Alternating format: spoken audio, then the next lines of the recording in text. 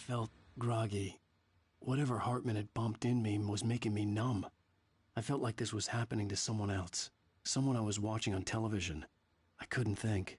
Couldn't focus. Dang it, that's what I get for... There were only empty sheets of paper. Oh god. No manuscript pages. Dang it, I thought I was going to start us off with the previously unknown Wake, but it left us off where after I had, finished up the intro to this particular chapter. Also, welcome, Jacob. Thank you for the data login. You! Better now? Feeling calm? Yeah. I see you brought your pet gorilla with you. So sure, I'm calm. I get the message. Loud and clear. Why, right. That's the spirit. You're being very brave, Alan. I understand you're confused. I would be more concerned if you weren't suspicious of me. I don't blame you for it. Big of you. Now, why don't you come with me? We'll reacquaint you with my clinic and go over everything you might have forgotten. Little walk and some fresh air? Yes, it will do you good. This corridor is for patients. Most of them aren't here right now. Jack took them out for a fishing trip. Except for the ones who are particularly vulnerable, of course. I encourage creativity. Oh, I spotted that in your server. I had no idea you were in that in Max's stream, Jacob.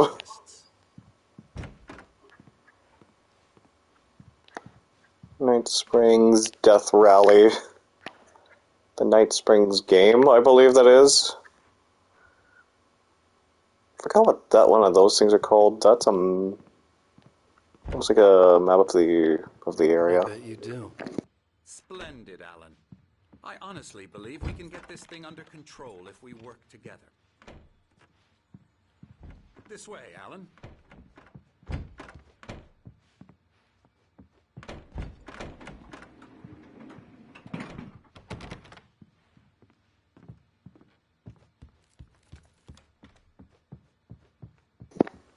Yeah, I'm also pretty much sticking to schedule, and want to definitely. From past experience with you, I know I need to get right into the heart of the matter as quickly as Or like how it was in like Mon Hunt and PSO for Max. Ah, right. I remember the Mon Hunt crowd, and how they were basically all in sync with their dances. Until you understand and accept this.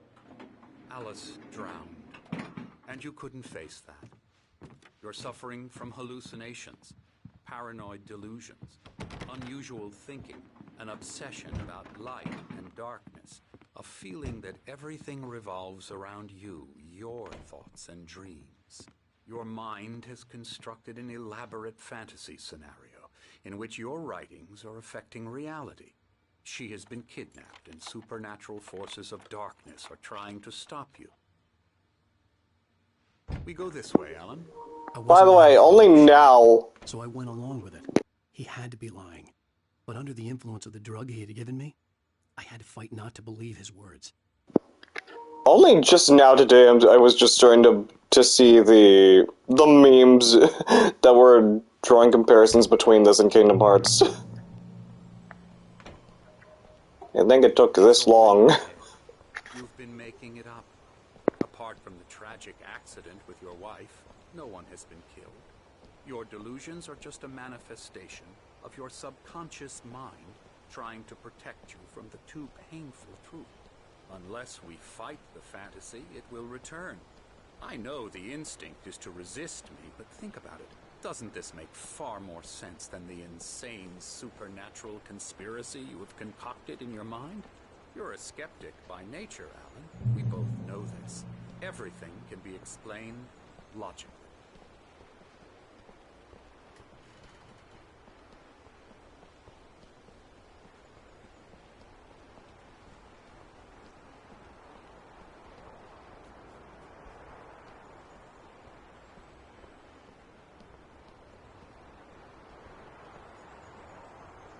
I never get tired of this view.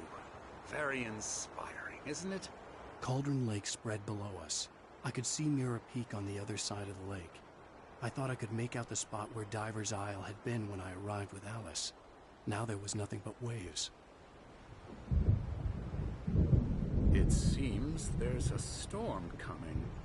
Funny, I don't recall there being a mention of that in the weather forecast. Well, no matter. This way. Follow me. Is that you, Virgil? Is good news. Right now we're in control. Every time you have a relapse, it gets more and more difficult to resurface from the dark depths of your imagination. Not surprising, considering your profession. Imagination is what you work with. After all your nightmares, this should come as an immense relief to you. If it doesn't, why is that? Because I'm lying? Or because you don't want to admit that you're not well? It's very natural for you to think of me as your enemy. It's part of the illness. I let him talk. Hartman obviously loved his own voice. His words echoed madly inside my head. I dug my nails into the palms of my hands to stay focused. You need to work with me. Once you accept that, we can begin the journey towards your recovery. Come along. Let's go inside.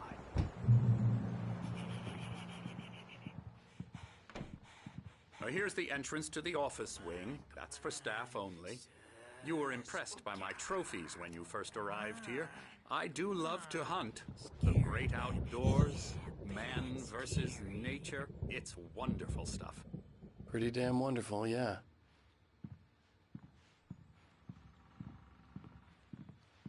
Scary, scary, scary.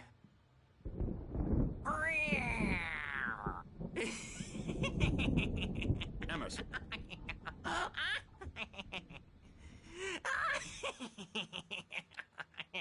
I'm a real bad dream, mister. You should be afraid of me. Don't want to run into me in the night, that's for sure. Please, Emerson. Mr. Wake is confused enough as it is. Yeah, you'd like me to go away so you won't be scared. But you can't just decide what kind of dream you have or when you have it. Emerson. Okay. Sorry. Boo. That's Emerson. We're actually making some progress with him, I'm happy to say. He works on video games. Ooh, yeah. It's trash, of course, but it does involve some small creative effort, which makes him receptive to my therapeutic methods. No kidding. Bruh, fuck you, Hartman. Saying that games are a waste of time, my ass. Now, you might have noticed the typewriter in your room. You've been writing as a part of the therapy. As soon as you feel up to it, you should continue.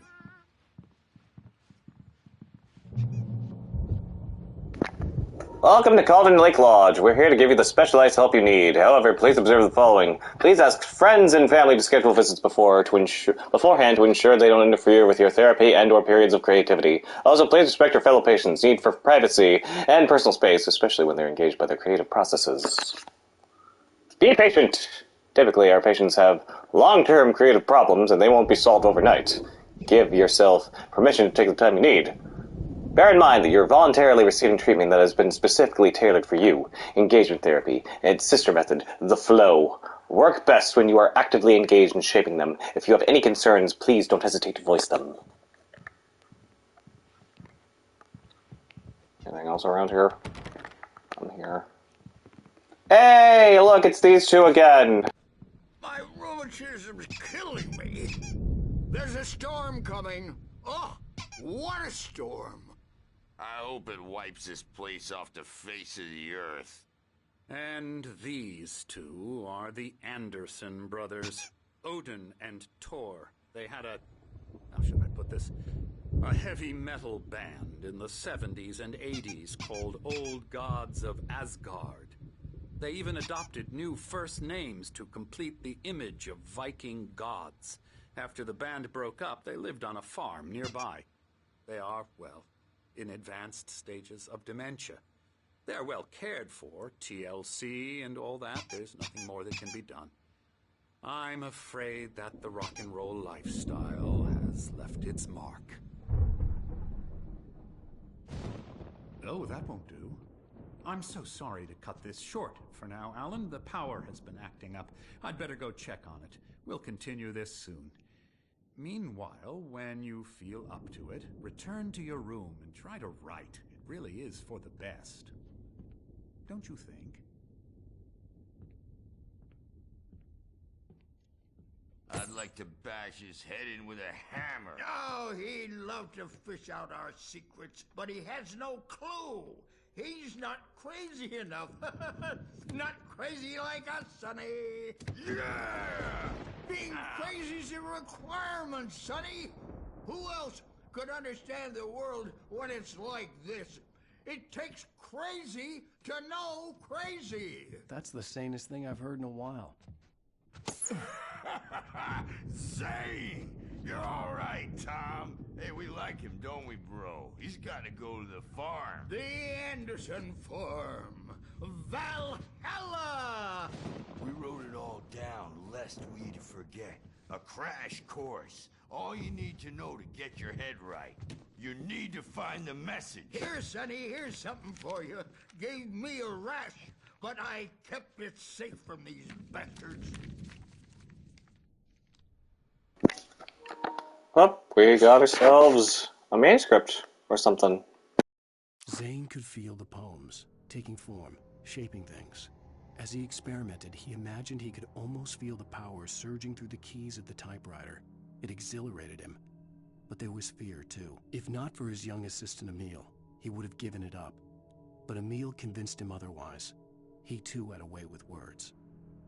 My head was clearing up, or according to Hartman, I was sinking back into the fantasy. I was convinced he was lying to me about everything. Crazy or not, the Andersons made more sense. Tom, got any booze on you? Yeah, no. We have a stash of the special stuff at the farm. Our own formula. Local ingredients. Medicine clears your head right up. Makes you remember like moonbeams on the brain. Oh, I just noticed. Leather patches on the elbows? That's not very rock and roll. Tom just lost is all. Baba Yaga got to him too, the damn witch. She used us all. Taken from all of us. Took my thunder, the witch. And my ravens, what were they? Memory and thought, the hag. She took something from you too, didn't she? That's what she does. We're better off. This place, the lake, it gives you power. If you're a creator, an artist, a god. Nightmare shifted in their sleep in the darkness of the lake. Yeah, that's the one. She makes sure it comes out twisted and wrong. Just ask the lamp lady. She knows what happened to that other writer. She's been using you, boy, and you let her. You went and opened the door for her, didn't you? Now, it was already open a crack. And whose fault is that? We're morally corrupt, disease-ridden, old and stupid.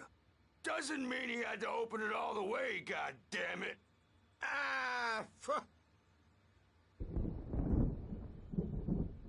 So tired. Built the farm close to the lake. A place of power. We had parties there, man. You should go there and have a party. Fat Bob wandered through the app through the window. Hit that hippie chick in the back of the head. 15 stitches and a concussion. Bob's dead now. Leukemia. Stitches, snitches, and narcs, man. Bad scene. Let me see if I can run into the artist out there. I feel like I remember I could. I'm tired, man. So Nope. tired.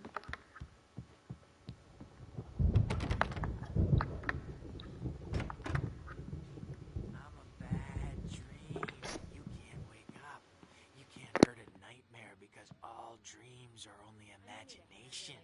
They're only in your head and they're not there when you wake up. So you can't wake up because I'm in charge now and I don't want to disappear.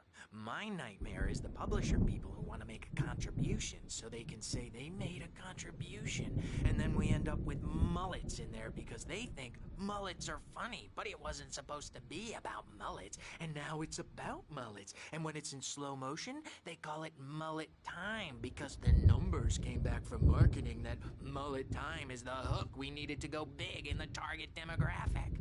And they're not even kidding. They say it all like serial killers with straight faces and smiles.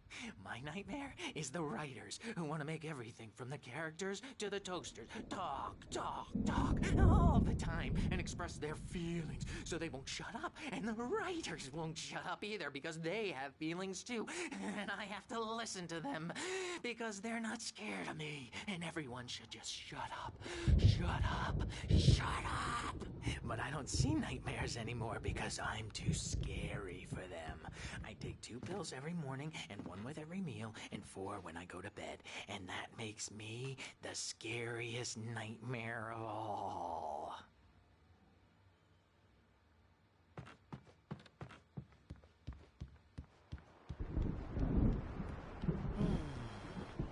Oh, hello. I've painted you. Okay. I was just struck by inspiration a couple of days ago. Dr. Hartman wanted me to paint landscapes, and that's what I was doing. But now I've been doing these things, a lot of them. The images just keep coming. Dr. Hartman likes them. He has them in his office. Yeah? He's very proud of me. He says I'm getting much better. I think I'm getting better.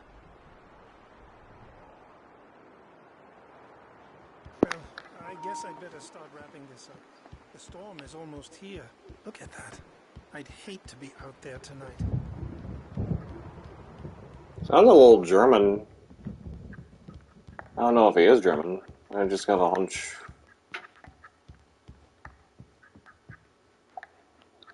What else is here? Ah, look. The Creator's Dilemma, the engaging new book by Dr. Emil Hartman, the author of the best-selling Creative Flow. His groundbreaking techniques, engagement therapy, and the flow explained in his own words, now available in bookstores across the country.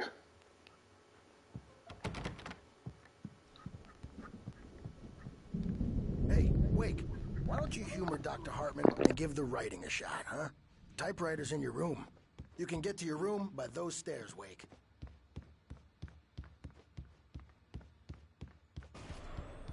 Something's wrong. I'm not myself. It's hard to think that there's a shadow inside my head. I can only focus on writing. Everything else is a blur. I'm trapped in this cabin. Have been for days, but it's always dark outside. My editor is real. I saw her again. She's not human. It's not human. A dark presence is wearing the old woman's face. She was covered in clinging shadows. There's a hole in her chest where her heart should be. I think I've made a horrible mistake. I don't think I'm any closer to saving Alice. It's been lying to me, using me to get the story it wants, and the story will come true.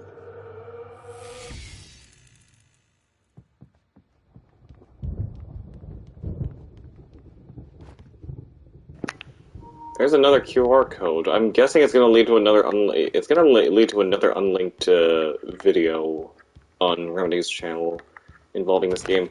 I wonder if it was. So I do wonder if they were supposed to be like interludes for this game or for the apparent sequel that was announced the same year this came out. Maybe that was the reason for the I mean, well, this was not came out, but announced. The generator hadn't been activated, and there was no key. Hartman wanted me to write. I knew I couldn't, but I figured I should just play along for now. It was the only thing I could do with Nurse Birch watching me like a hawk.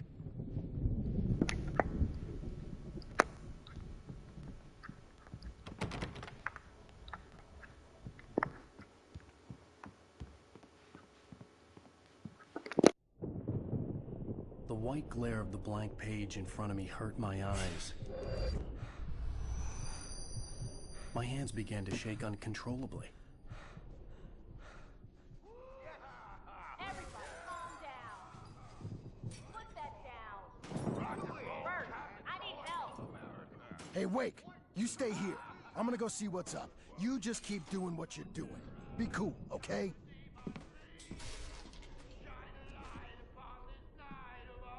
didn't know what the chaos was all about, but it could be my only chance of getting out of here. Here it comes. I don't know. Here's a friendly poke from Mjolnir, wench. Oh, afraid of the crazy brothers, are ya? Not so weak now, are we? Hartman kept talking, giving Barry the grand tour, clearly proud of the place. He went on and on about his hunting trophies, and Barry was impressed. But he was here on business. He raised his voice, cut through the monologue. "Hey, Hartman, where's Al?" Hartman stopped in mid-sentence, annoyed at the interruption. He nodded at the hulking orderly standing nearby. The man smiled and clapped a practiced hand on Barry's shoulder. Well, things are unraveling fast, aren't they? Nah. Sinclair looked bad. That wasn't a love tap. The crazy old fart hit her hard. And if she was one of Hartman's goons, she had it coming. I could get the key to the office from Sinclair. Yours, Tom. Seize your destiny. I had to get to Hartman's office. He had taken all my manuscript pages. Come on, That's where he'd be face the keeping them. music, Birch. It's time to pay the piper. Maybe you could come out and beat our wrinkled, adult, diapered asses for us, since you're so tough, Bert.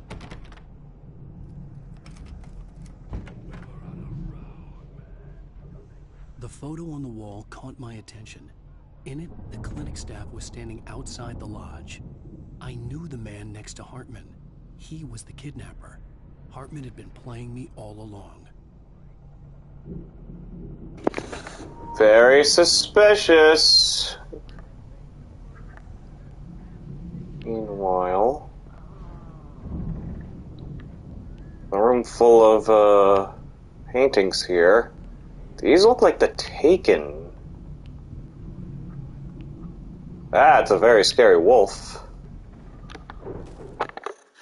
Hartman wasn't happy. Mott could see it in his eyes. He quickly lowered his own. He had made a mess of it, and he knew it. The shame of failure was hard to bear. He hadn't expected Wake to say he needed more time, and he blurted out 2 days, less than Wake had asked for to show him who was in charge. But that wasn't part of Hartman's plan.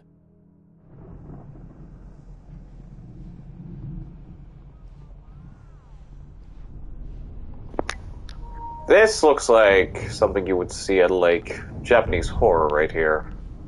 The markings on the tape said they were recordings Hartman had made of the sessions with his patients. I saw Alice's name on one of them.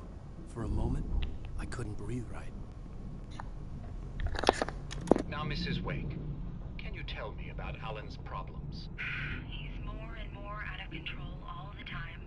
The parties, he's so angry all the time. He's getting violent. Do you mean with you? No, not with me. No, never. Sometimes I almost wish Alan would take a swing at me, because at least that'd lead to a conversation he couldn't just march out of. But no. Alan doesn't really sleep. And the work, well, he's not writing. At all. He sits there for hours and just gets more and more frustrated. And I can't talk to him. Yes. Tell me, Mrs. Wake, what would you say to him if he'd listen? I don't know. I want to say, I look at you, and it's not you. Just some stranger who resembles you. Looking out from behind your eyes. And I don't like that guy much. And now it's all gonna go to hell. But you don't ever say this. No. I've tried, but he's not listening. He's too deep in his own problems, always going on about something else. I'm so afraid I'm gonna lose him, and we're not even talking anymore. He doesn't let me in anymore. He just keeps me in the dark. I'm so alone here, even when he's home. Please help me, Doctor, because I'm at my wit's end. Well, if you can just get him here, I'll absolutely do my very best. Yeah, but Doctor, you need to be careful with him. He's not just going to listen to you and cooperate. He's the most stubborn man I've ever met. Well, I'll be sure to bear that in mind. Hearing her voice, what she was saying made me happy and sick and guilty all at once. Worst of all, I recognized the words. The phone call from her. It had been a cut-up of this. Just a recording. Mm-hmm. Let me out of here! Hartman, do you hear me? I'm gonna sue your crazy quack ass to shreds! Barry! Seriously, do you have any idea how much trouble you're in? I am famous. I represent a celebrity. They'll be looking for me. Oh, that's how you want to play Barry? it? Ow! About time! Barry, man, am I glad to see you. We need to get to Hartman's office. It's right next door. You okay? Yeah. I mean, no! The cops found me at Rose's trailer, but they didn't hassle me too much. I'm obviously a victim in this, and I demanded to be treated as such. Or else I'd sue their asses. Speaking of asses, that Fed gave me a real hard time, but I had no clue where you were. That guy's crazy, Al. But he let me go, and then I get a call from Hartman, that son of a bitch, who tells me you're here, and I should come pick you up, but when I got here, 2 goons clobbered me and stuck me in there. What's with the cutout? I stole it from the diner to piss off Rose after what she did to us. That'll teach her. Yeah, that's a harsh punishment. Come on, pal, we gotta get going. Of all the things, Barry. Of all the things.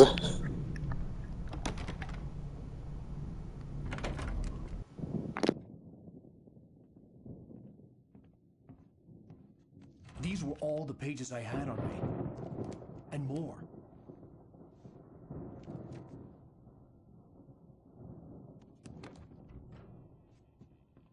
Alan, please. You're sliding back into the... Tell me one more lie and I'll shoot you in the face. Ah, well, it was worth a shot.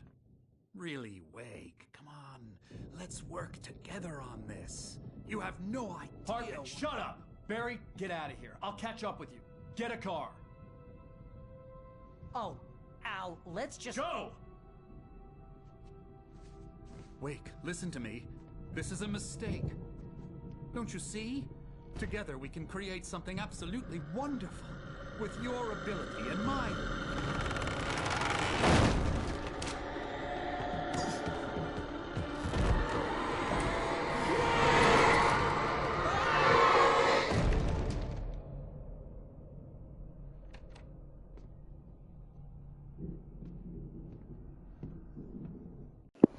Here's that smug face. But oh boy, it's here now. Had to find a way out. Uh-oh.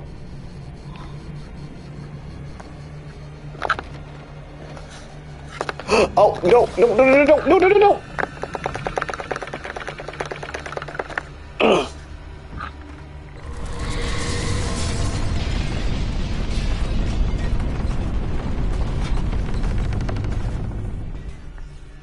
The generator!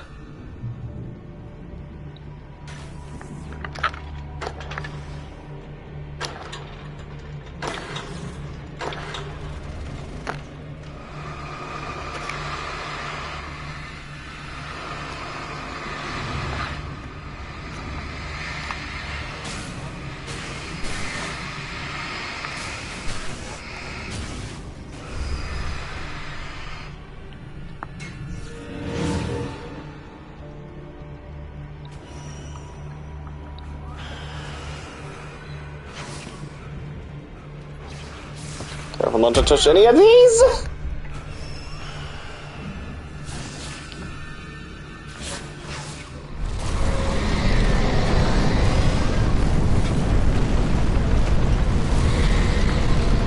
Oh, good, good, good, we got some stuff here. Oh, only one flare though.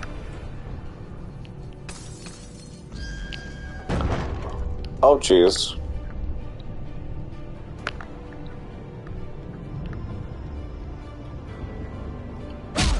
Ow. Okay, I think I know what to do with this.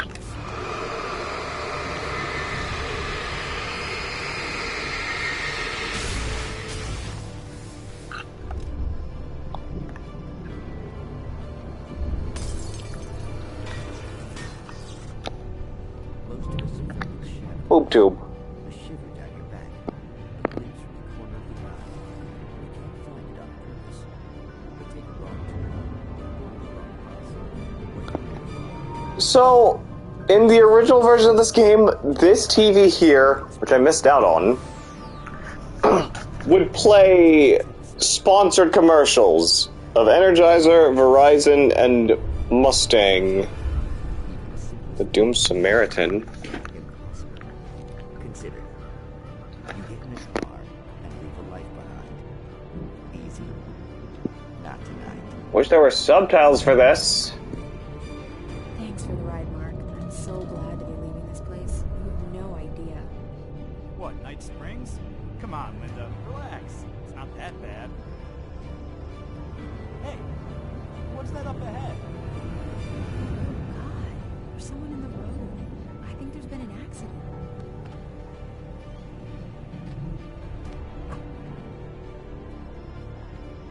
Are you alright? Oh no, Linda! Oh no! It was me on the road! Wait! Tell him to watch out for the truck! Watch out for the truck! My God, Mark?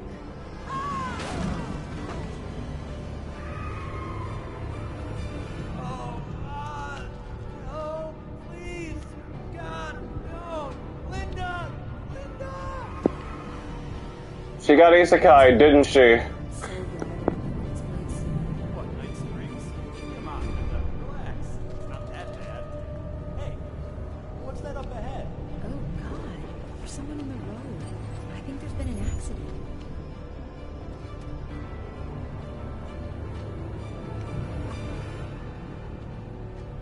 Are you alright? Oh no, Linda! Oh no! It was me on the road!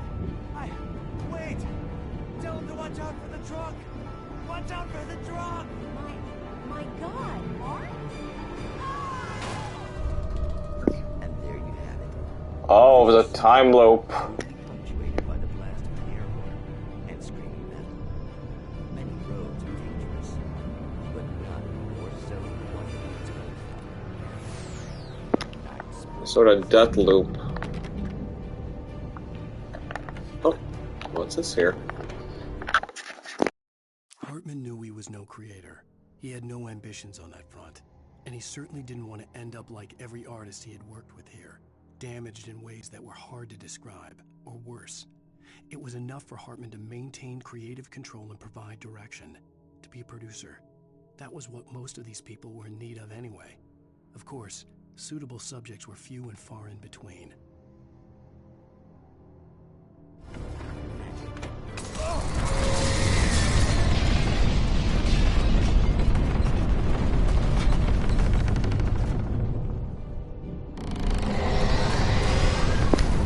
Uh-oh. Here comes the ball.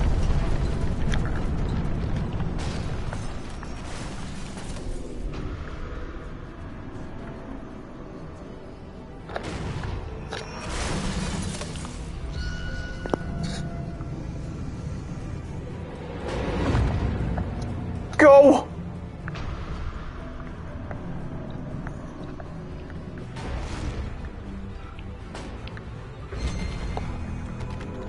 Oh, shoot.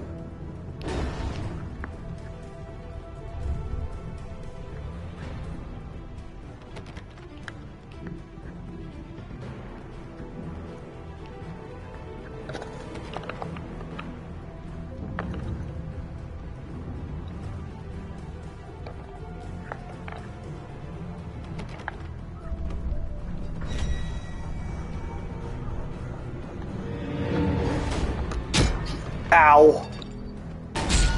Oh, no, no, no, no, no, no, no, no, no, no, no, don't get stuck, don't get stuck. Oh, God, I'm about to die. There we go.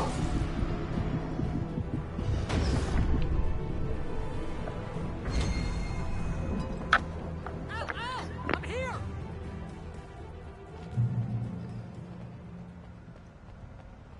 I found the car, but the gate's locked. You're gonna have to go through the hedge maze over there. Barry, I don't have a light. Take this, Al! Oh, God! Look at the house, Al! Look out!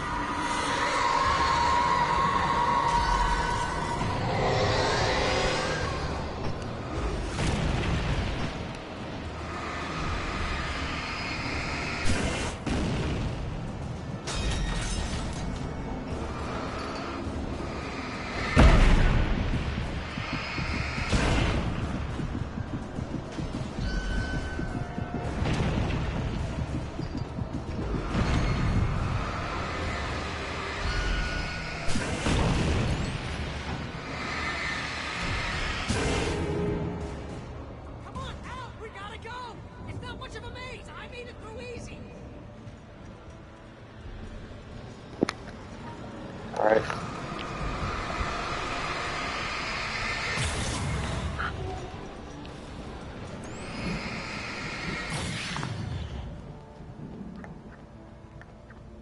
Oh, geez, Al! The house looks bad! Let's get out of here!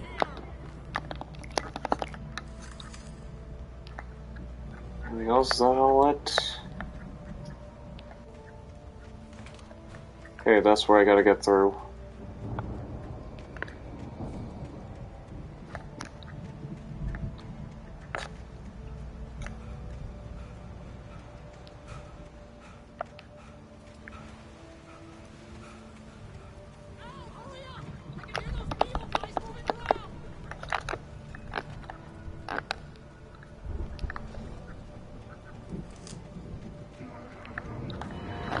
Uh-oh.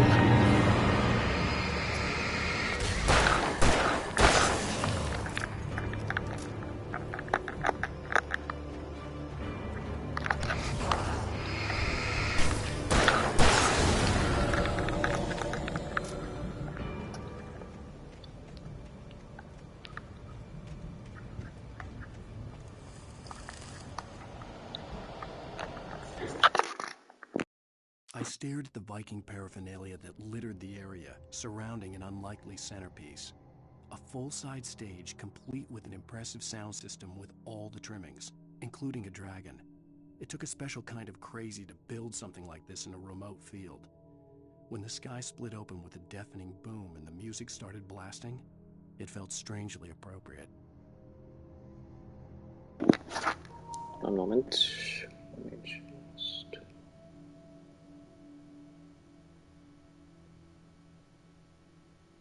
Right.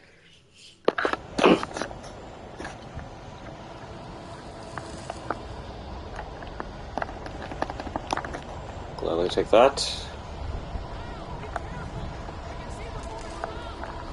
Whoa.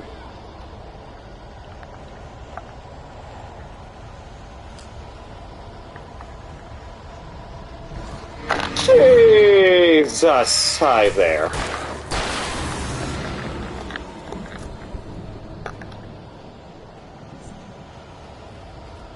Wasn't there something else? Like, there was like another way that There was this path.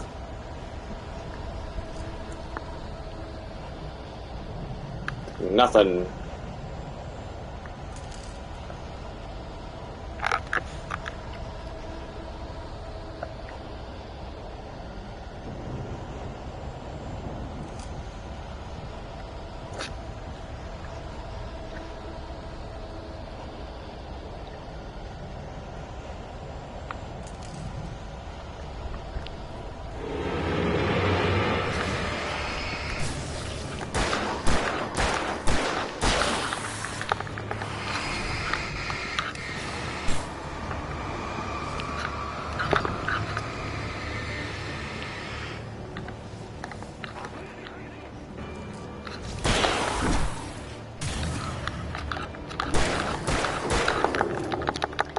Come on!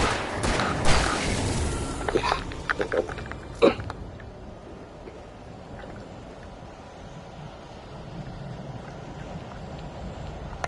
Anything around here?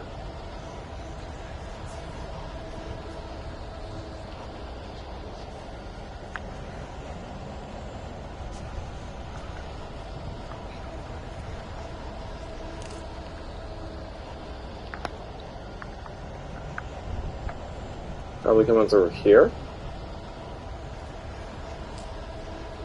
Oh, main script.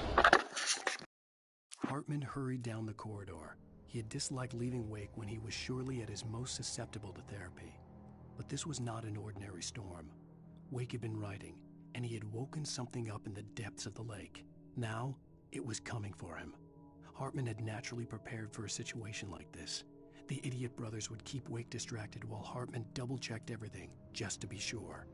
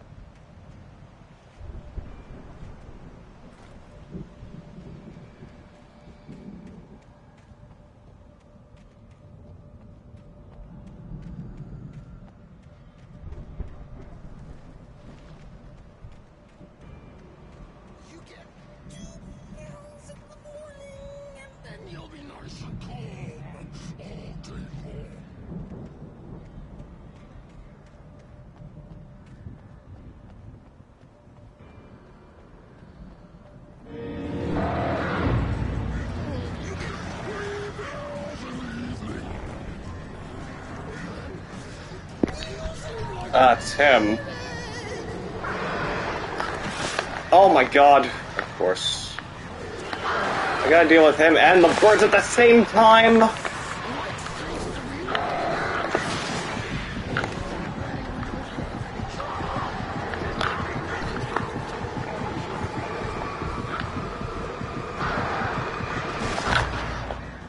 Damn it! This is turning to quite...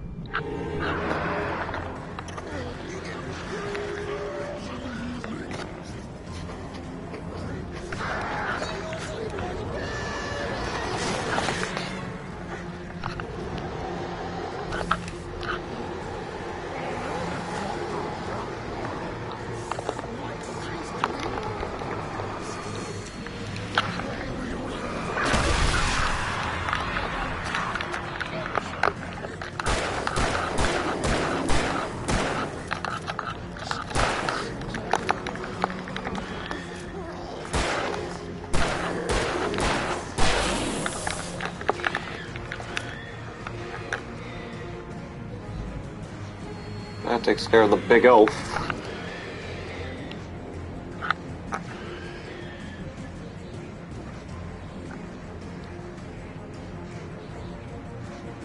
Wait, for real? There's a state of play, like, on the 31st? Really?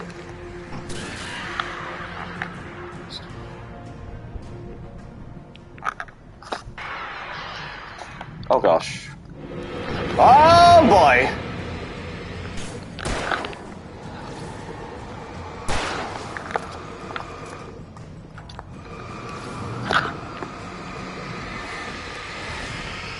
Oh, thank you for telling me that, Jacob.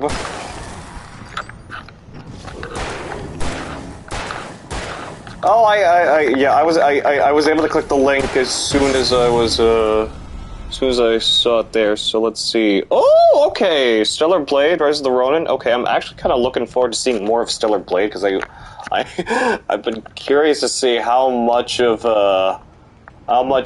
progress they have made into the development of that game.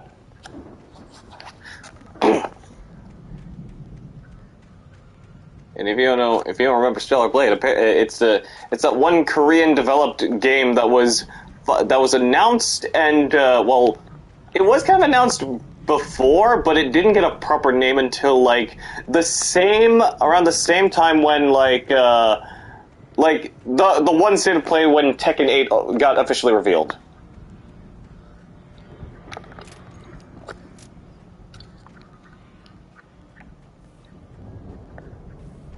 And I found out that it's being worked on by the same people that pretty much worked on Nikke.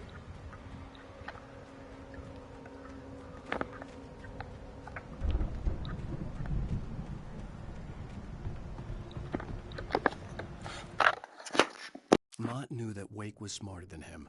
Wake had more money, a beautiful wife, everything. And Hartman said Wake was important. That made him better than Mott. But Mott was calling the shots now. He'd expected Wake to whimper and grovel, but instead, he seemed willing to fight. Mott knew he'd gotten under Wake's skin. If only Mott actually had his wife. The thought made him shiver.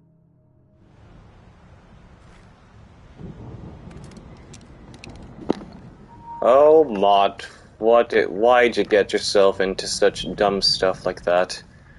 I heard rumors for a certain Speedy Blue Ball getting another remaster, which I hope was something good, but overall seemingly another disappointing thing. Something Sonic related or something.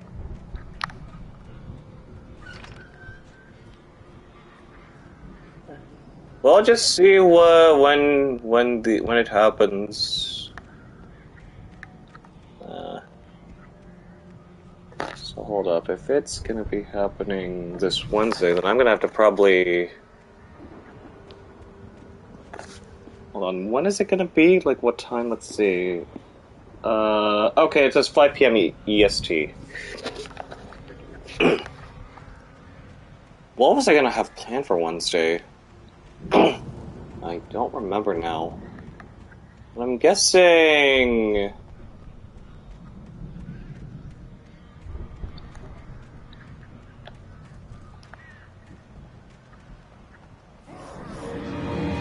What the? Oh, jeez!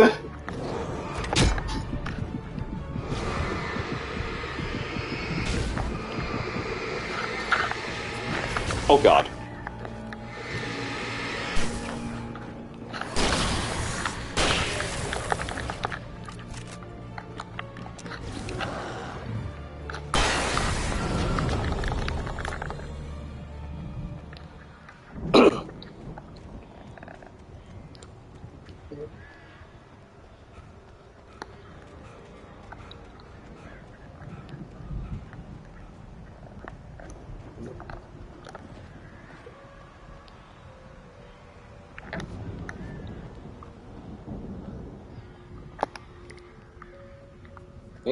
May have to stream. May have to plan my my stream a little later than that. We'll probably be doing more Lost Judgment since, like, tomorrow I kind of want to do more Tekken.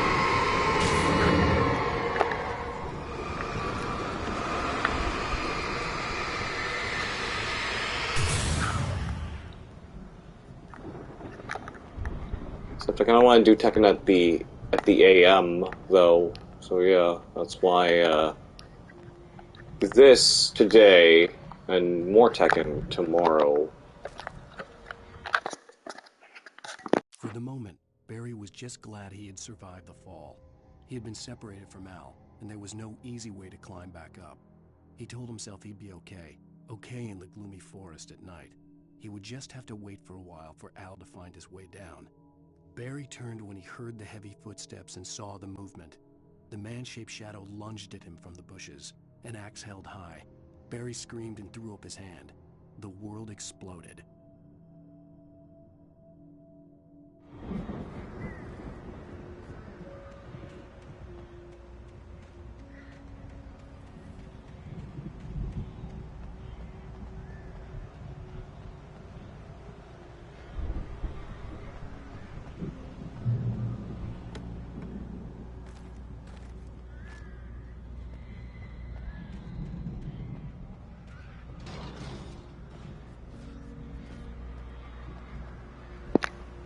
Anything around there?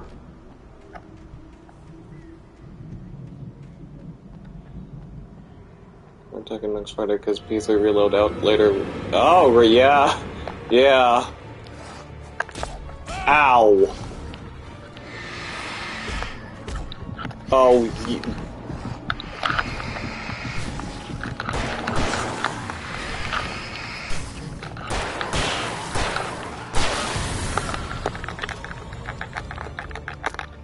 I didn't even see any graffiti indicators. Okay, there's one. It's a good thing I honestly came here.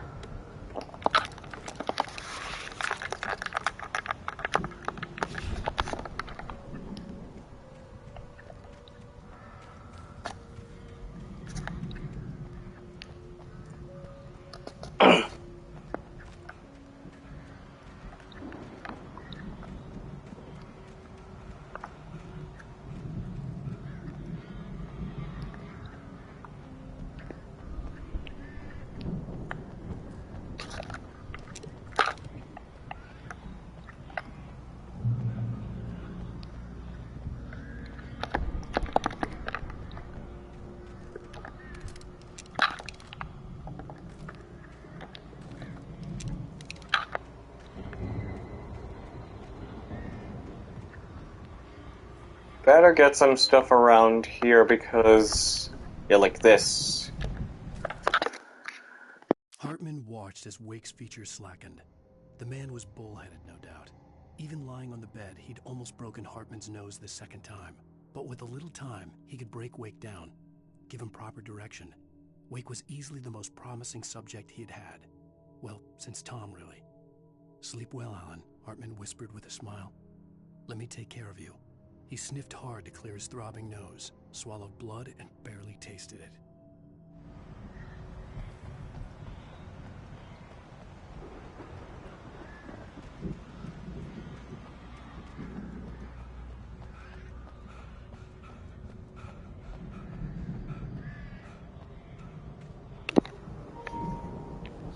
What was a Google spreadsheet someone made for checking every character in Combos and such? Oh my gosh, that in your server? Oh my god, that is such a godsend. I need that if I wanna get good with characters like Azucena and Victor.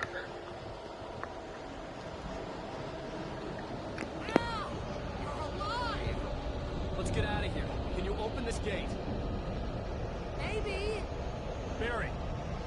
Well, I slammed it shut when the Nasty showed up, and the key fits kind of loose in the lock, so, Barry! I'll find it, don't worry about it!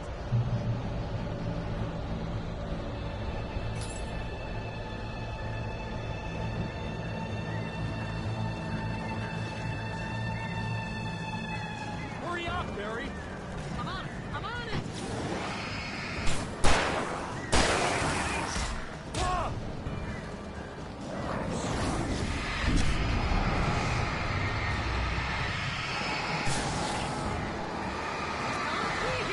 Just hang on, Al!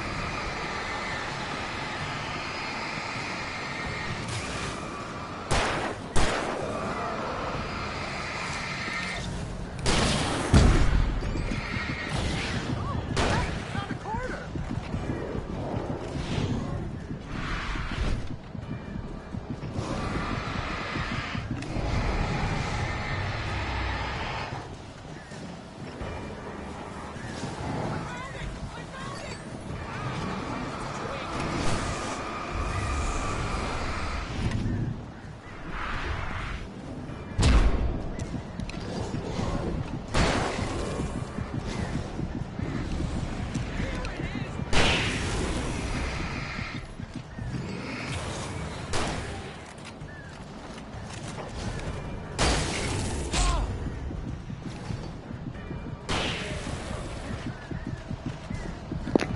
Oh my god, getting out of here now!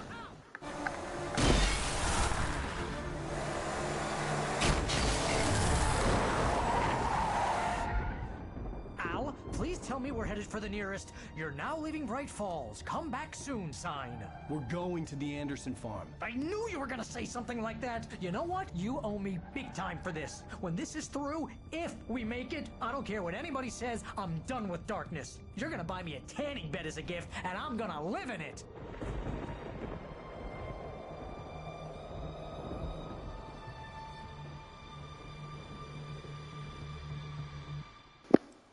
Barry, tanning beds are not safe.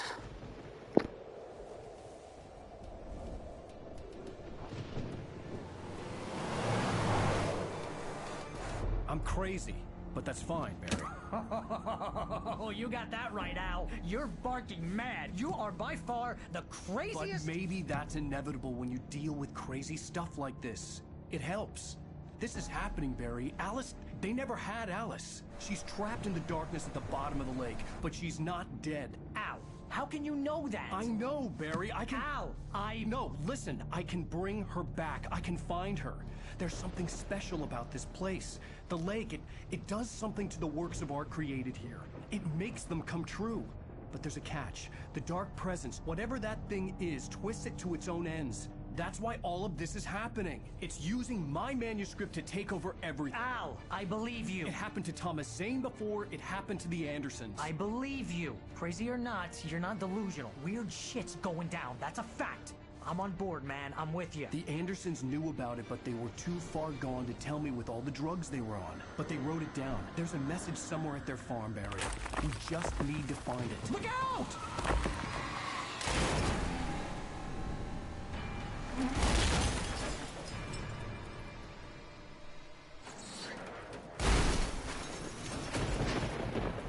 Al! God damn it, Al, talk to me!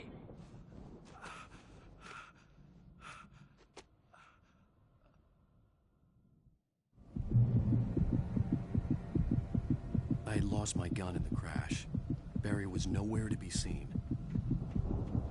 Barry! Barry! Oh, man, you're okay! Jeez, it's good to hear your voice! I was trying to get out of the car, but the ground gave way. Man, what a drop! Don't worry, your cutout is fine. Forget that! Are you okay? I hit some bushes, didn't get a scratch. There's no way you can climb down, though. It's like a sheer wall. Al! There's something moving down here! Barry, it's a take-it! Use a flare, Barry! Oh! Yeah! Barry, are you alright? I'm good, Al! I'm great! Guess you never messed with anyone from New York City before, huh?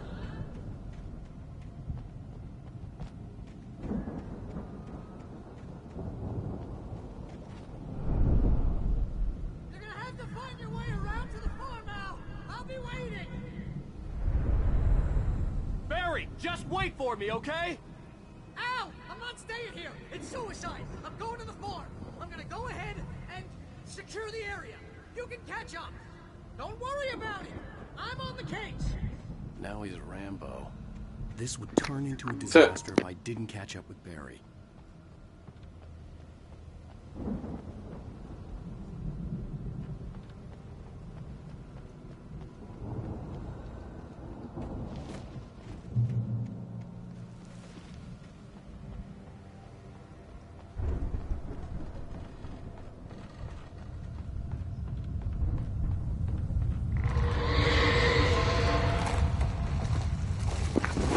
Uh-oh.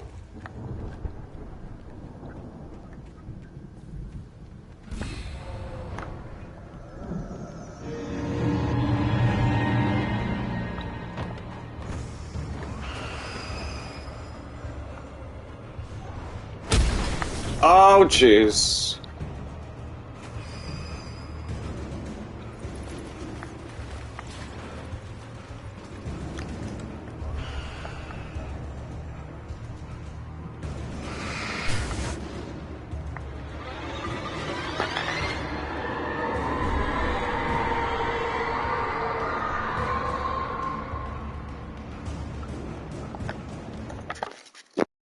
When he stopped the car at the Anderson farm, Walter felt relieved.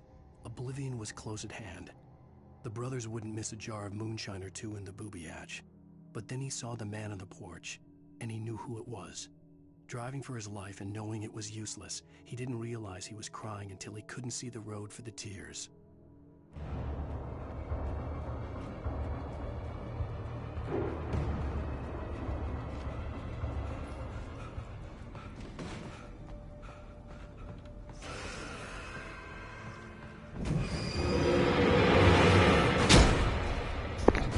Oh boy, wait. Yeah, get up by the light, get up by the light.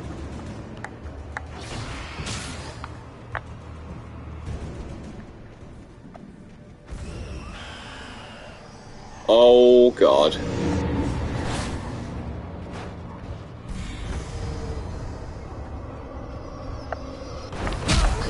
Ow.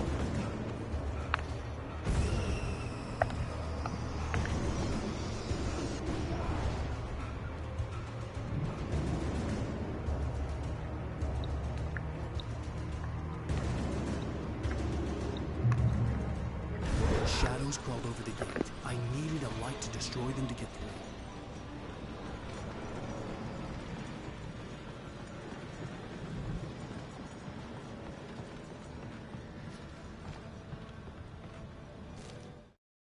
Agent Nightingale stared at the passed-out rider. The man was sleeping off one hell of a night. Nightingale felt a stab of envy at Wake's oblivion, but he had a job to do. He put the gun to Wake's head and almost became a murderer. His hand shook and his throat felt tight and dry. Biting his teeth, he tried again to pull the trigger. He lost the nerve. Wake stirred. Nightingale would have to settle for an arrest.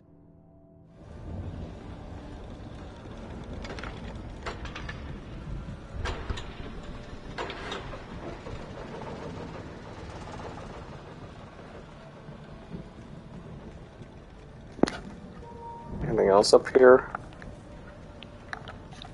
Hope the generator doesn't go out.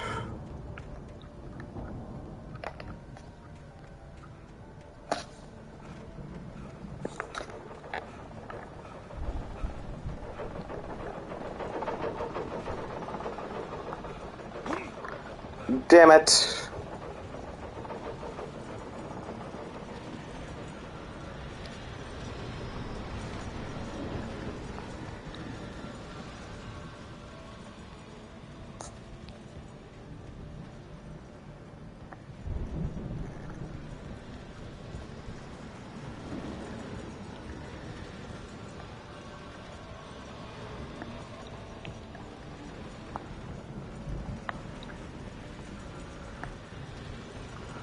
Oh, wait. That was such a dumb idea to do.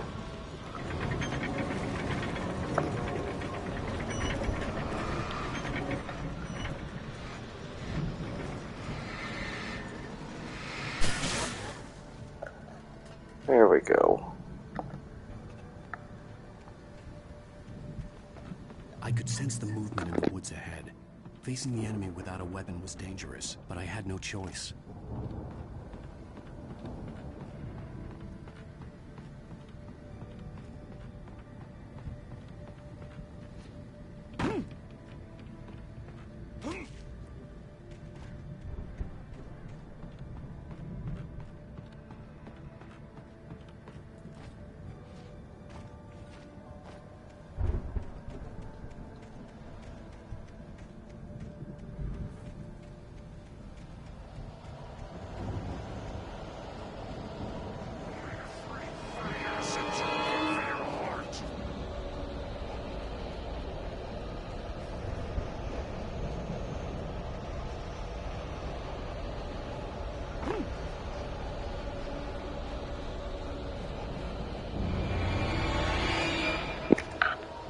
Keep running.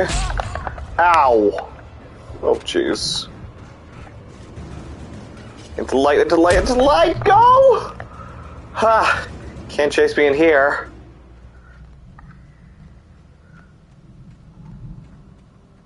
A car was driving away from the farm, headed in the same general direction as I was. For all I knew, it was Barry, caught in the consequences of leaping before looking.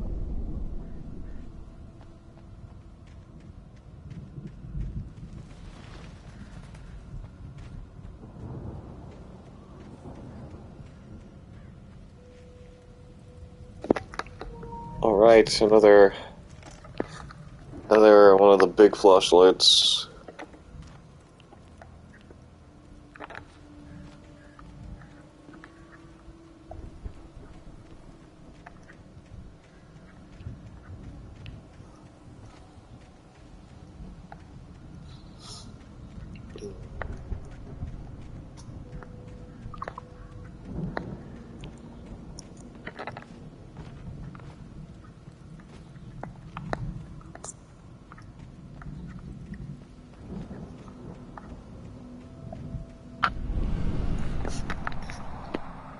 The car was heading for the cabin up ahead. It wasn't far. If it was Barry, I would see the damage soon.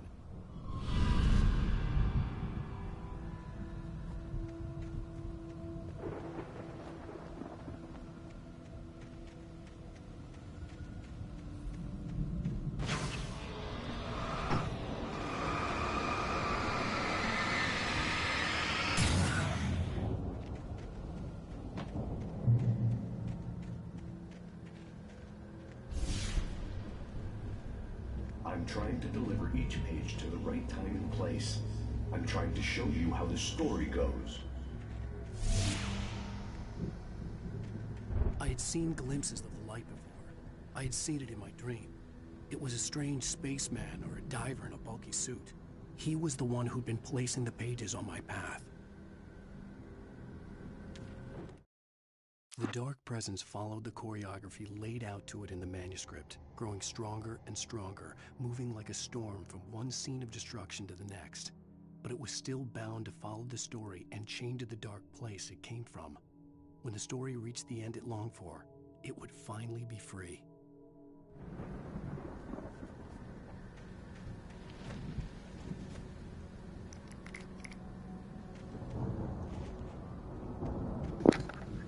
Okay, I spot some bear traps right around here. Yep.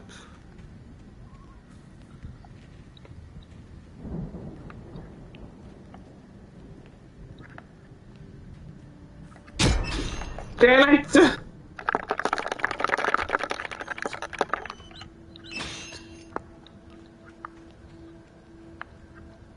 Gotta be careful.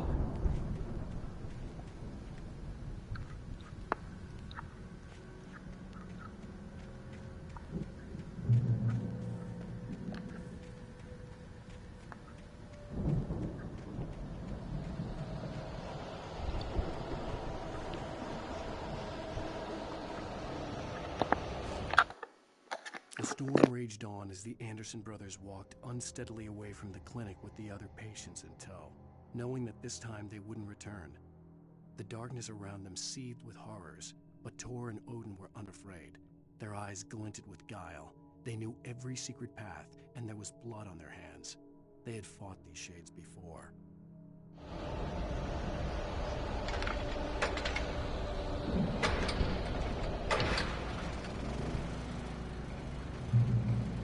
Someone had left a gun behind. Now I had a fighting chance of reaching the farm.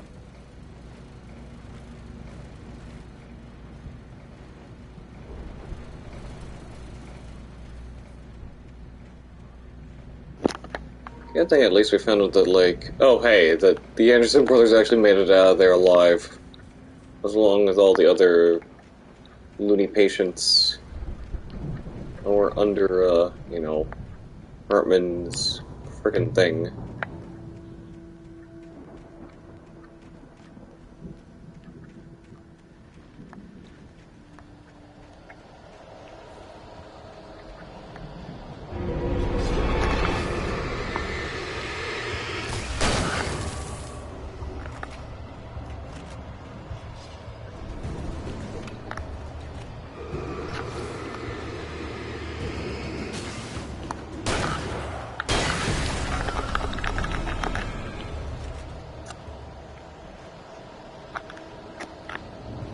Keep on moving.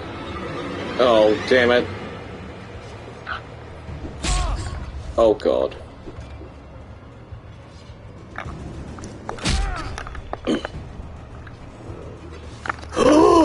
Jeez.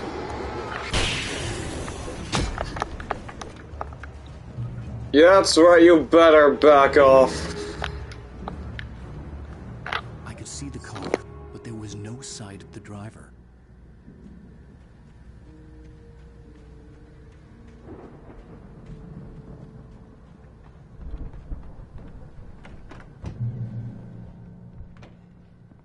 Hello? Anybody here? Barry! No! Danny, you're not! Ah! Please! Ah! What are you? Ah! No! Don't! I'm sorry! Ah! Ah!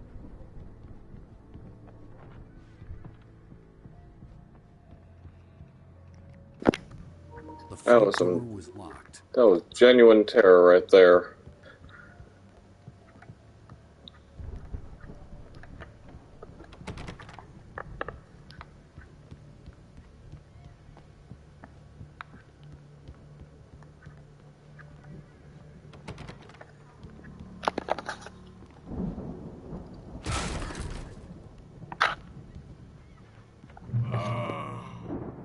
I know you.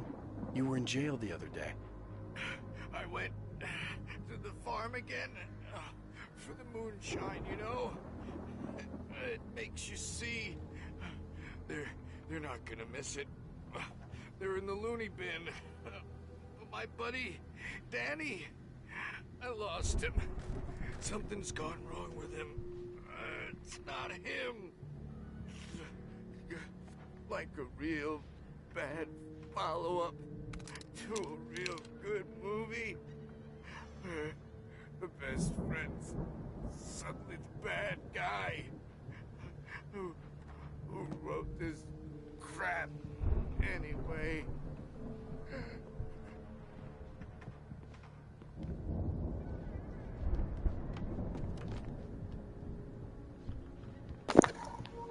Oh, damn, is he dead?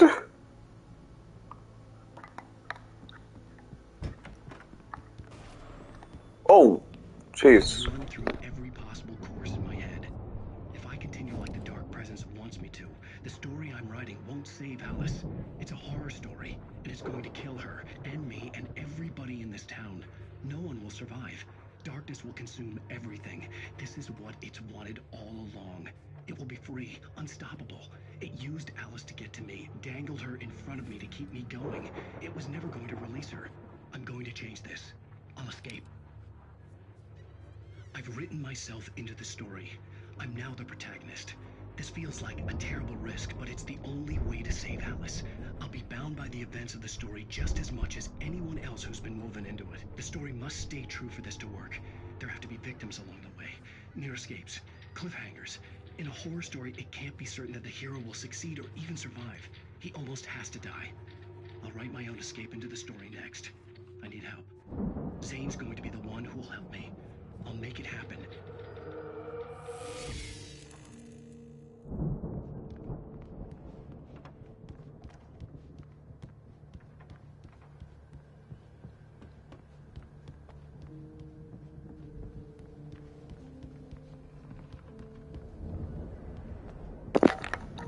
Alright. Jesus.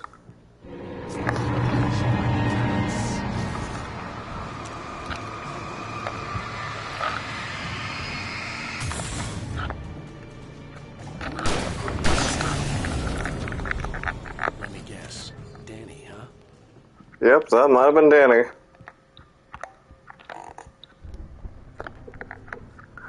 The farm was still a good distance away. I'd need a car to get there fast.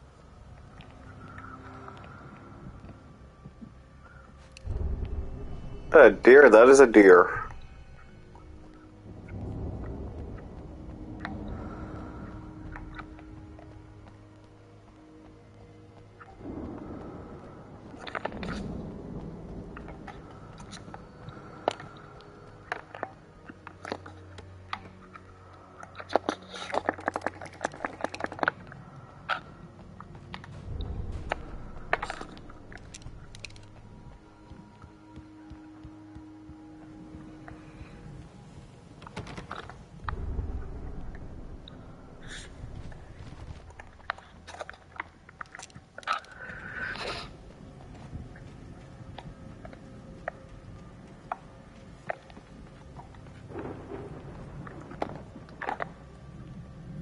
Oh, it's down here.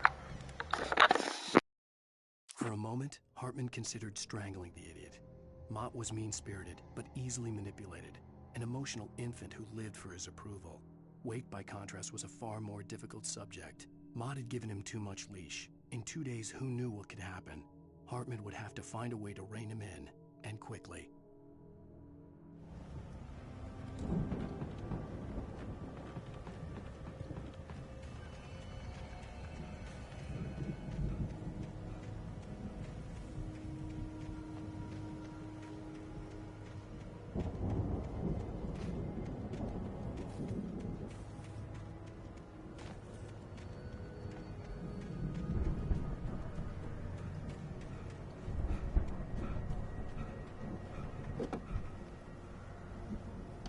Barry wasn't up here, he was probably in trouble down at the farm.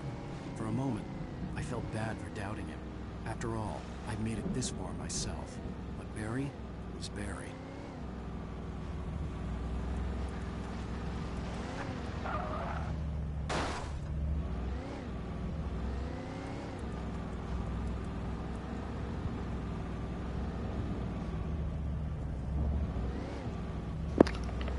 Oh, what's over here?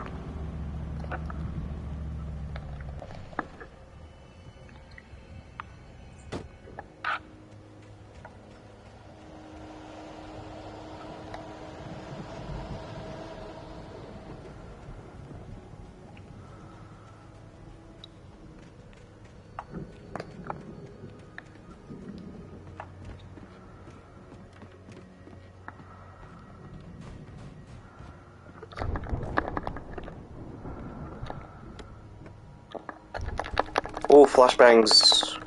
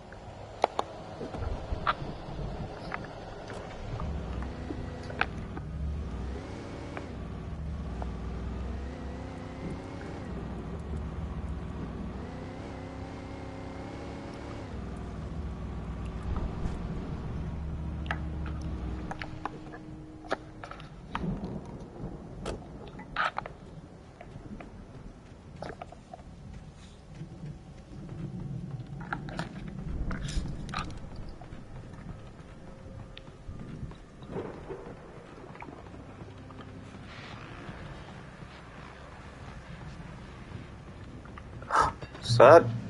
It's a hunting rifle.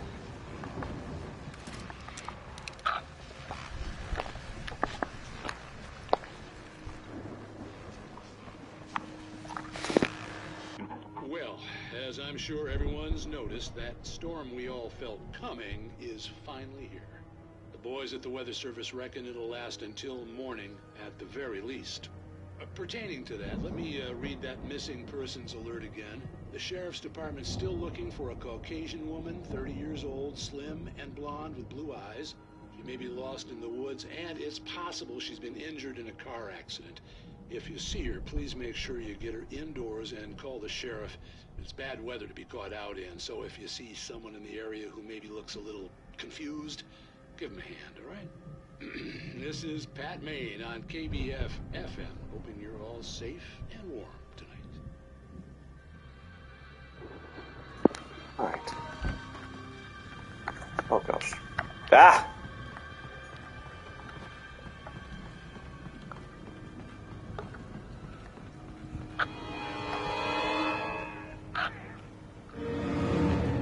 Well, why how's that one emerged?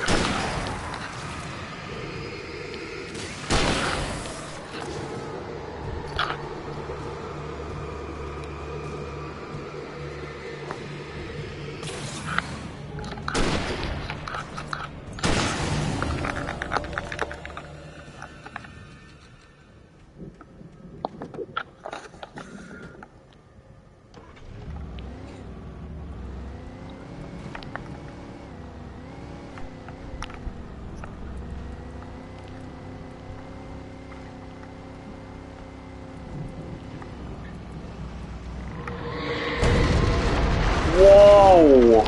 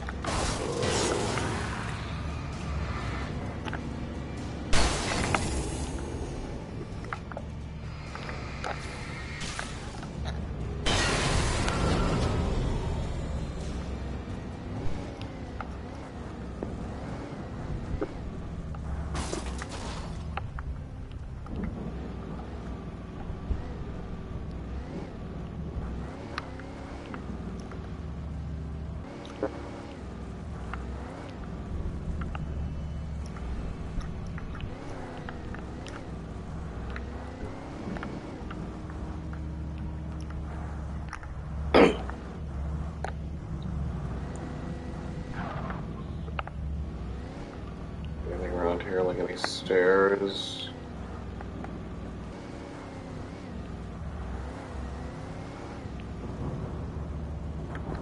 Oh wait, I think it's on the way. Yep, we have to travel on foot now.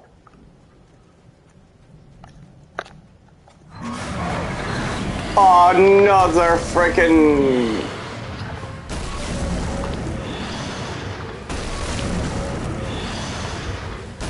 First the bulldozers are now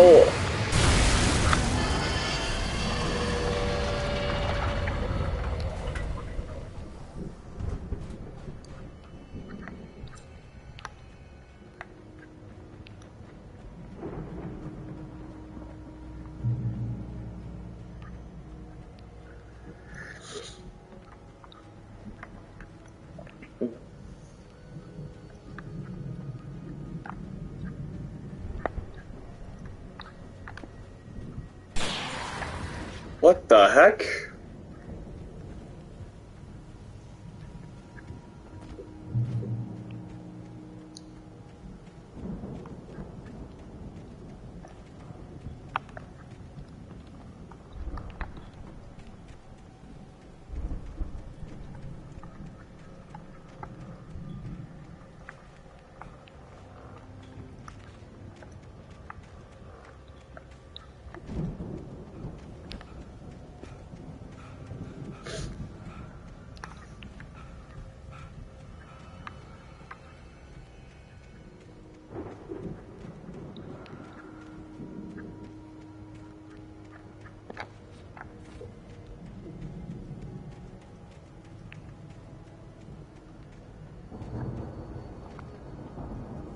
there was something glowing in here.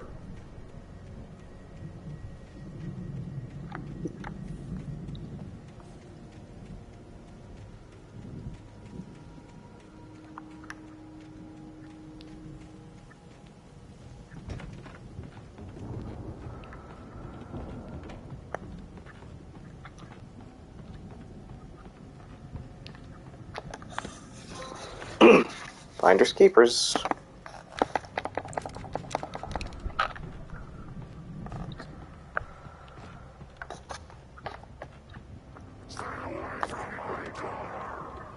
Uh-oh.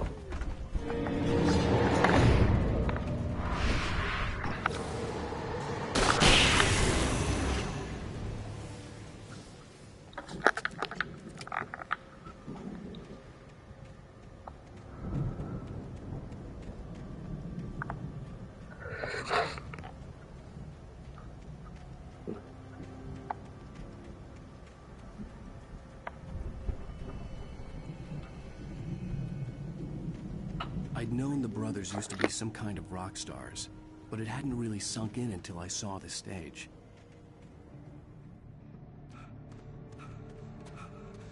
Ow! Run! Incoming! There's too many of them!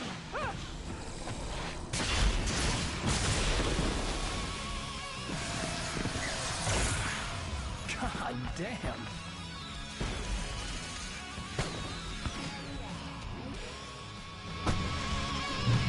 So glad you decided to go it alone, Mr. Johnson.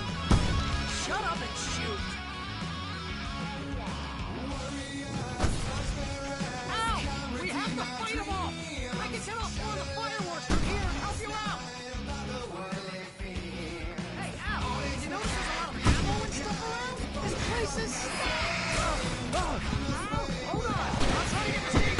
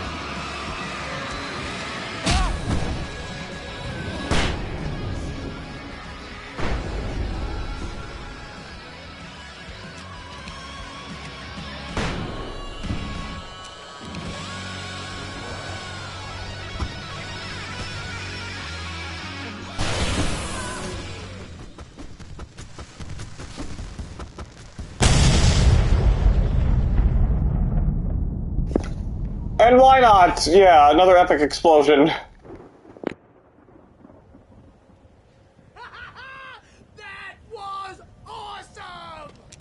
Bright Falls, rock and roll capital of America. And that was the best part of the game.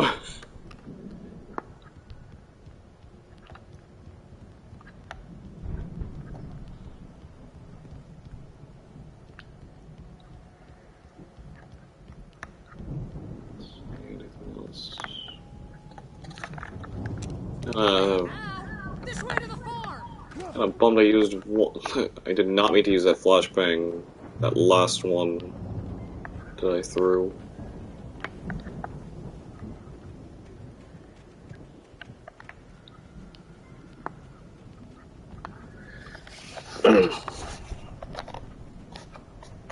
See, bestseller, no reason to worry. Your cutout's good as new, right where I left it.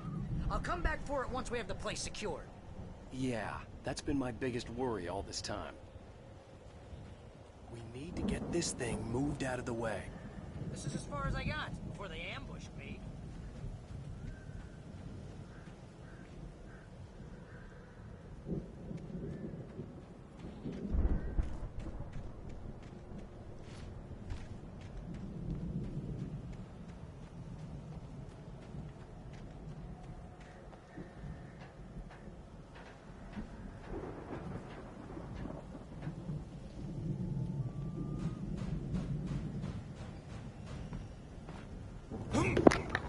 Damn it. Don't know what's gonna happen.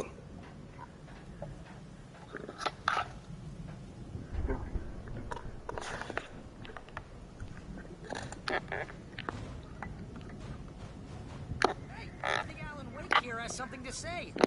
What's that, Al?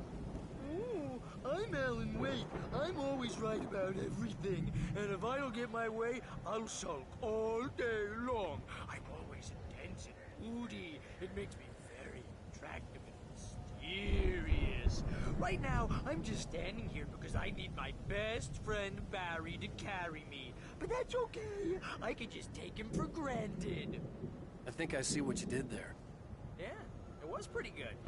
You want me to do my imitation of Barry Wheeler? No? Thought so.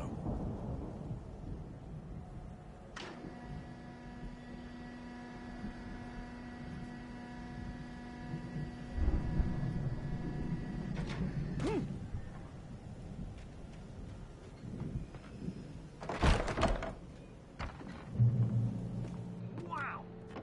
You look at that thing, Al! They really went all out with this Viking crap, didn't they? Look at all this stuff. They must have done okay for themselves, so how come I never heard of these guys before? And this from the guy who learned about Ozzy Osbourne through reality TV?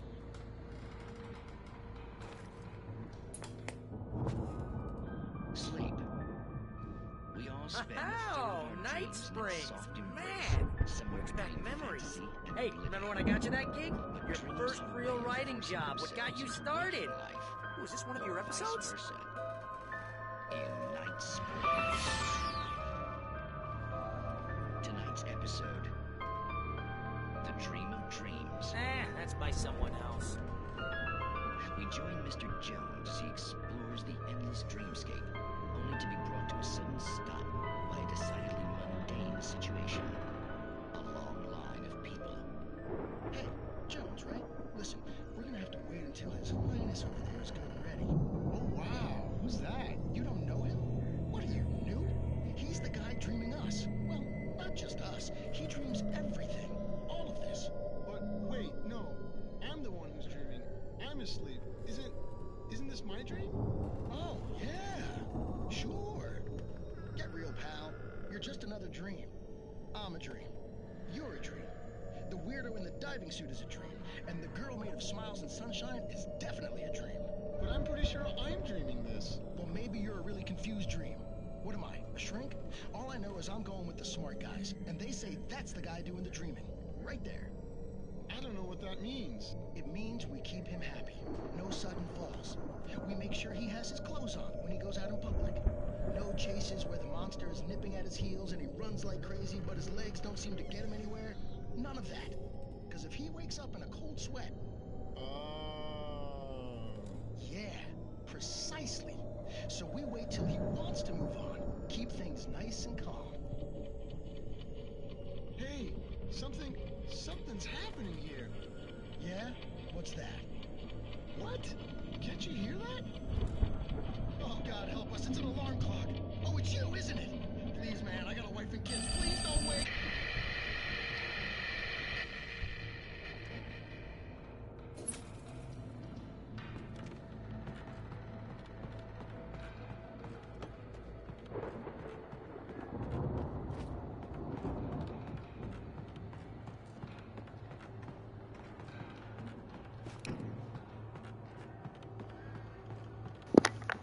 This one here, there's some stairs.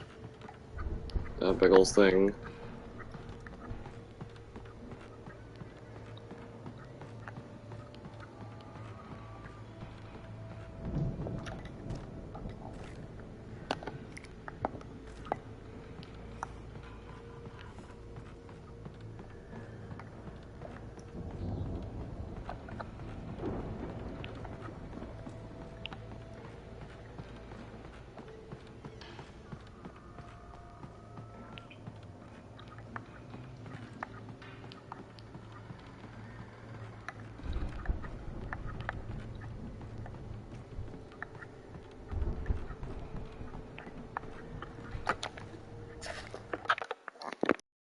It's 1976. Madness reigns at the Anderson farm.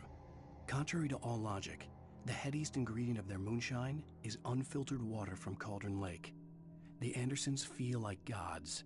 Odin can't stop laughing. He contemplates cutting his eye out.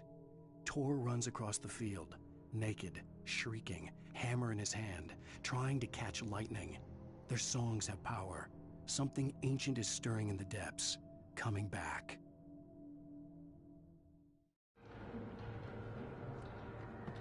The Viking boat looked imposing, almost like a battering ram.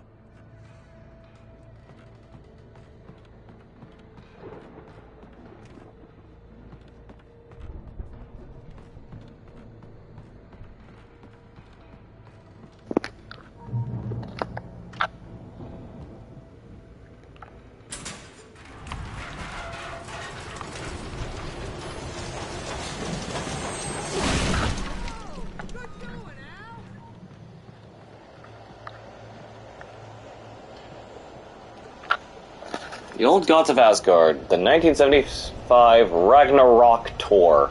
Be awed by celestial wrath and fury. April 11th, Seattle, Washington. April 13th, Bakersfield, California. April 14th, Long Beach, California. April 17th, New York City, New York. April 18th, Newark, New Jersey. April 22, Detroit, Michigan. April 26, Jacksonville, Florida. April 27, Tampa, Florida. April 30th, New Orleans, Louisiana.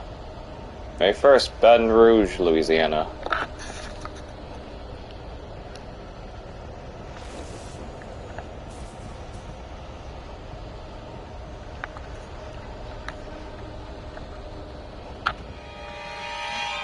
Uh-oh. Look it down there.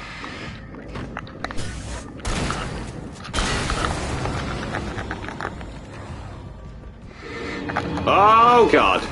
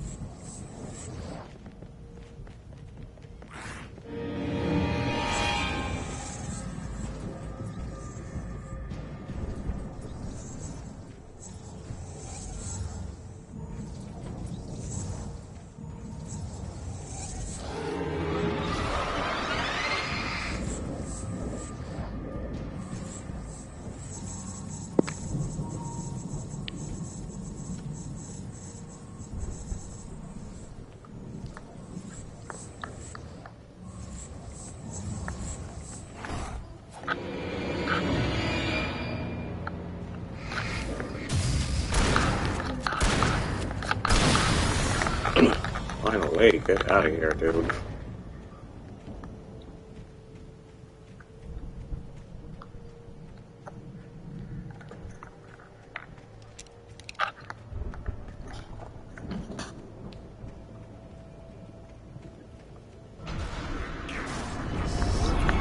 Oh, God!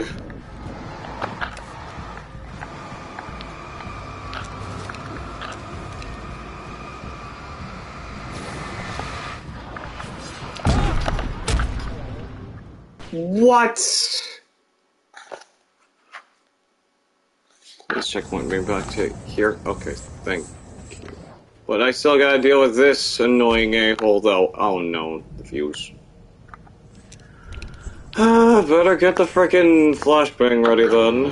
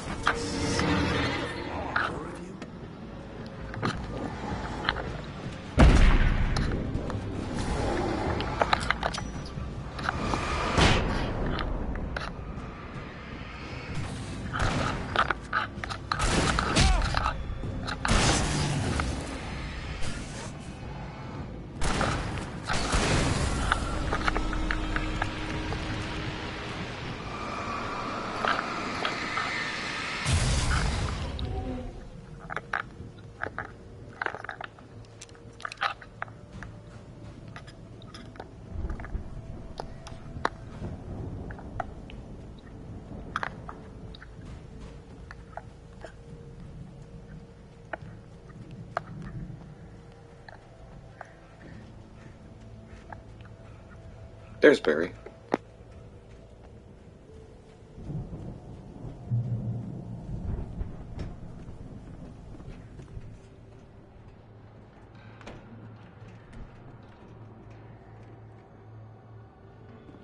Wow! Those geezers had quite a production going on. Ooh, you know what, Al? If we make it through this alive, I'm gonna start representing them. Yep, sell this stuff online, maybe get a reality show going, release a new single. Good luck with that, pal. Hey, you find us a way out of here, okay? I'm gonna take a closer look at this stuff.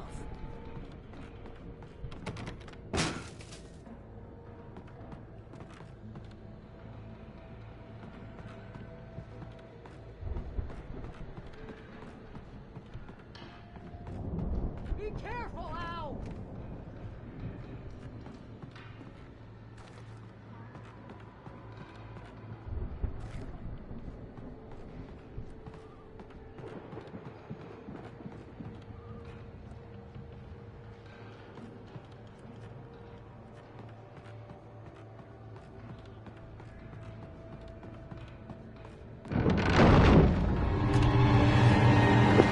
Oh gosh.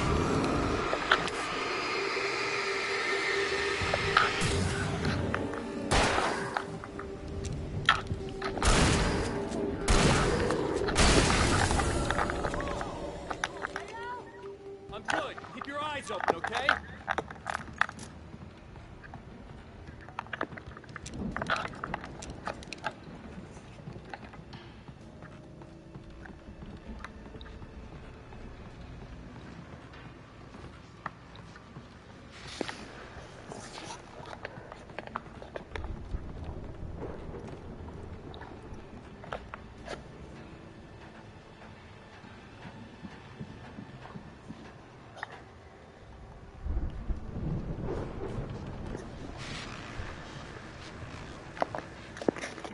As you regular listeners know, I tend to work through the night, but I'm not the only one.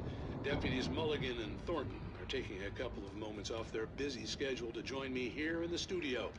Boys, how busy are you now?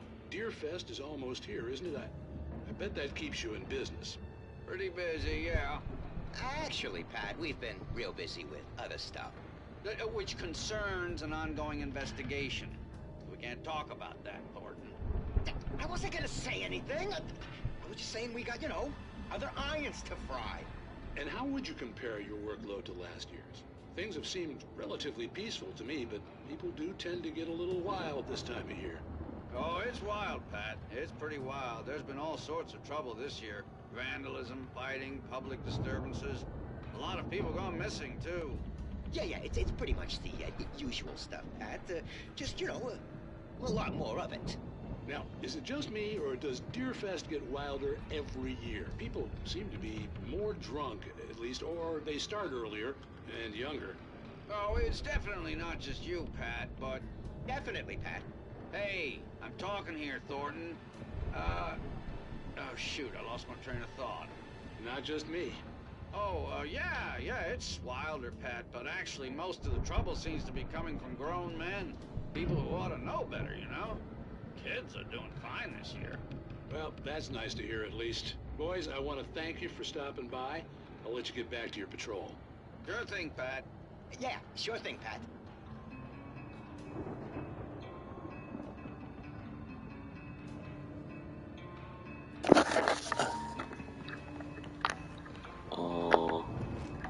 What batteries we need?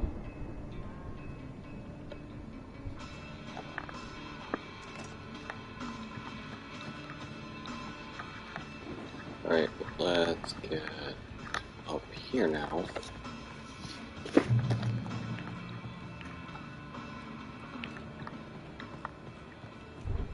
Okay, this is how we're gonna...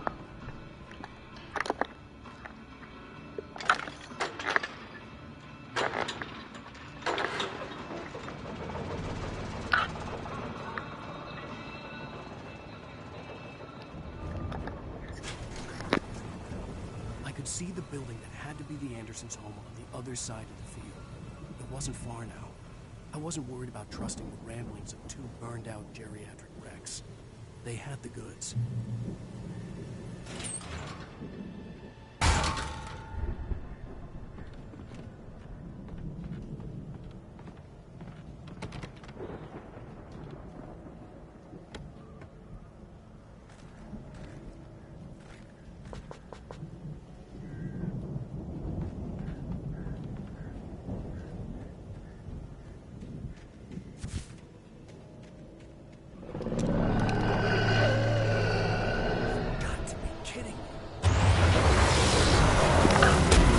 Oh no!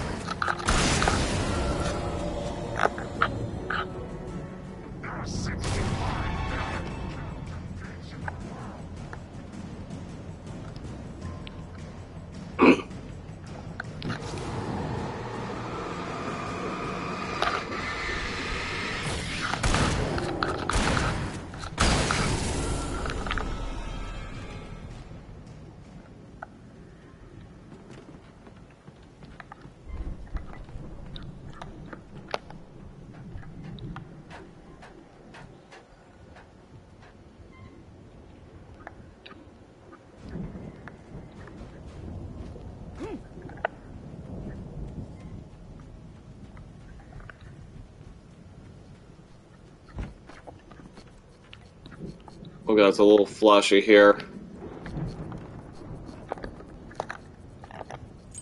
There we go. Sorry about the strobe effect for anyone that's watching this with sensitive vision.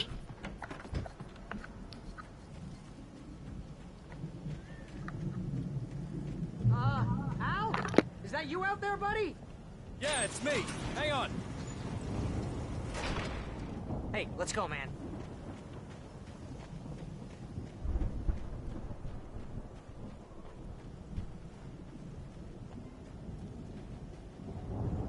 have to work together to open this gate, Al. Looks pretty heavy.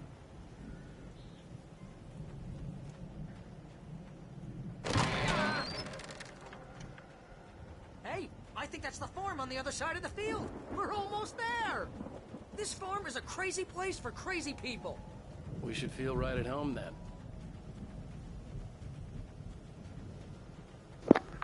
Yep, Valhalla. Come on, one more gate. Let's do this.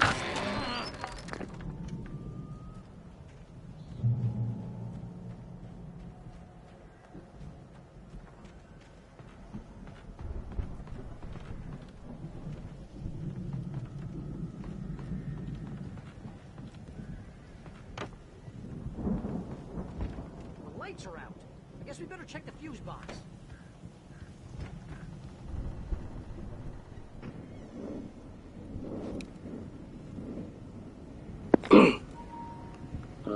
Let's say something Asgard.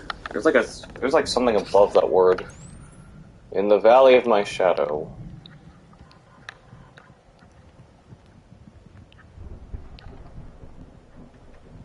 Fireworks.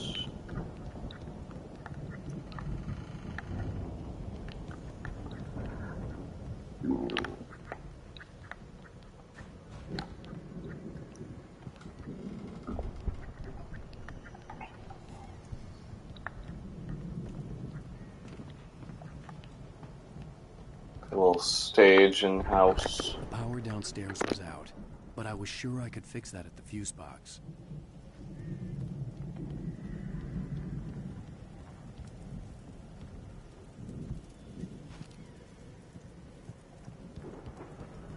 Come on, Al, let's get the lights on, huh?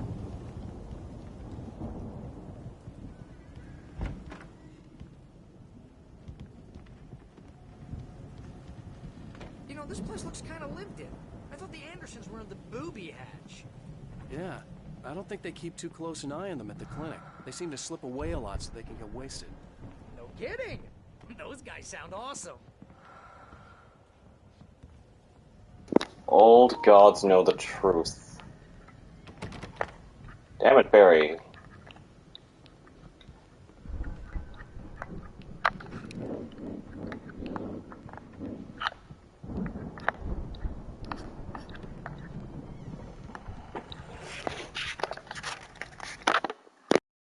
Again, Alice's screams rang in the stillness of the night.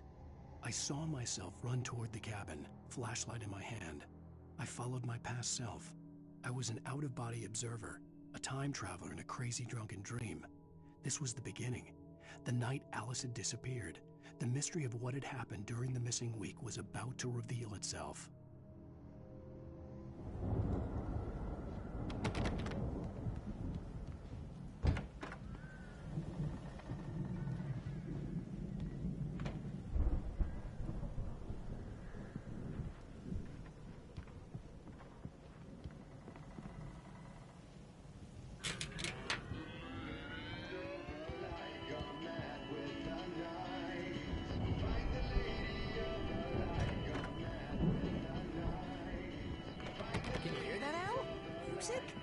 Of course, we need to find where it's coming from.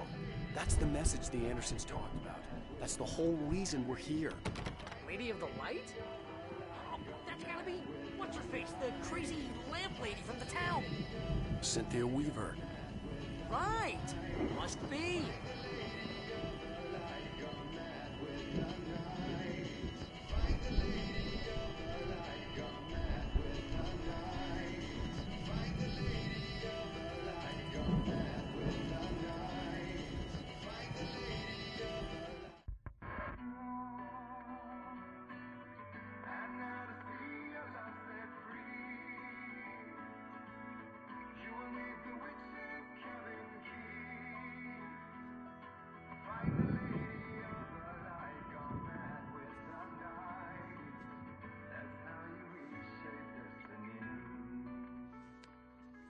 Okay. We need to find Cynthia Weaver. We'll stay here for the night and head back to town as soon as it gets light.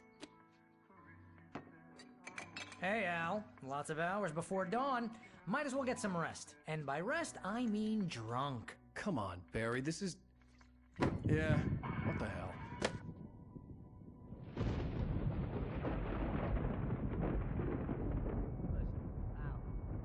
I'm sorry about Alice. No, seriously, because I know we don't get along, but we're gonna find her, right? And even though you're a crazy bastard, I'm gonna stick by you, no matter what, ever, Al. Sure, you're like a brother. I'm a writer, goddammit. Correct. If I just wanted to, I could write 10 books a year. And they'd be the best books that year. No, you couldn't. That's right, I couldn't. But I could, because I'm a writer. What? What do they put in this stuff? I feel like my brain is coming out of my nose. I'm gonna get the recipe off those coots and be a booze millionaire. I just miss her, Barry. I just want her here with me. I know, Al. I know. It's gonna be okay.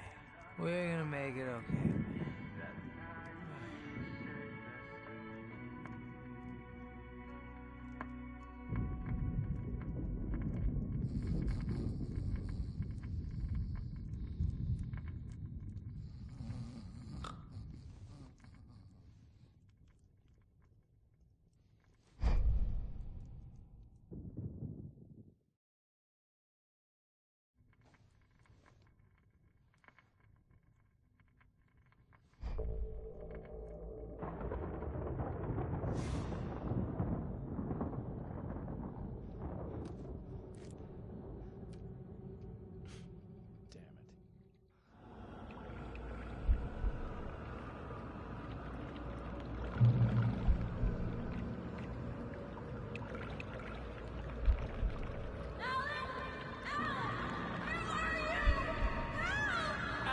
I'm coming!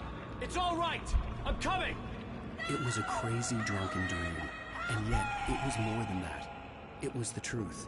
A suppressed memory unearthed by the Andersons' moonshine. I was there, an out-of-body observer. This was the night Alice and I had arrived at Bright Falls, the night Alice had disappeared. I had a chance to find out what had happened. I remembered being surprised to see the cabin dark. Alice would have never turned the lights off.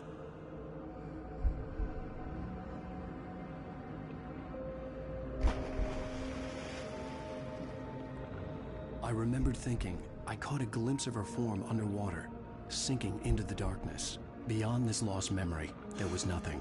I had to follow the footsteps of my past self to find out what had happened that night. Diving after her was the last vague memory I had of that night. After that, the next thing I could remember was waking up behind the wheel of the crashed car and finding the first pages of the manuscript.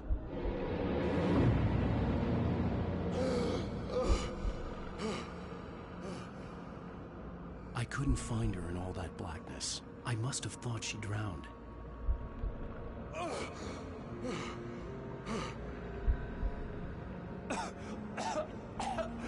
Alice! Jagger had Alice, and so she had me. Alice!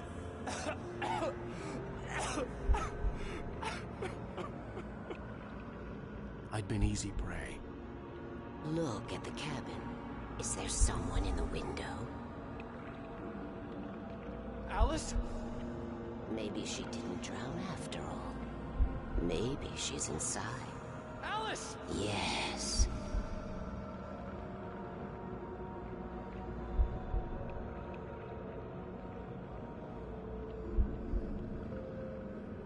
The dark presence had touched me. She had dug her nails into my brain and used me, made me her puppet.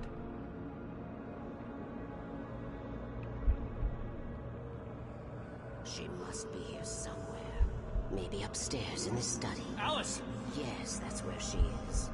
You can apologize. Alice! You'll laugh at the whole thing together and put it behind you. Alice? She's not here. You were foolish to think so. No, she's dead. She drowned. No, no, no! It's your fault your wife is dead. You are guilty. All she wanted was to help you right. You killed. Oh, hush. There's still hope. Cauldron Lake is a special place. Here, you have the power to change things. She wanted you to write. I will tell you what to do.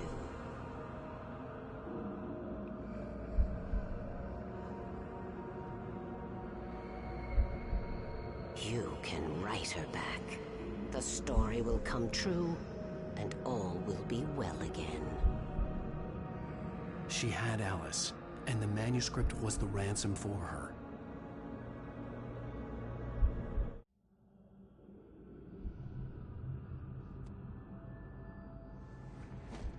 Yes. All right. I'll fix it. I'll bring her back.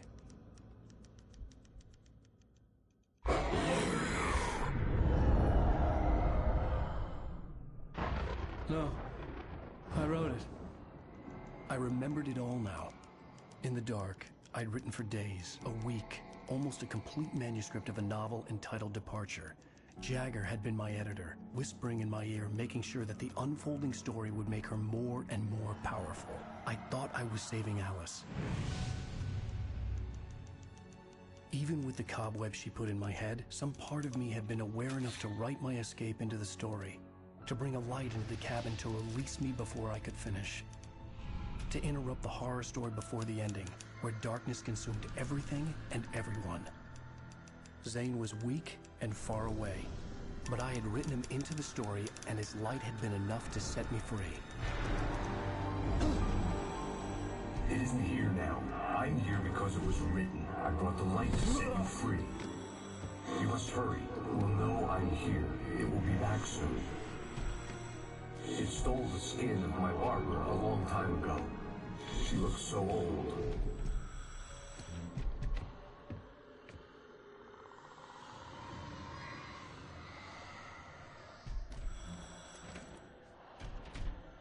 I had woken up, confused and groggy, my mind consumed by darkness and fear. All I could do was to escape.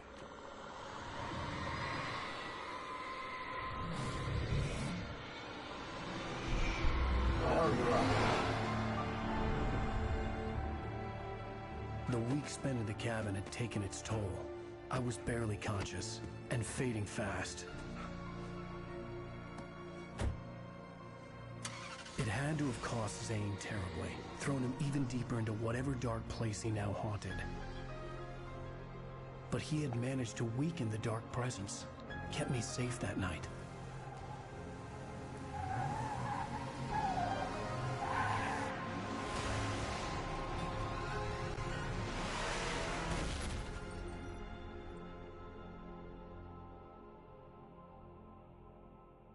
I wrote it. It's my fault. That's right, James Joyce. It's your fault, and you're gonna pay for it.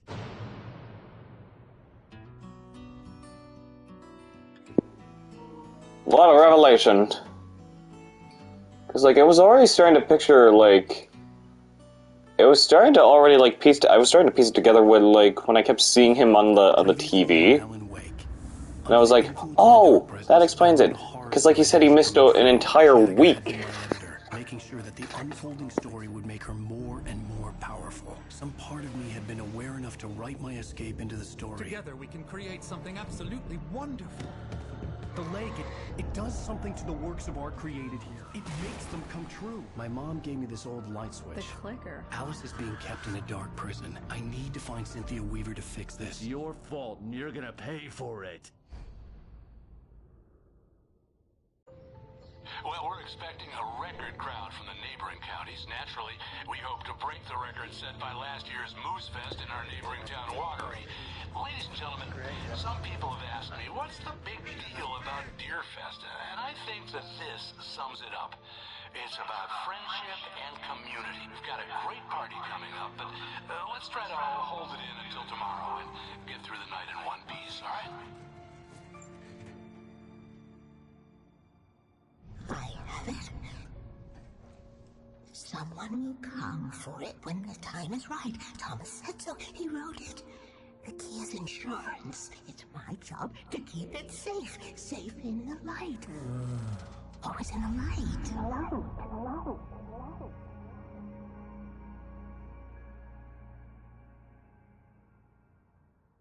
All the manuscript pages were gone. The FBI agent had taken them. I think my tongue just took a crap in my mouth. Ugh.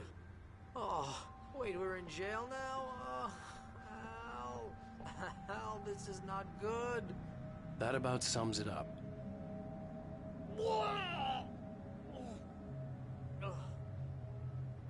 Oh, I am never drinking again.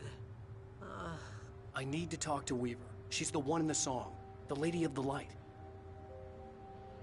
What, the crazy lady? Ugh, whatever you say, Al, but we're stuck here. They're not gonna... even interviewed Wake. I had some reading to do first, Sheriff, and let me tell you, it was an interesting read. Well, I've got you now, Raymond Chandler. It's all here. All the evidence, including conspiracy to murder a federal agent. There's no way you're walking out of here. You hear me in there, Bret Easton Ellis? Huh? Agent Nightingale, I want to talk to your superior. Well, we all want things, Sheriff. I wanted my... Look, that's not possible right now. Agent Nightingale, I insist.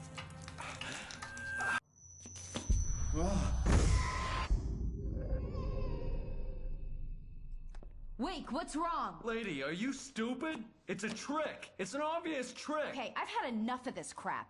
Wake, I'm gonna trust you with this. You're joking. Agent Nightingale, your opinion would matter more if you were sober and if I actually believed you were here on official business. Whoa! Get back in the cell, Stephen King. The only way you're leaving this place is over my dead... Wait a minute. I know this... Sayonara, Agent Douchebag. Light. We need light. It's the only way to fight this thing. In my office. I've got your things there. Follow me. Oh, man. We're sitting ducks with the lights out. Nightingale tried to make sense of the manuscript. It was disjointed and strange. He didn't understand half of it, but it all rang true. Impossibly true. He took out his hip flask when he reached the page that described how he reached the page that made him take out his hip flask. It wasn't the booze that made his mind reel. Stay cool. I can get the emergency power on. Nightingale felt the situation veering out of his control, but the gun at least felt steady in his hands. He was ready to fire, resolved that he would let this happen over his dead body. And yet he hesitated. He had seen this moment before, read it in the page. He was transfixed by the déjà vu and the horror that he was a character in a story someone had written. Then the monstrous presence burst in behind him and dragged him into the night.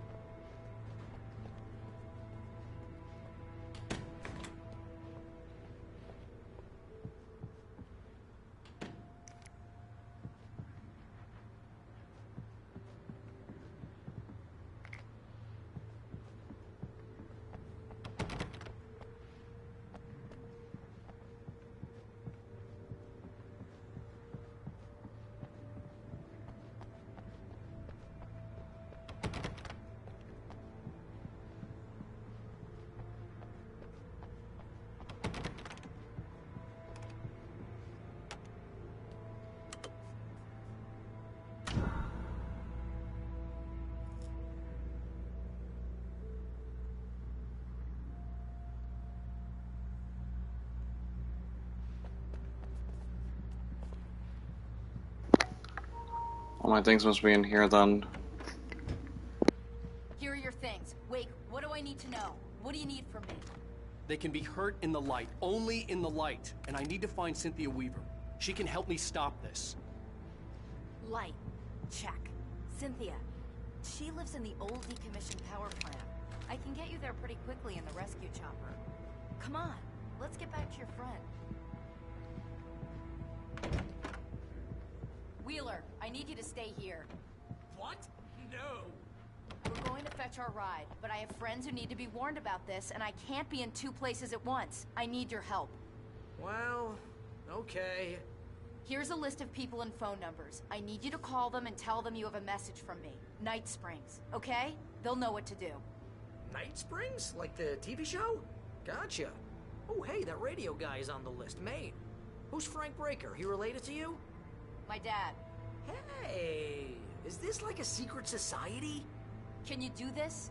You'll be safe here. The backup power's on. These guys need to be alerted, just in case we don't come back. You'll come back for me though, right? As soon as we get the chopper ready. Thanks, Wheeler. I owe you one. Okay, let's go, Wake. Through the back. My hangover wants a pizza. You think there's any way I could order one out?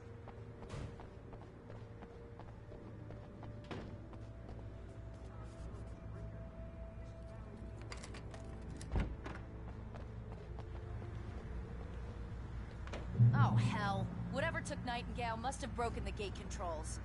We can't reach the gate's control box from here. We need to get to the other side of the rooftop. I'll go.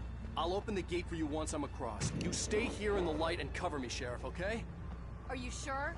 Okay then, but hurry.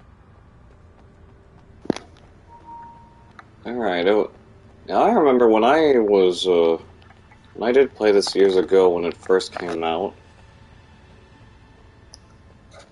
and streamed it, you know, this was the chapter where, like, the game crashed on me and was like, oh no, why? And I'm hoping it was just, you know, it was just... I needed to reach the rooftop to get to the other side of the broken gate. I'm honestly hoping it was just, like, early launch bugs that kind of plagued it, that's all.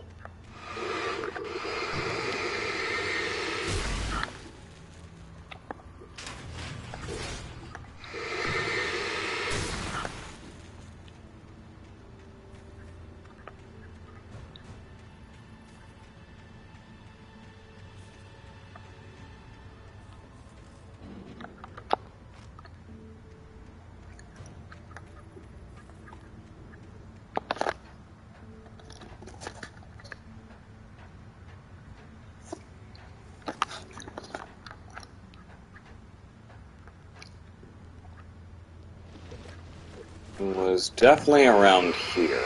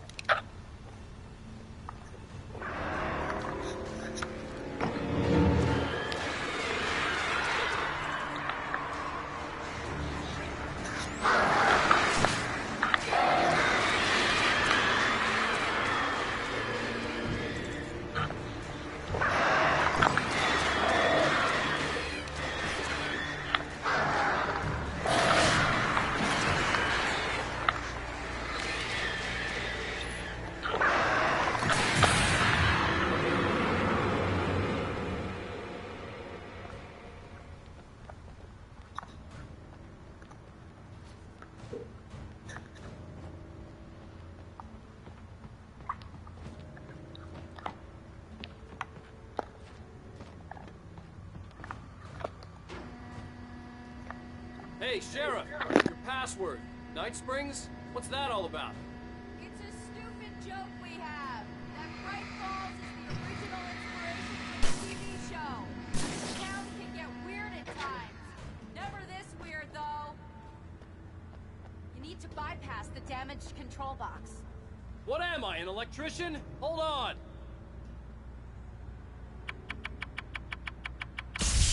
Ow, damn!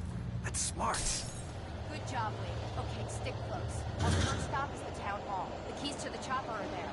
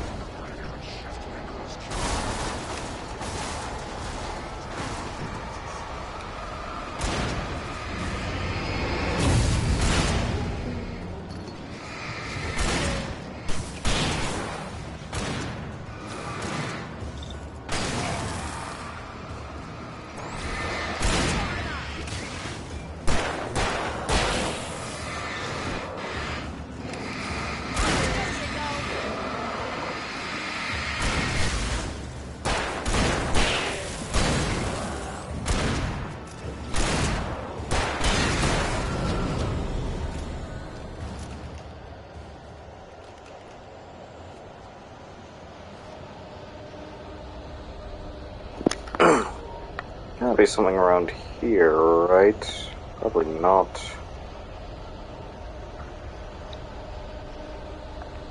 Oh, there's a flare. It's kind of worth it.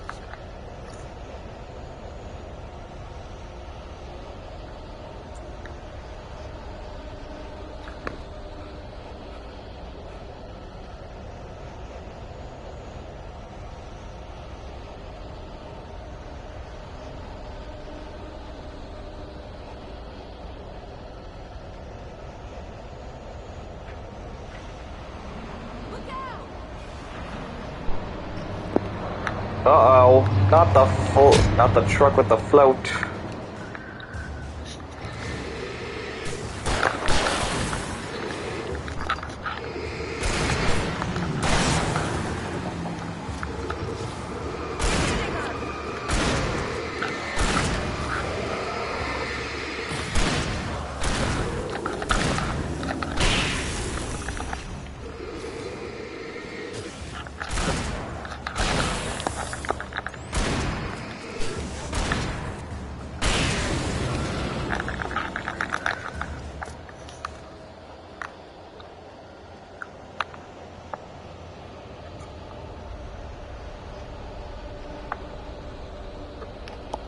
Thermos, how long has it been since I've been... I don't think I ran into a single thermos in the previous episode. Over here, Wake! The chopper's in the other direction! Yeah, but hang on though, there's like... It's guiding me somewhere.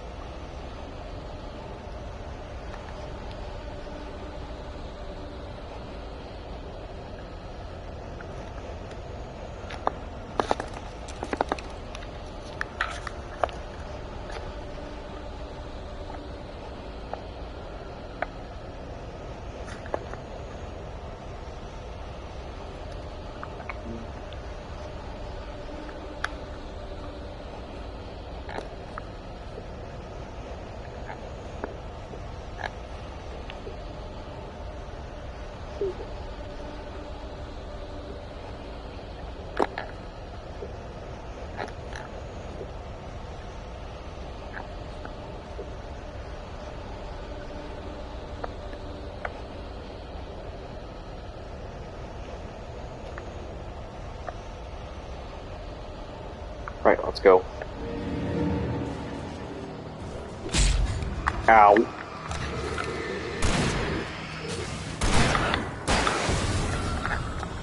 Only one of them.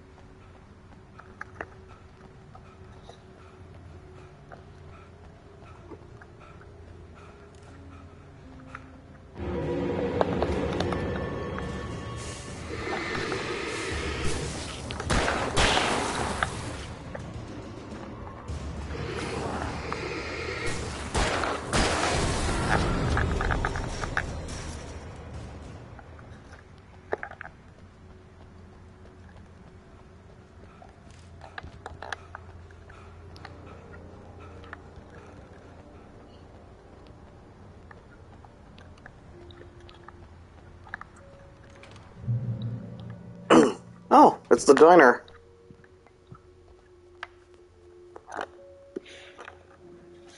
Need this.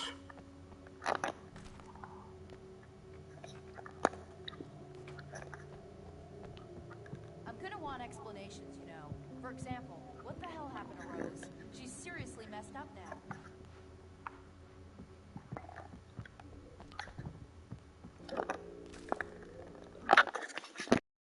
Barry was in his element, making calls, making things happen, even if he didn't entirely know what those things were. He wouldn't let the hot sheriff chick down. Even if every noise he heard from outside, and he heard plenty, made him jump.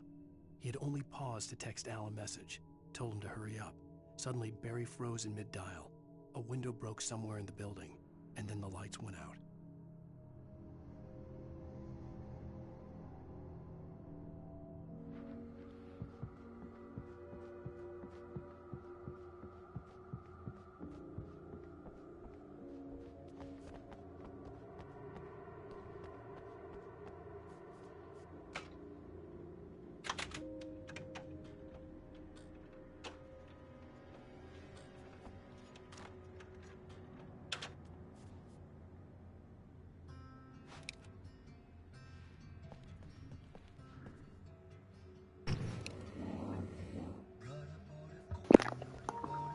Really hear anything from the...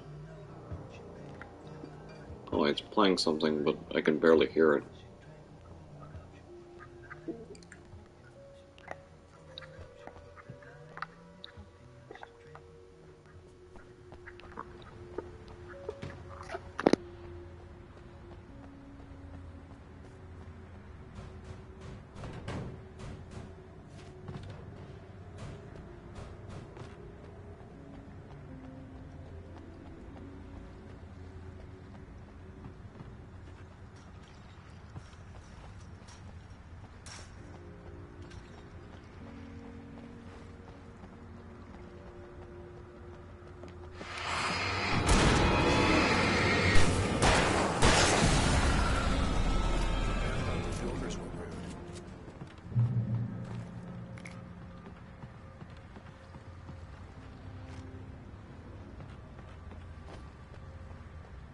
You have the right to remain silent. I understand these rights.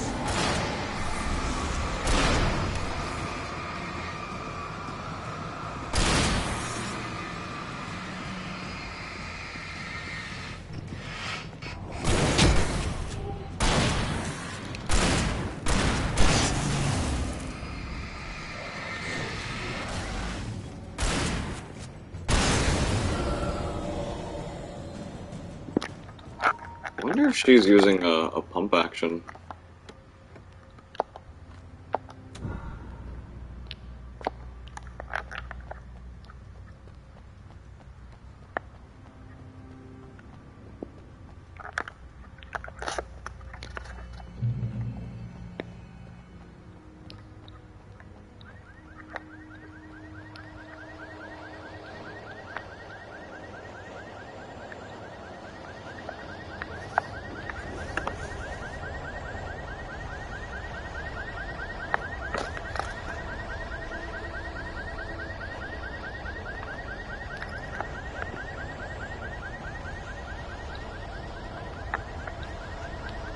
Wait, over here! There's light!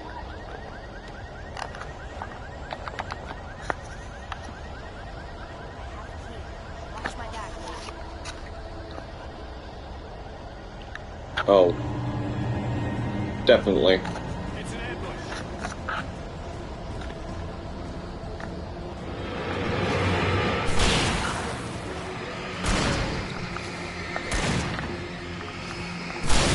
What was going on with that one?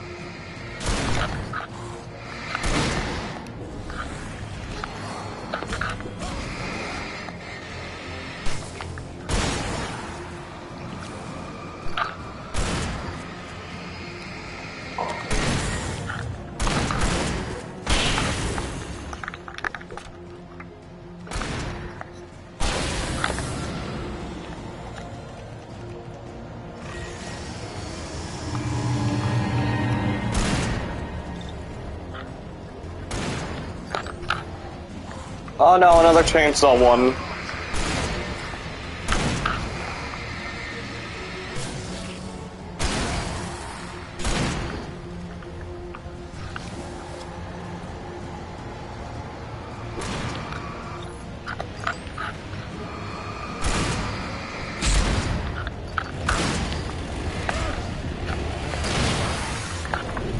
Oh god.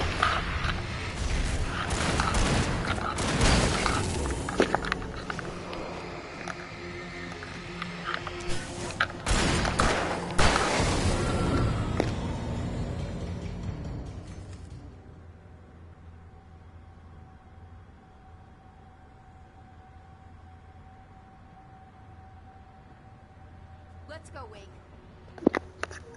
Give me just one moment.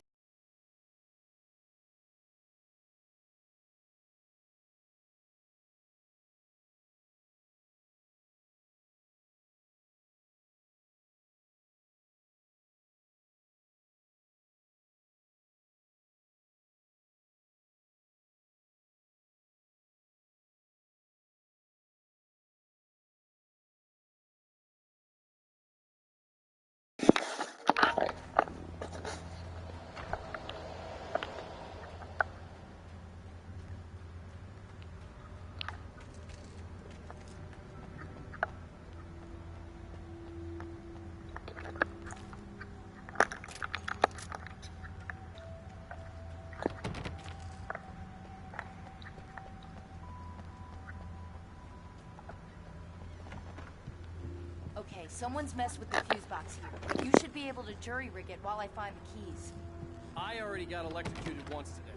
How about I look for the keys and you get burned for a change? Fine. They should be in the clerk's office on the other side of the building, near the main entrance.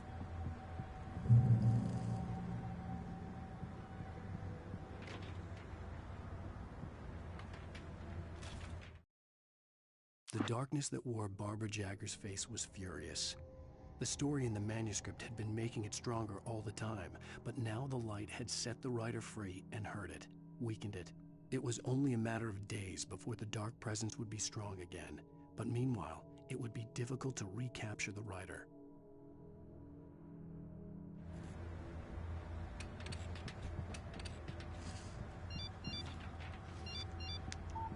The message was from Barry. He was getting worried at the station. He wanted us to hurry.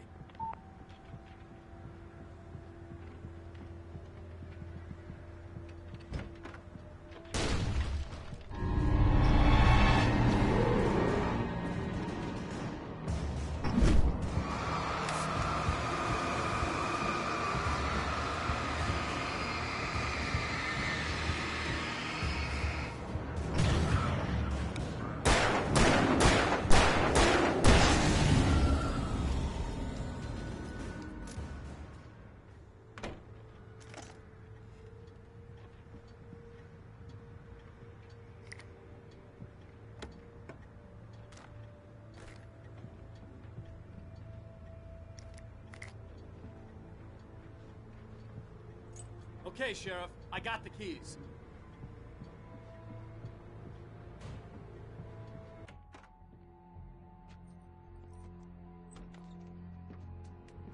Barry? Why isn't he inside? Oh, God. Oh, God.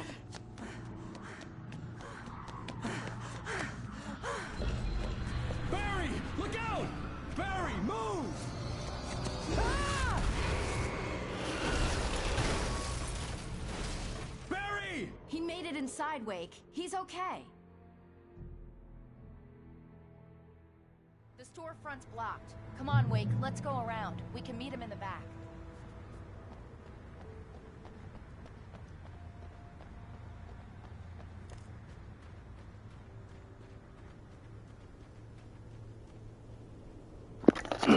It's not recorded when Bright Falls was first formed as a nameless trading post, but it became a town when the Bright Falls Mining Company started to operate nearby in 1878.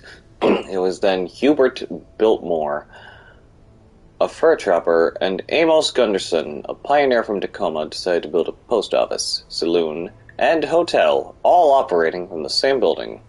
It was through the efforts of those two men that Bright Falls became the permanent and thriving town it is today.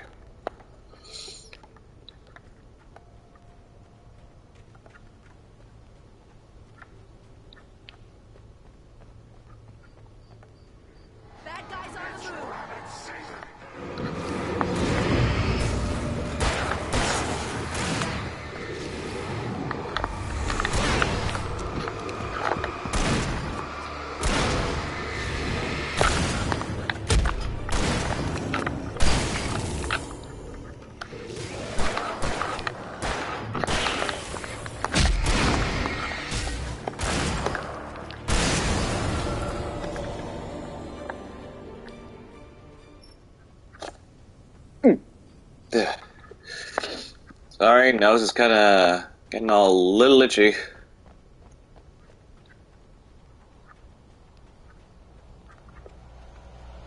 We can make it through the bookstore. Wheeler should be waiting for us in the backyard. Keep the hell down or I'll call the sheriff.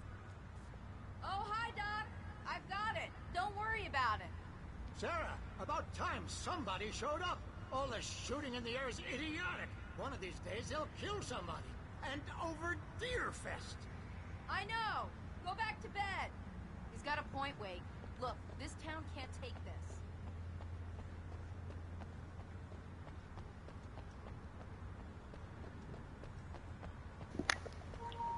So, I was doing a lot of catching up on, like, a bunch of stuff that I haven't been watching on, like, YouTube.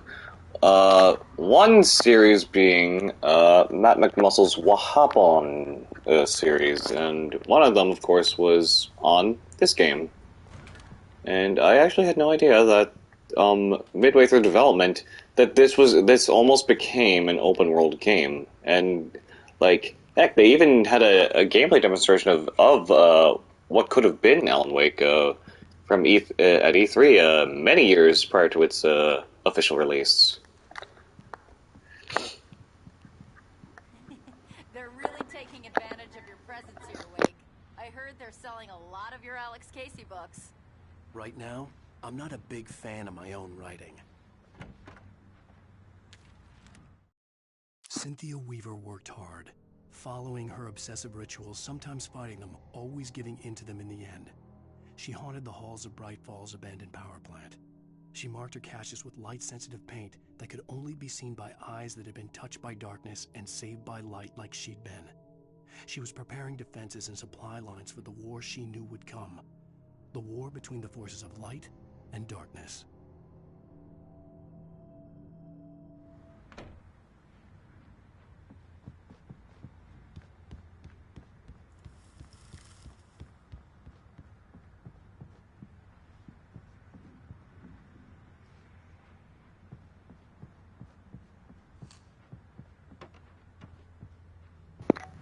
Dang it, I thought that was a manuscript.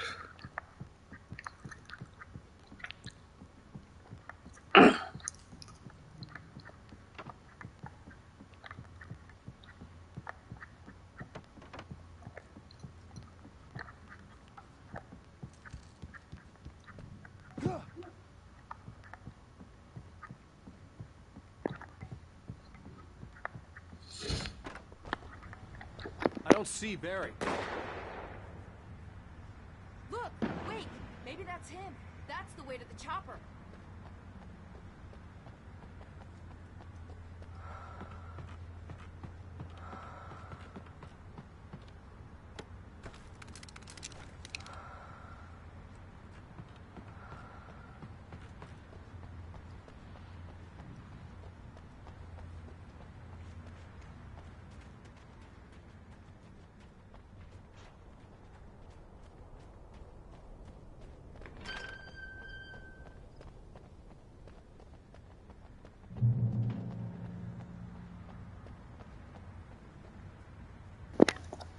Church events fall schedule. Sunday school. Sundays, obviously. Bible study. Mondays. Bright Falls Knitting Club meetings. Alternating Wednesday evenings. Deerfest Candle Night, September 14th. Deerfest Morning Service, September 15th. The Presbyterian Choir of Watery Visit, September 28th. Annual Charity Bake Sale, October 3rd.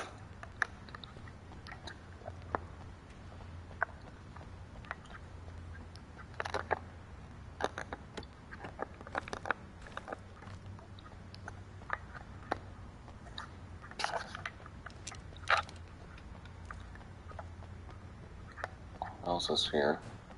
I almost thought that was another cachet case.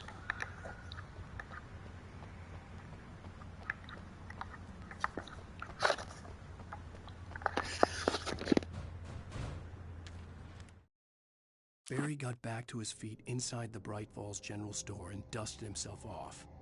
Right next to the cans of baked beans was a locked case filled with flare guns, and yet here was a conveniently placed barrel of crowbars.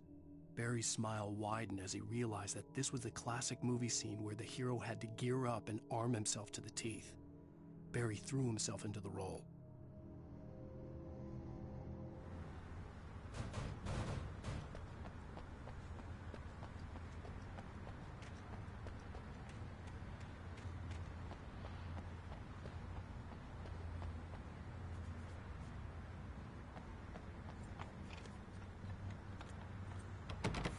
gonna give Pastor Howard a piece of my mind about this lock. Ugh, I told him to get it fixed. Physical labor. Let's take a break.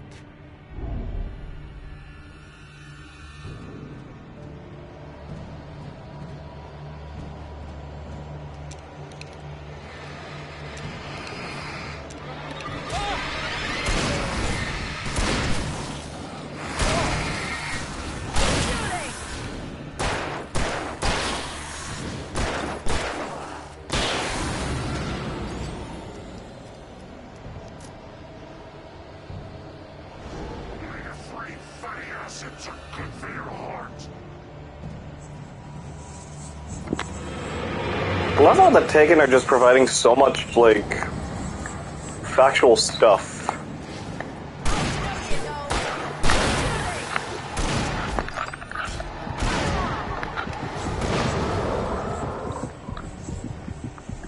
Back away, you speedy bastards.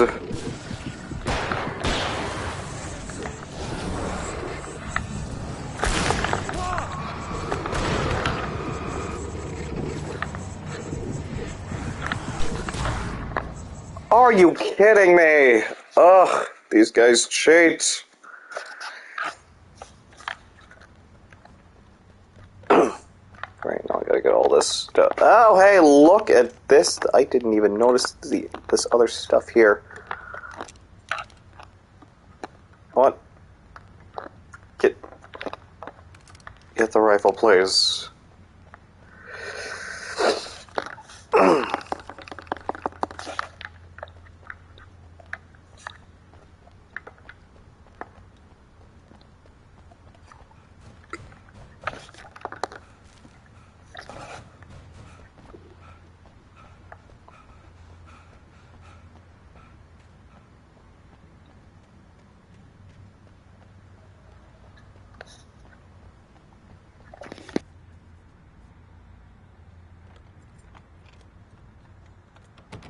I'm gonna give Pastor Howard a piece of my mind about this lock. Ugh, I told him to get it fixed.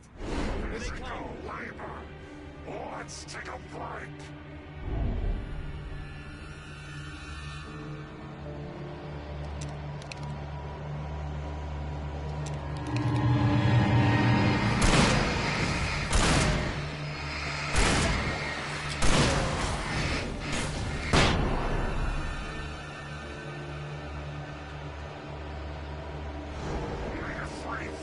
Acids are good for your heart.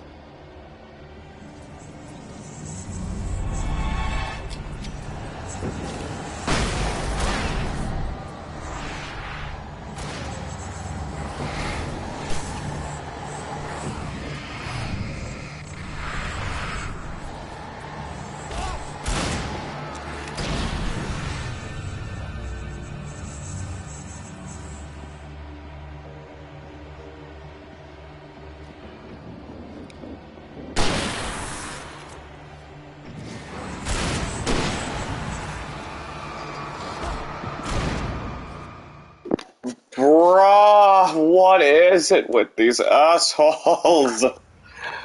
Goodness gracious.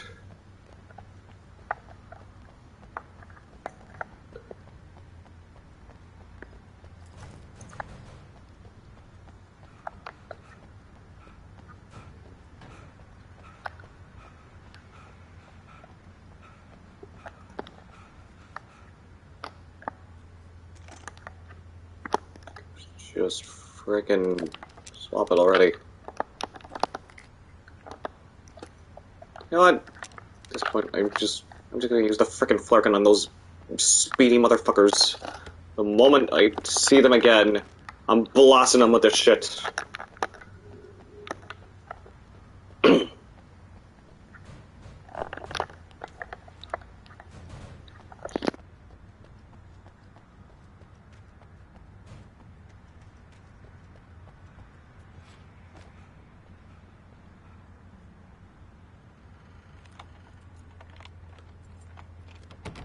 I'm gonna give Pastor Howard a piece of my mind about this lock. Ugh, I told him to get it fixed.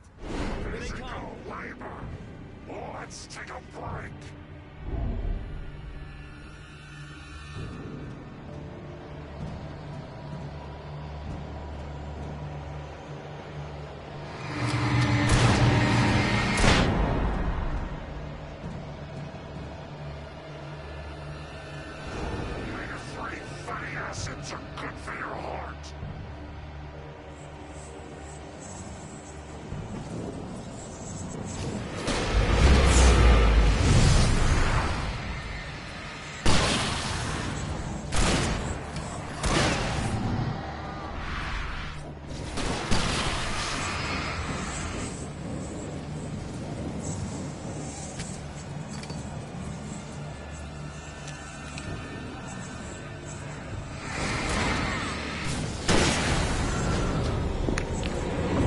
Oh, I'd fucking ridden. It's that one.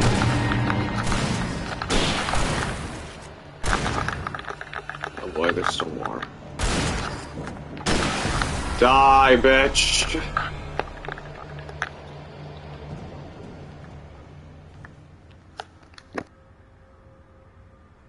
Okay, it's open. Let's go, Wake. Would have been better to just shoot the lock, if anything.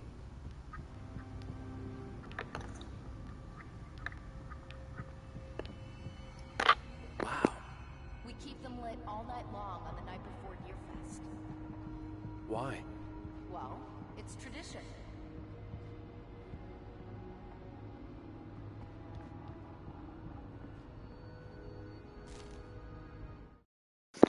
Hold up, I never got this one in my previous run? What?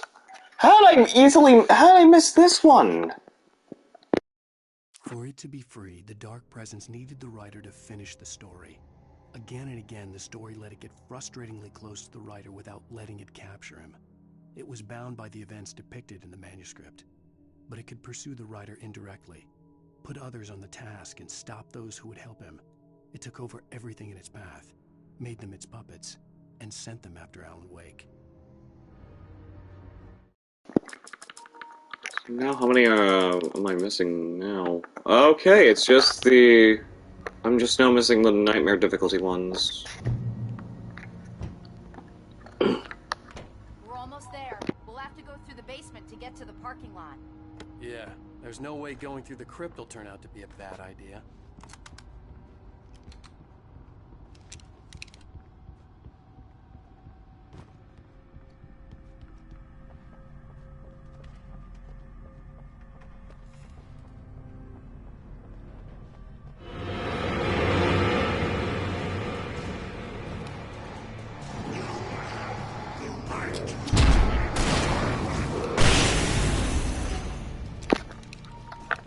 I wasn't even supposed to drop the flashbang, but I'm so glad it was equipped.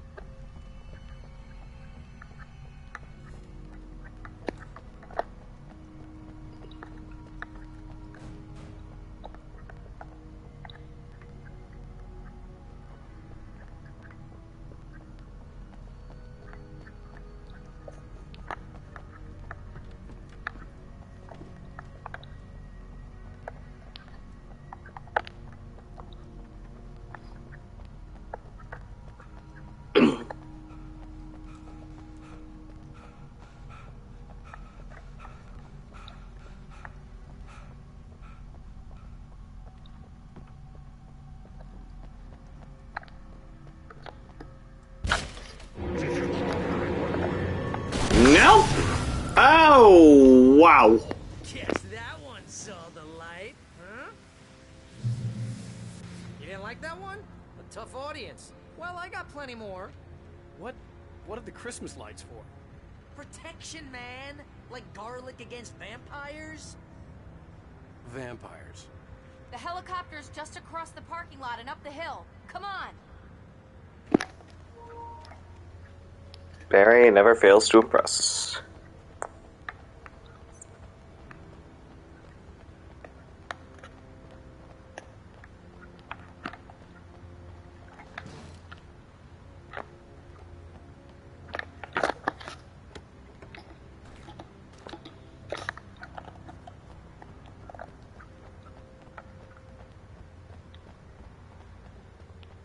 The Bright Falls General Store is now my favorite place in the entire world. See this headlamp? It's like a superpower. I can just look at one of those things and they die. It's my flaming eye of Mordor. I wish I didn't say that. Yeah. Hey, I want a headlamp. Last one. Bastard. Alice had screamed until she had no voice left to scream. Around her, the darkness was alive. It was cold and wet and malevolent and without end. She was a prisoner, trapped in the dark place. The terror would have burned her mind out, but one thing made her hang on. She could sense Alan in the dark. She could hear him. She could see the words he was writing as flickering shadows. He sensed her too. He was trying to work his way to her.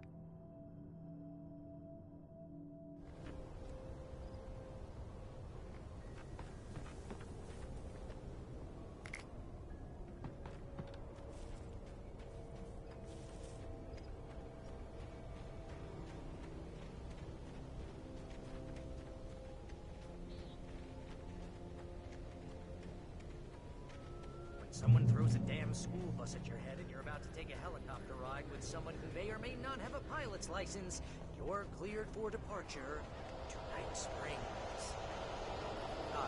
No offense, Sheriff.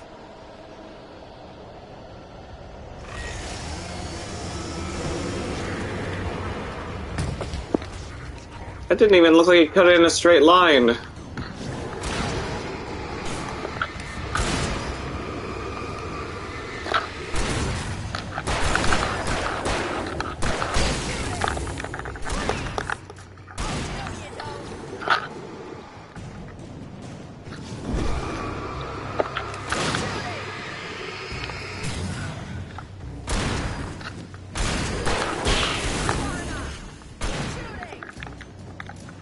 Where's the last one? Oh, she dealt with them. Oh, I'm never gonna get used to this.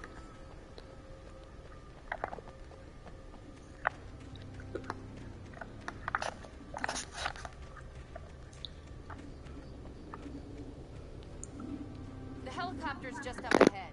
I'll need a while to prep for takeoff. Don't take too long. I want to get out of here.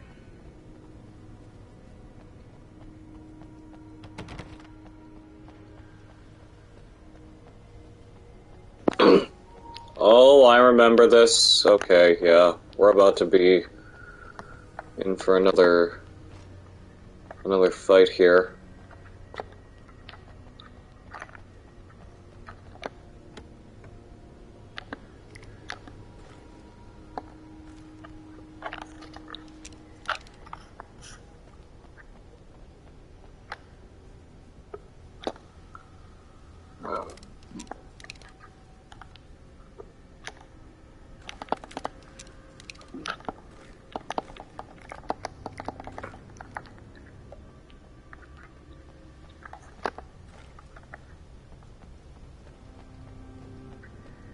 Anything else? There's another emergency box.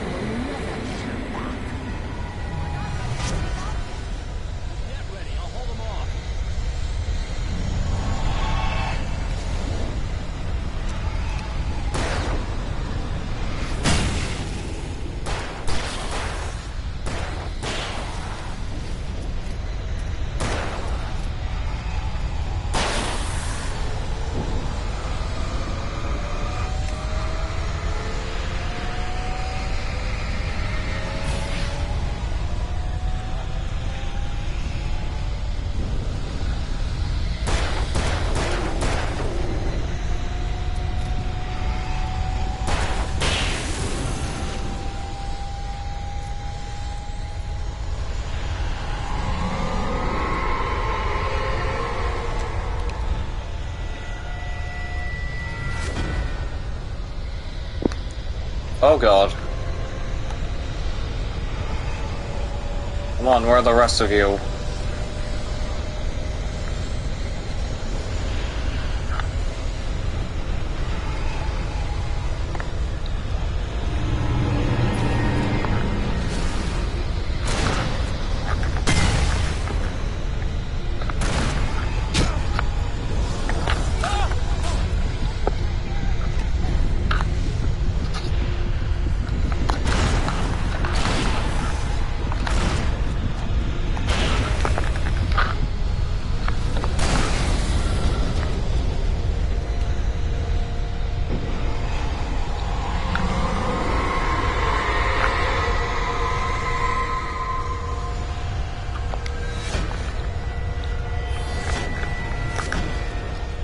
gosh.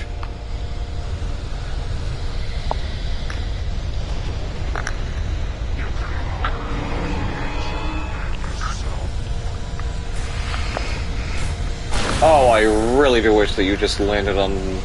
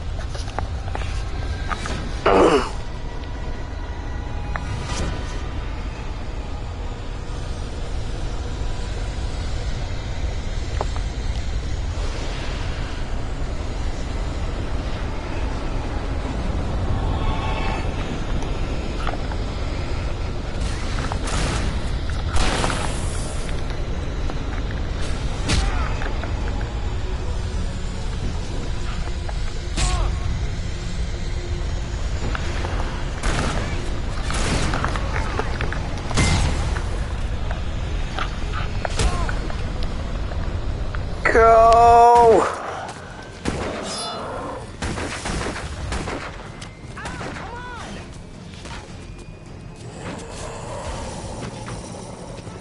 Wait, you better put an end to this. Just get me to Weaver, Sheriff. You're taking a big chance on a local crazy lady, Al.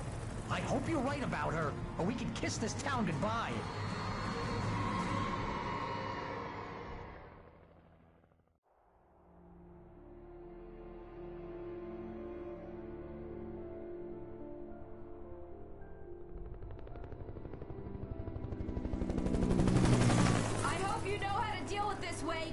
I guess you New Yorkers are used to rough situations like this. Right. The city's a war zone. King Kong, mutant alligators, and Alex Casey shoots the place up every weekend. Look, I never even carried a gun until a couple of days ago. Well, my dad used to be a cop there. Tells some pretty wild stories. Stuff like this? No, just normal bad stuff. Kinda like your books, Wake. I used to tease Dad that he was just like Alex Casey. You've read me. Oh, sure.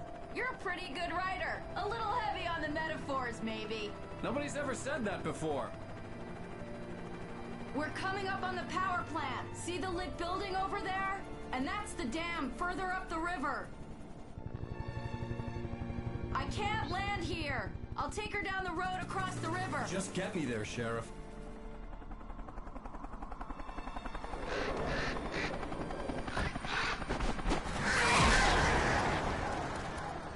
Hold on! Ow! Son of a bitch!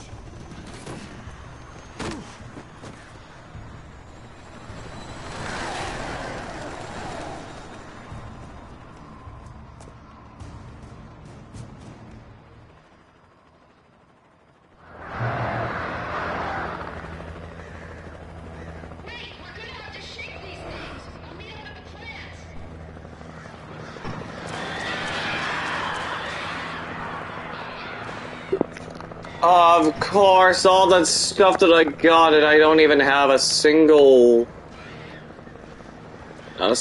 flare gun, anything.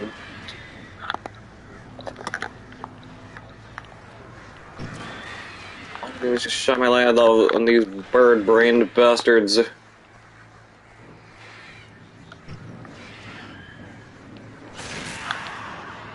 Here.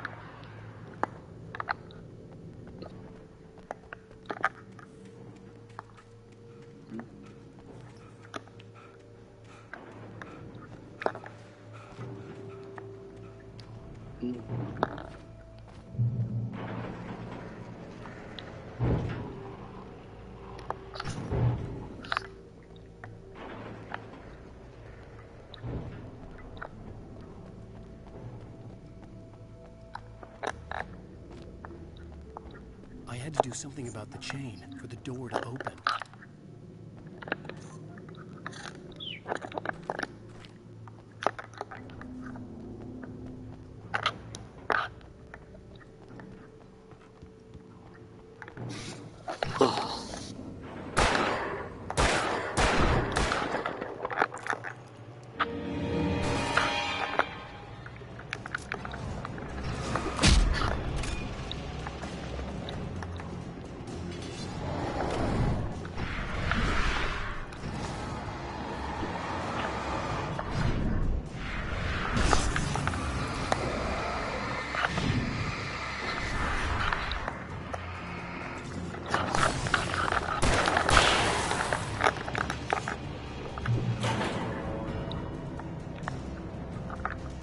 I think I learned the big guy near this one. Alright.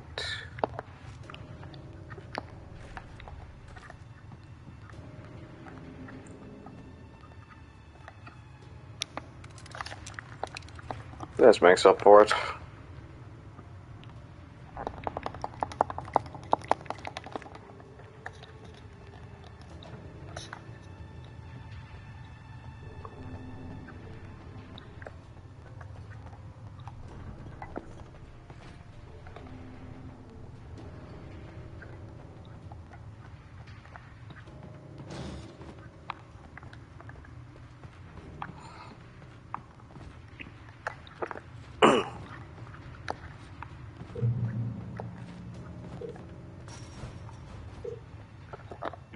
And here's a new song from a band that they always remind me of our local rock legends, the Old Gods. I couldn't tell you why. I guess it's just, yeah, one of those things. Anyway, here's Poets of the Fall and their latest single, War.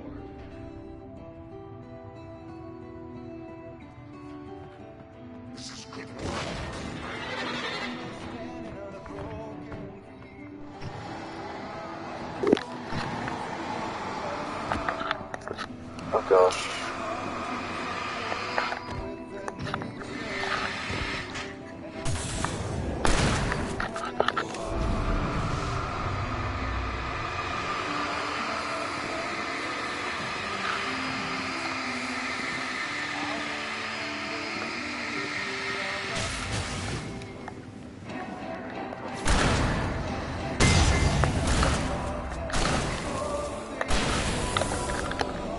All right.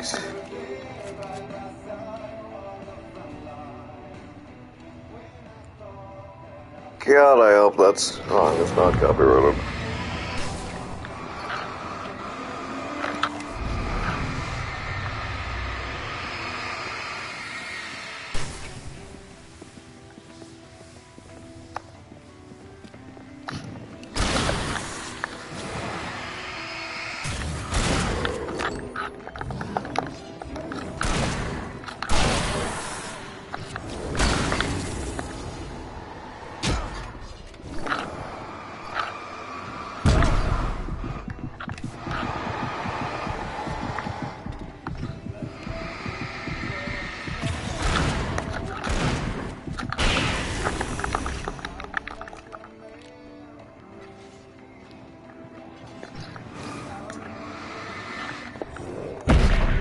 You dickhead!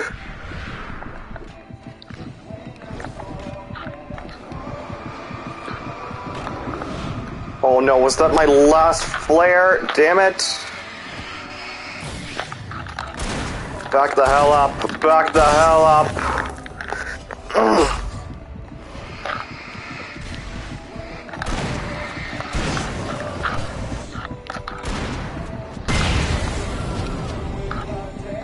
Bastards make me use up everything. Goodness gracious.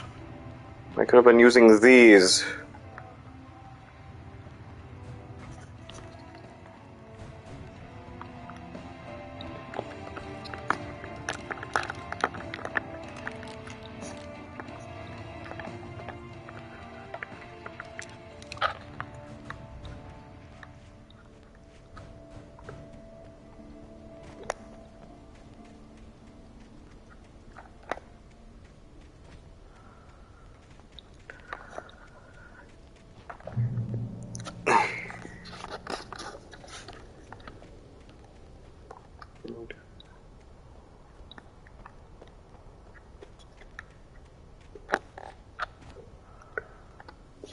The power plant glowed in the night.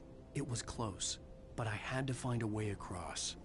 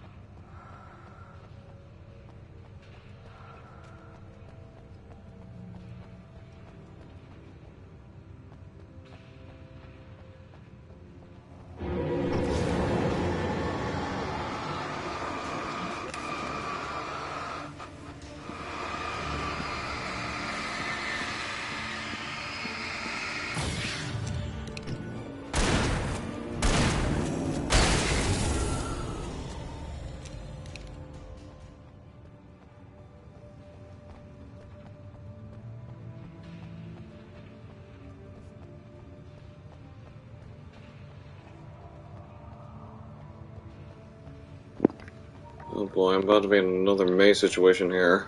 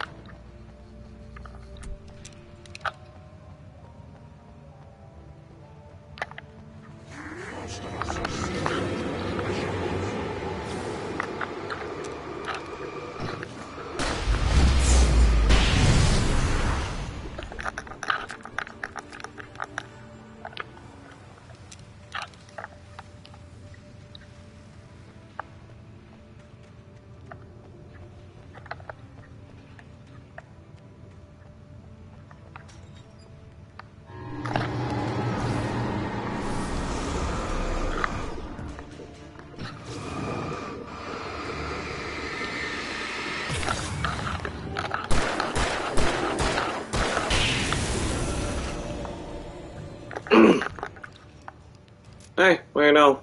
I shot him right into that. Because I think I did. Making her way through the water pipe alone, Cynthia was angry at the writer.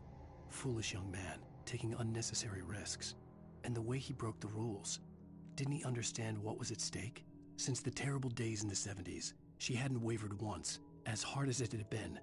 She was tired of protecting the town all these long years, and now only wanted to rest.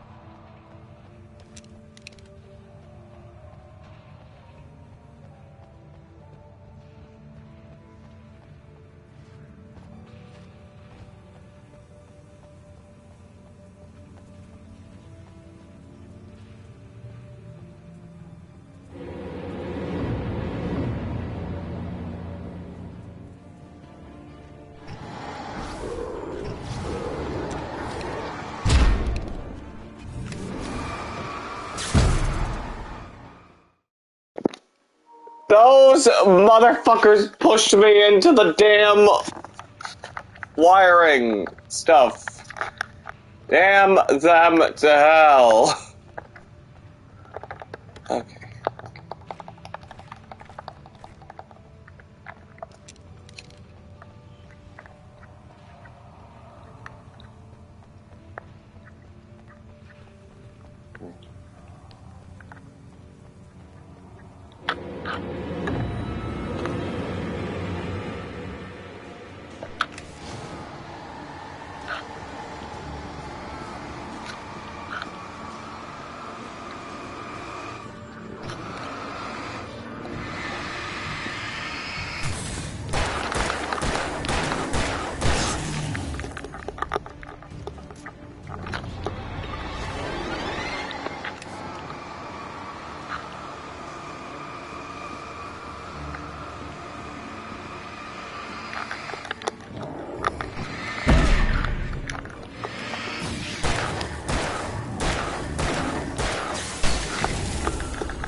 Deserved.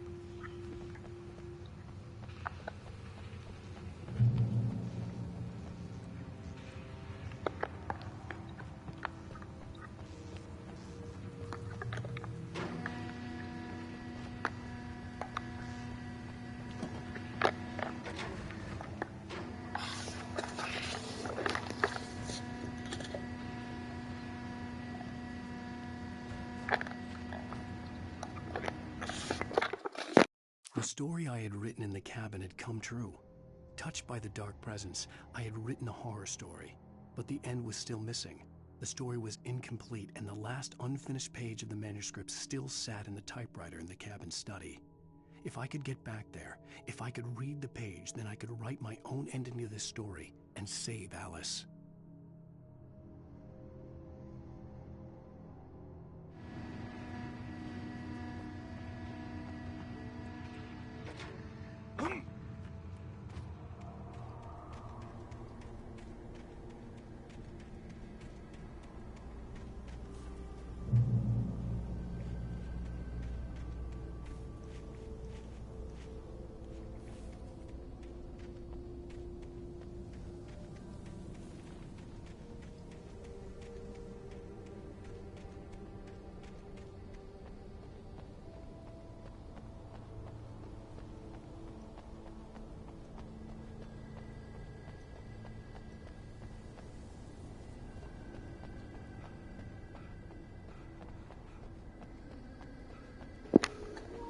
Okay, I remember that there's a Night Springs TV here. In this particular, Jesus!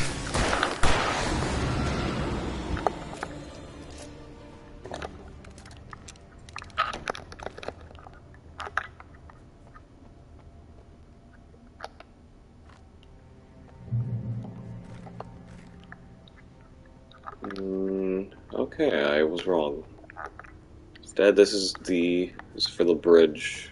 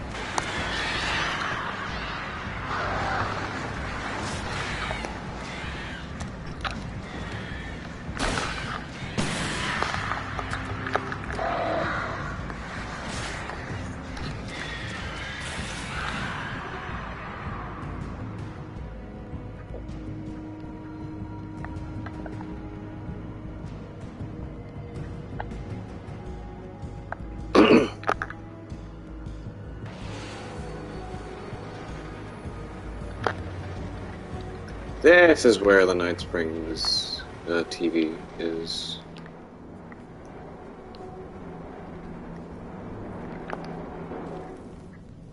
Yep, I know it. Yep.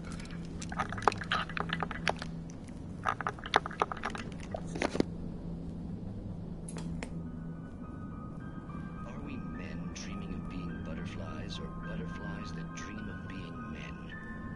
Such philosophical concerns are, by necessity, abstract. And yet, some of us can find concrete proof of the nature of our existence in Night Springs. Tonight's episode, an absence of creativity. Hello, Martha. What did you want to show me? Oh, Lydia.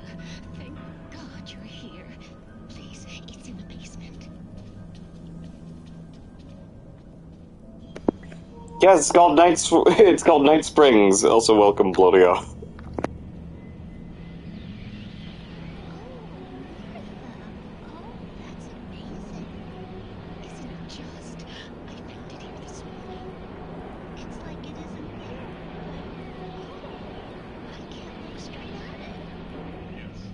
I'm sorry. How did you get here? Well, I'm trying to work. Did you put this thing here? In a way. To be more precise, I put everything here but that. Really? But what is it? Oh, I guess the temptation is to call it a hole, but it's really an absence without lack of reality. In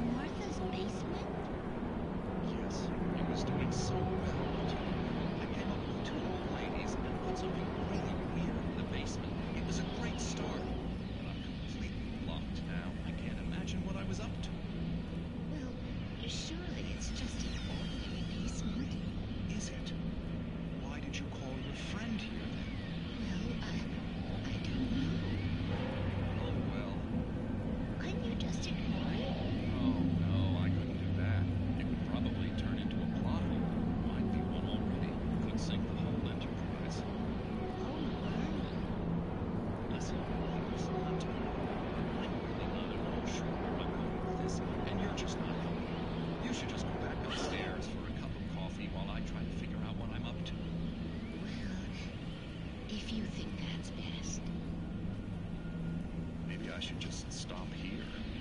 Or is that too moronic? Is that too moronic? Indeed. Who can tell? It's a fine line between the stupid and the sublime. Springs. And I thought that he was gonna drag one of those two into the wormhole.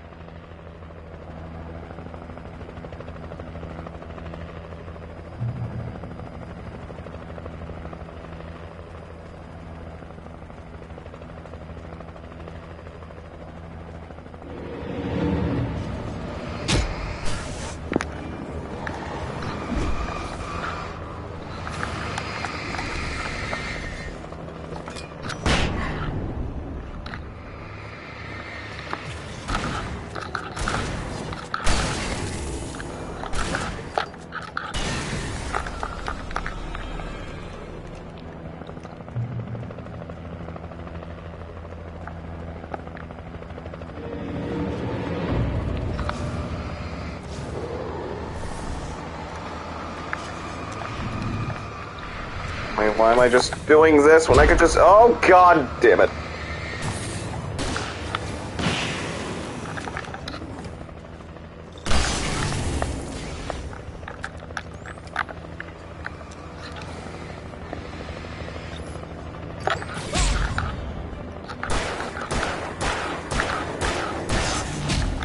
Oh my god, this motherfucker. Die!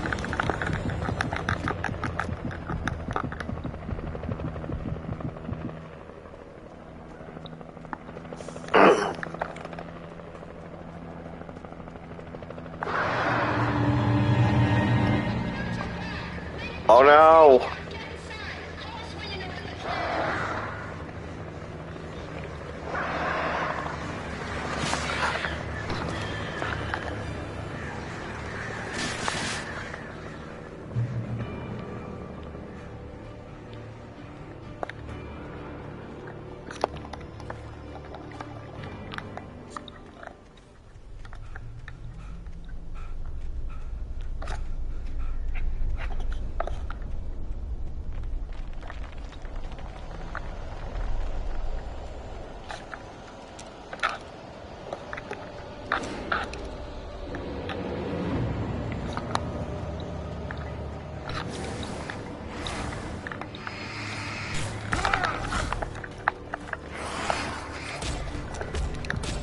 Oh my god, this is so ridiculous!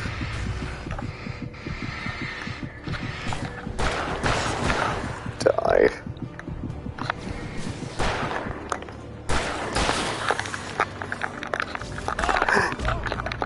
Sneaky fuckers, I hate these enemies so much. I hate the ones that frickin' just strike at you twice in a frickin' row all the frickin' time.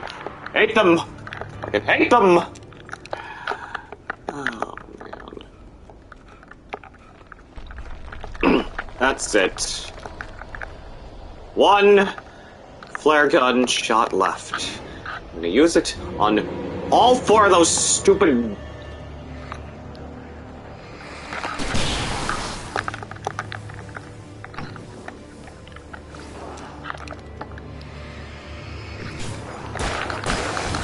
bitch.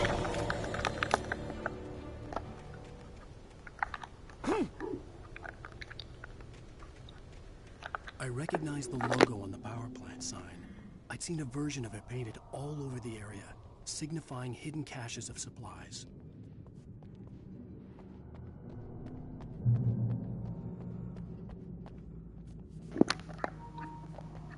Great Falls Light and Power. What if it was her? What if it was her that was leading all those caches? Generator hole, safe haven.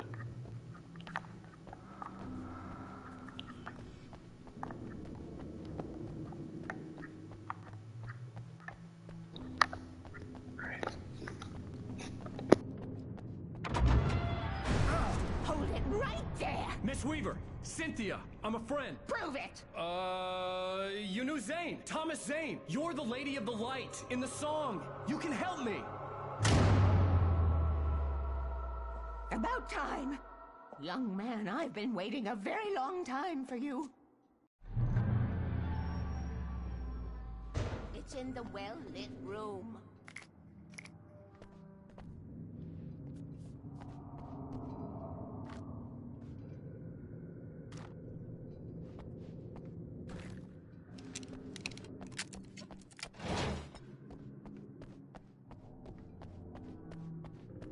Excuse me?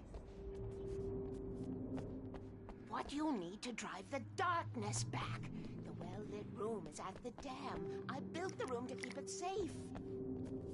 Will it help me find Alice? Will it get me back to the cabin? Fine, let's go. I can get my friends to come back with the helicopter. Oh, we won't go outside. Never at night. That's rule number 1. You've been breaking the rules, young man, and where has that gotten us, No, I have a secret route. A lit route. An old water pipe. Something was damaged at the transformer yard. All the reserve power. Without it, the pipe will go dark. The power to the yard must be cut.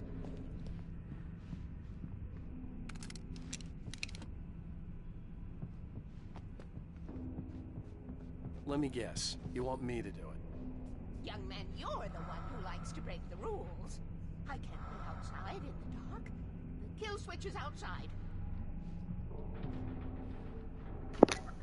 Darkness waits in my dreams. I miss you, Tom. Is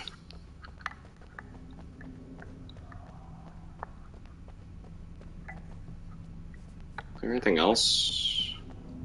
I think that's as far as I can go. The switch is on the wall facing the shore. Alright, out I go.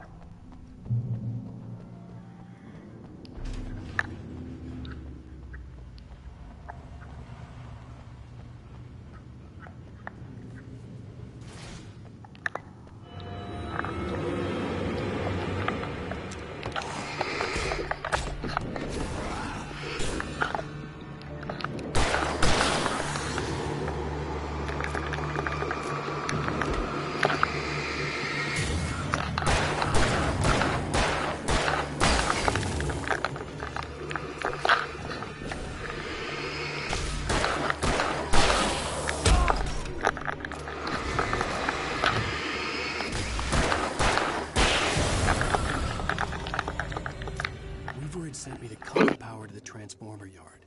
I was willing to do grunt work for her to get her to help me. I hoped Weaver was dependable. I'd stumbled into this crazy world a little over a week ago. She had been living this insanity for decades.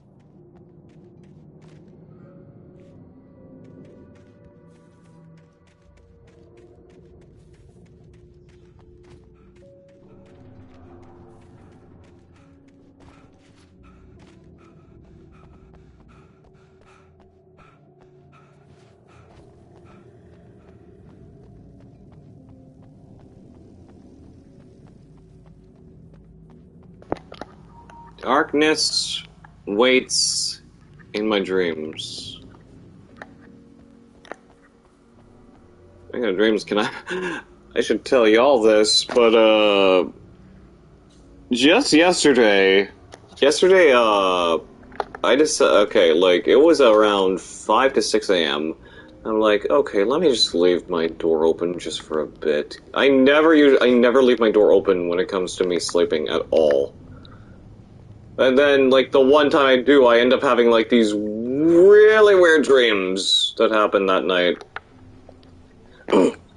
Like, some I can, like, it looked very vague, but then I end up seeing, like, my mother in the dream where, and it's basically, we're in our house, and then I end up seeing my dad, like, just out the hall where the stairs are, and such. And then when I try to go after him, he just disappears in an instant. Rule number 1, never go out at night.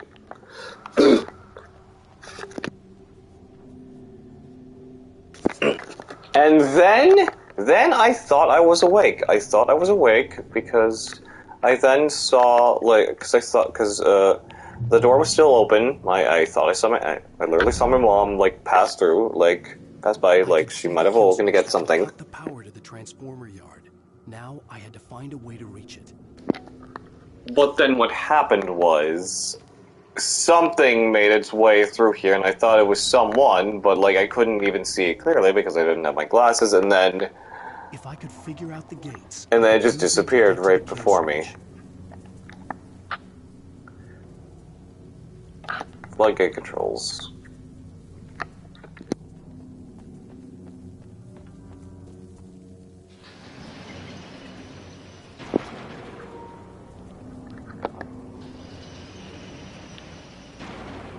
That was easy.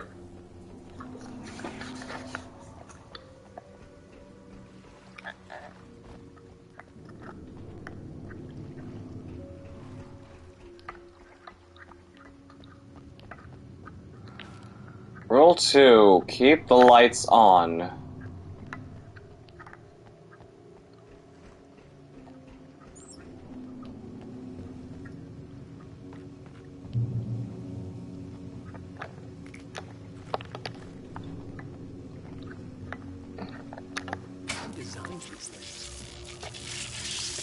Wait a minute, what is this? Oh, the Master of Floodgates, what the heck? Who else has seen these?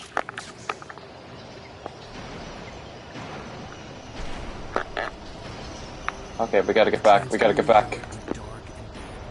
Weaver's water pipe passage should now be good to go.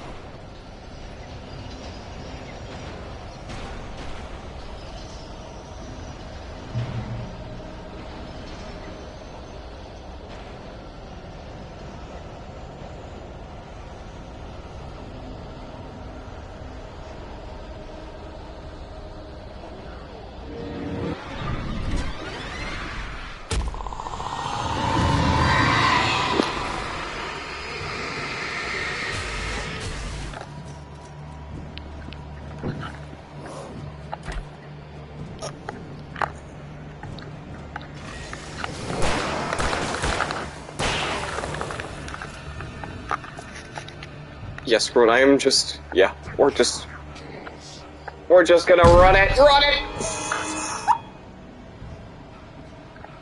Oh no.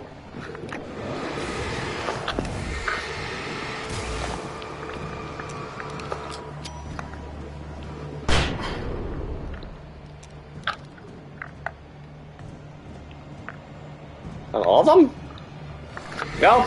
Still a few of you left. Including the big guy with the frickin' chainsaw, of course.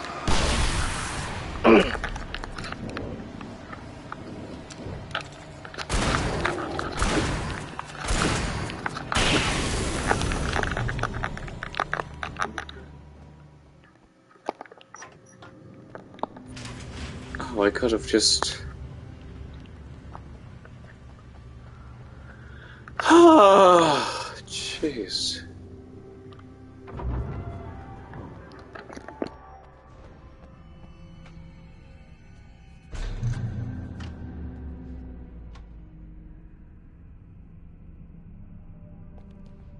This way, young man. Follow me. Come, come. The pipe's empty now. We're ready to go. This way. We need to go. I knew them both, Tom and Barbara. I had such a crush on him. Such a beautiful man. I was jealous. There was a part of me that was maybe a little glad when she had the accident. And then Tom started writing and woke the darkness up. He tried to bring her back, but you can't do that. There are no free rides like that. I'm starting to realize that. In that case, young man, perhaps you're a smarter man than Tom was. The witch looked like her, but it wasn't. Barbara was sweet. He didn't understand until it was too late. He tried to undo it, wrote himself, her, everything he'd ever written out of the world. Oh, he was so famous. And afterward, no one knew. Oh, Tom. He left only one thing behind in my game, in case it happened again. Insurance. He trusted me. Or perhaps used me a little. Tom knew how I felt.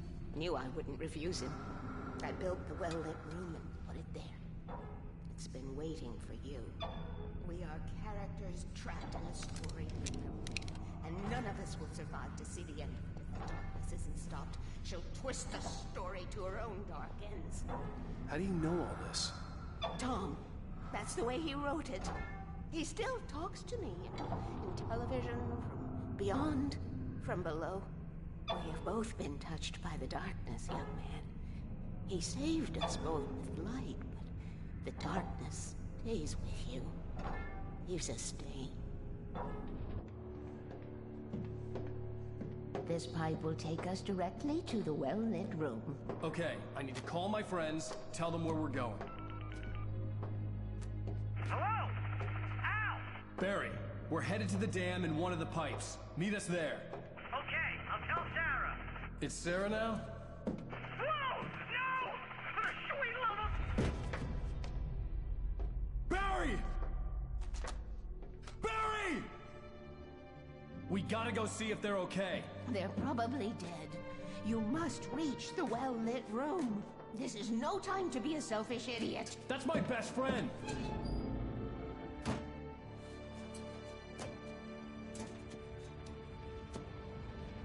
Well, be a fool. I'll use the pipe. I'll meet you at the dam if you make it.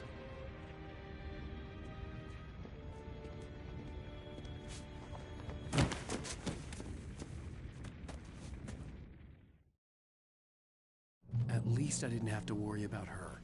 She knew how to stay safe.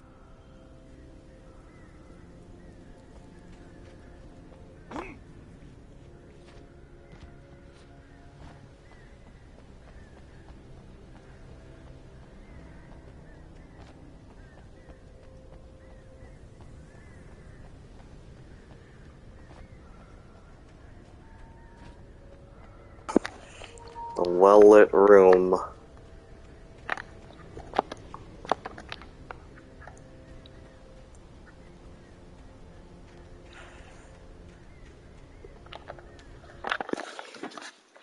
Sarah was almost starting to relax. Maybe they could turn this into a win yet. Suddenly, there was a piercing sound, like a table saw gone wild, as 100 birds made out of shadows swarmed into the rotor. The chopper bucked wildly and the board lit up, telling her what she already knew. They were going down. Barry Wheeler screamed next to her.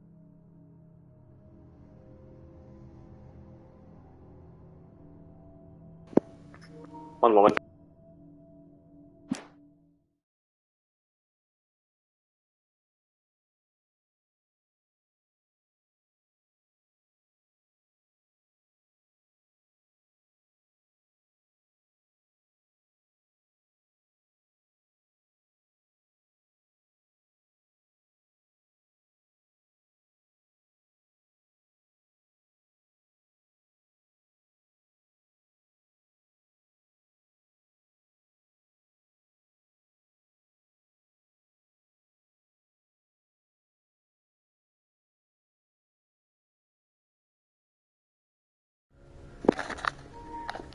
Alright, sorry about that. Someone pinged me.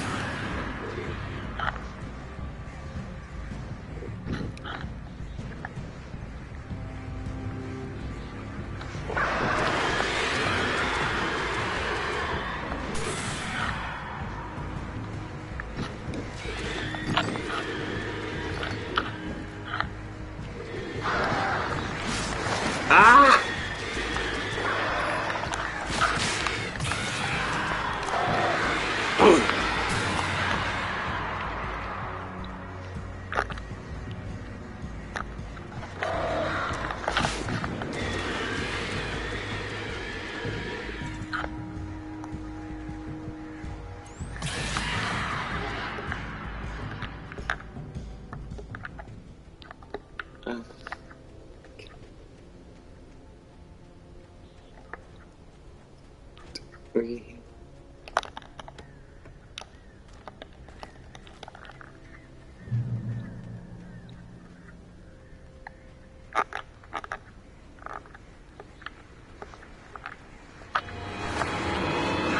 again.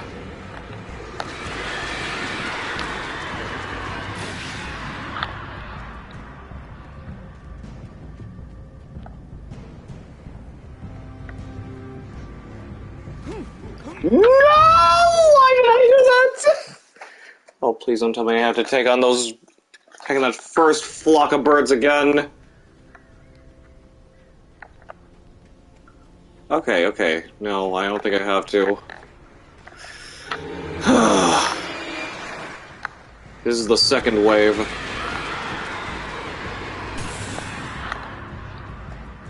Okay. This time, do not screw this up crossing this.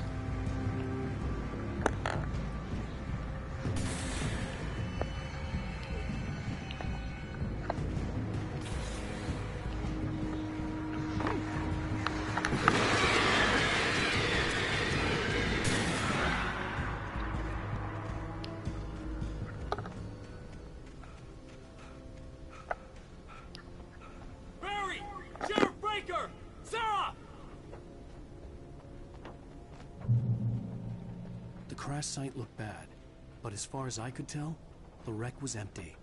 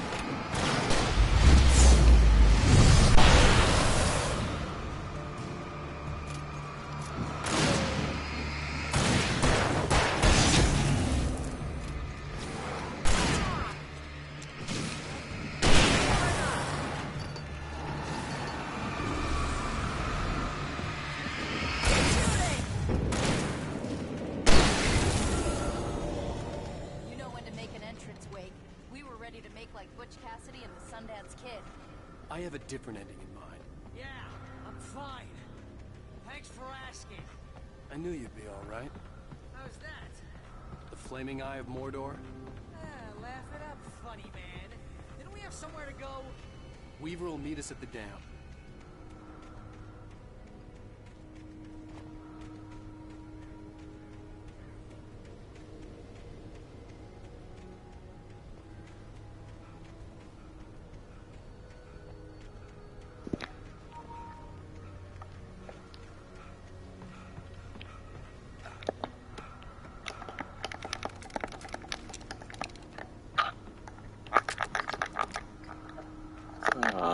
Wait, what's around here?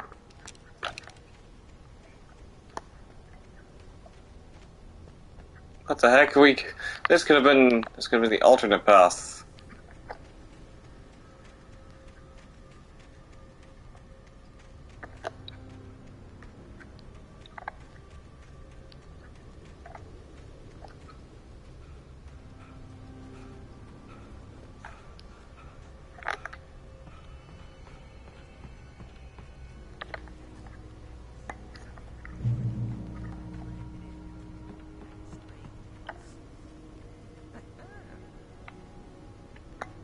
Ah, damn it. Well, I missed another joke from Barry.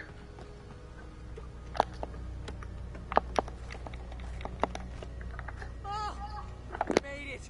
We're not dead. Oh, I should have kept that gym membership. You see those lights? That's the elevator we need to take.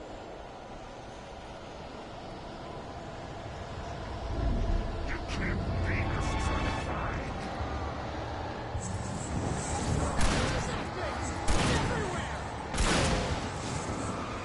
Crap, there's more than one of them! Nothing moves like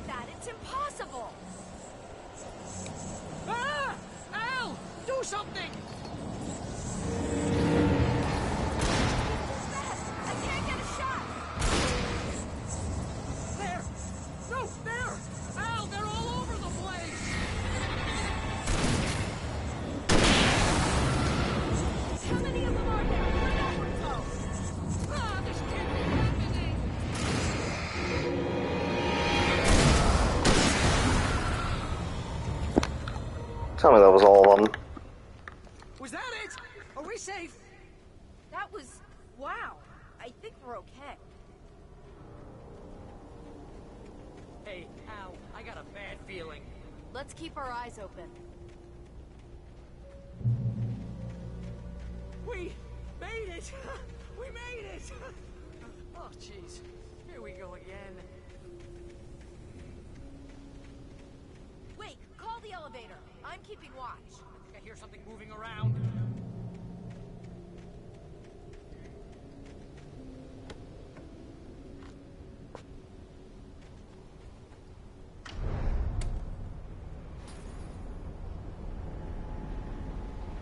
Heads up! Here they come! Oh no! Oh no! Coming! We need to hold them off! Shooting!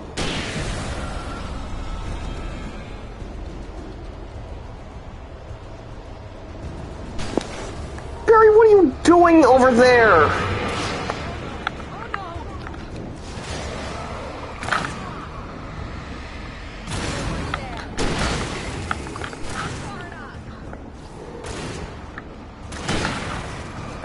I swear this is the slowest elevator in the world!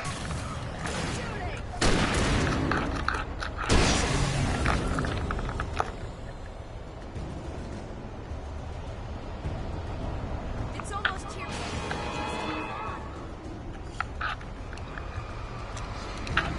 Hands off!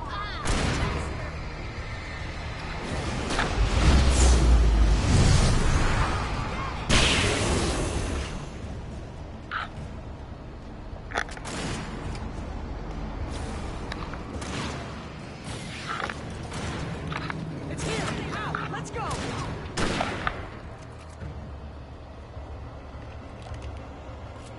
Al.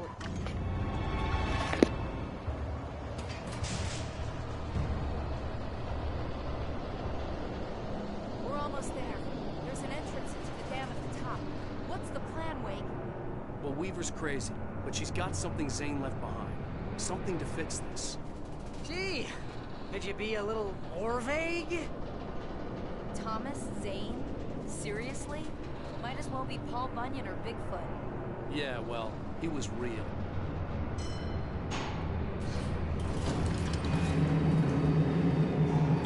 Let's be careful, okay? Oh, jeez, I hate this.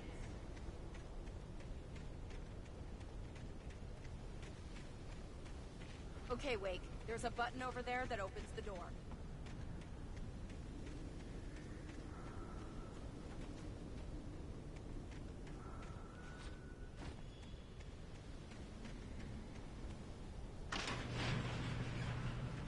I think something's broken. Hold the button down so we can get in.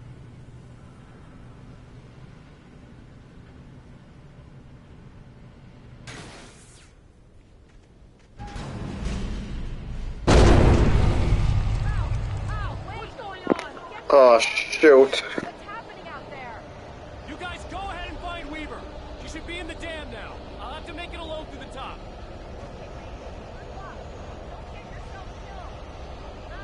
Please, be careful.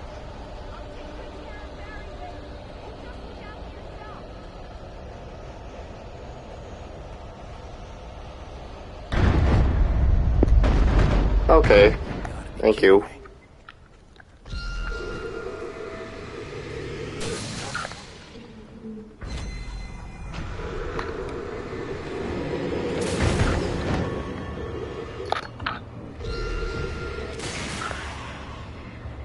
Down, boy.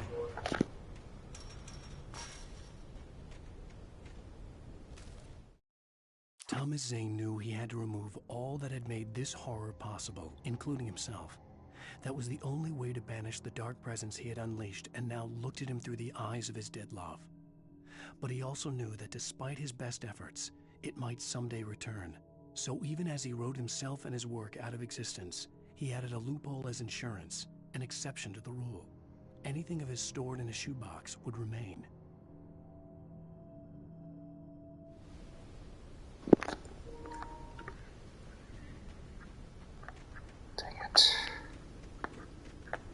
Didn't notice my feed was frozen for a bit, but it was like... but the stream was still going, though, right?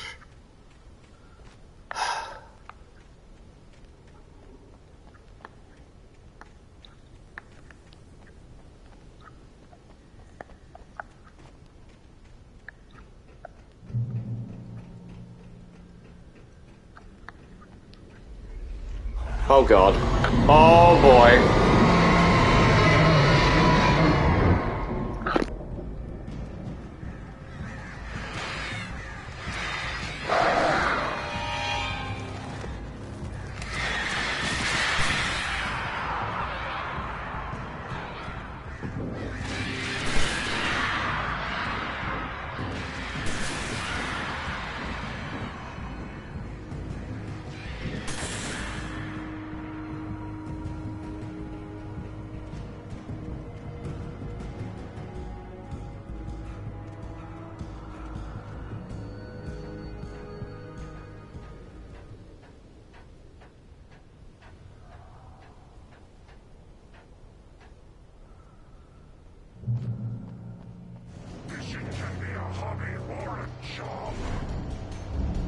I was ridiculously outnumbered. The searchlight could easily.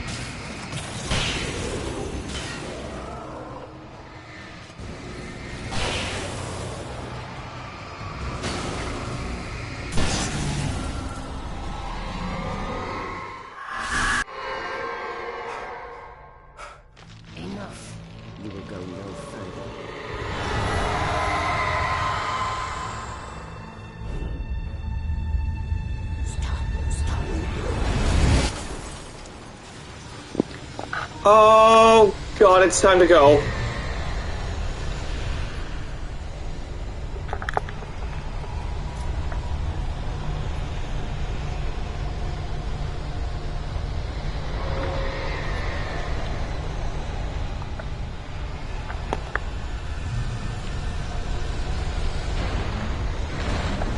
Oh god, oh god, oh god! I'm lagging behind! I'm lagging behind!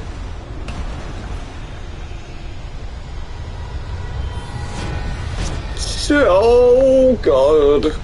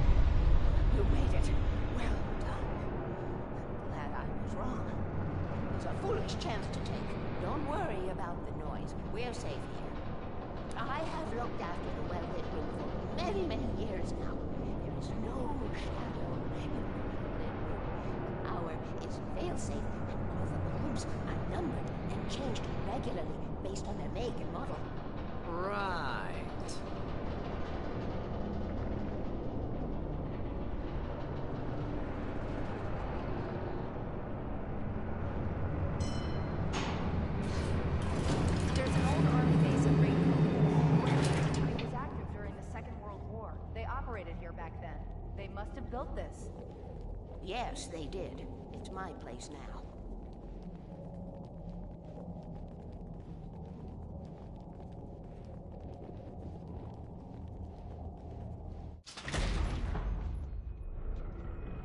take it, then I won't need to worry about the room anymore, because 6 and 33 and 118 need changing soon, and I don't want to climb up the ladder to change them because it's very late, and I'm tired. And if you take it, I won't have to do that anymore. The page was autobiographical, a memory from my childhood. But I didn't write this. It was a page written by Thomas Zane. None of them were supposed to exist anymore. Alan, 7 years old, would fight sleep to the bitter end. When he did sleep, he soon woke up, screaming, the nightmares fresh in his mind. One evening, his mother, sitting by his bed, offered him an old light switch. She called it the clicker, and flicking the switch would turn on a magical light that would drive the beast away. To imbue the talisman with all possible power, she added that it had been given to her by Alan's father. Alan never knew him, and anything of his took on mythical proportions in his mind. With the clicker firmly in his hand, Alan finally slept like a baby. Now, almost 30 years later, Alan thought of this as he stood on the rim of Cauldron Lake, the clicker in his hand. He took a deep breath and jumped. My mind swirled. I'd given the clicker to Alice, yet it was here. Zane had written it into existence, in a story I had written. I can get to her now. I can finish this.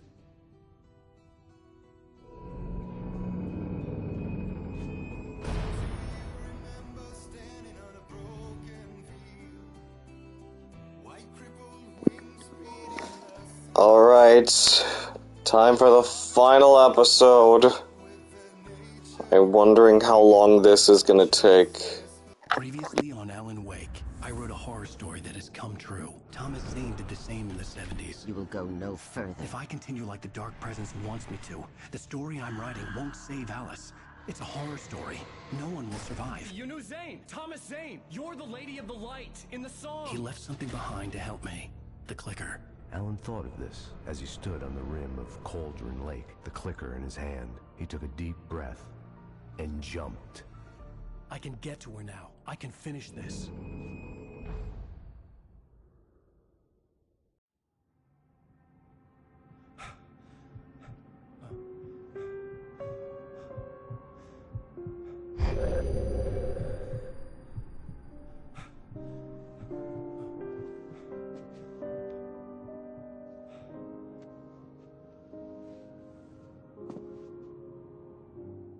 I had a hangover.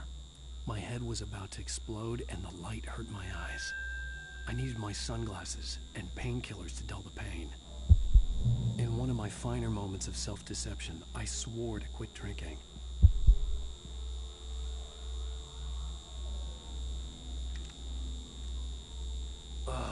The sunglasses made the world look bearable.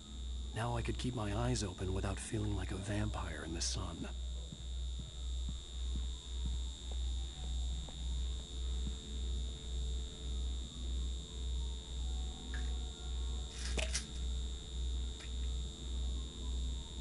The pills worked fast. The prospect of being awake started to seem bearable again.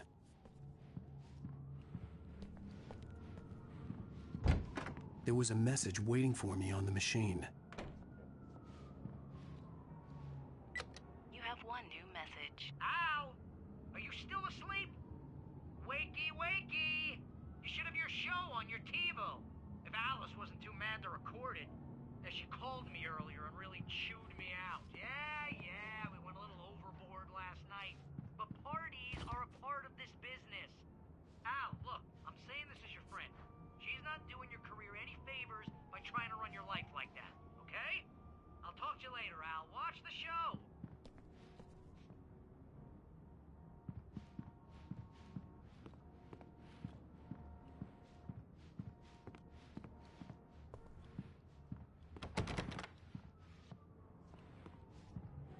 I'd been a guest on the talk show the previous night, talking about my latest book. The show was supposed to be waiting for me on our TiVo. I call it a TiVo.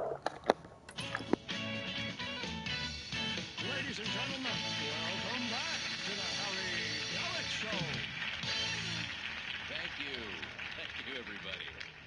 We have a great show tonight. I've been talking with the best-selling author Alan Wake about his new book, The Sudden Stop. Yeah, good read. Go buy it. No, it is a good read. Look, I'm gonna be honest here. Is that wise? No, but I'm gonna do it anyway. I got people who give me the lowdown on books. I'm a busy guy. But this one, I actually read from cover to cover. I mean, I'm a big fan. Wow, thanks. Now, this might be a spoiler for those who haven't read the book yet. Based on the sales figures, the 2 people out there who haven't read the book yet.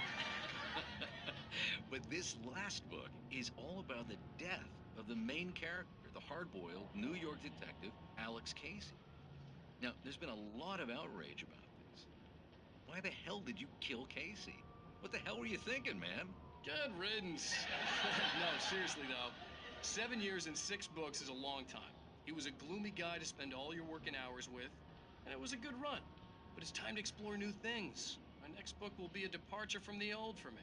You selfish bastard, always thinking of yourself. Well, you've certainly given us a lot of entertainment over the years. And now that you mention it, Casey was a gloomy guy. Never had much luck with his love life with the ladies. Was that autobiographical in any way? Yeah, no kidding. Casey's lady friends tended to die on him. With Casey, it was all about his pain. No, nothing autobiographical about that. I'm a happily married man. My wife is my muse. Well, congratulations. That's great to hear. So, how's the publicity tour been treating you? Good. Great. But I gotta say, I'm glad to be back home in New York. Well, you've certainly been on the news a lot lately. Lots of parties and, you got into a fight with some paparazzi. Oh, man. Well, that guy was really in my face. I lost my temper. I know that wasn't cool. You are famous for that temper. Well, I did also write several books. Well, your latest novel is called The Sudden Stop, and it's in bookstores now. Go get it. That means the 2 of you out there who haven't bought it yet. Ladies and gentlemen, that's all we have for you tonight. I want to thank all our guests for the evening. Alan Wake, Sam Lake. Once more, do the face for us, Sam. Oh my god, it's Sam Lake. Poets of the Fall. Thank you. At least I'd been funny. I told myself I could live with that. I didn't say anything stupid if that's what you want to know. Are you going to start with me about drinking now? You know what? Go back to sleep, Alan.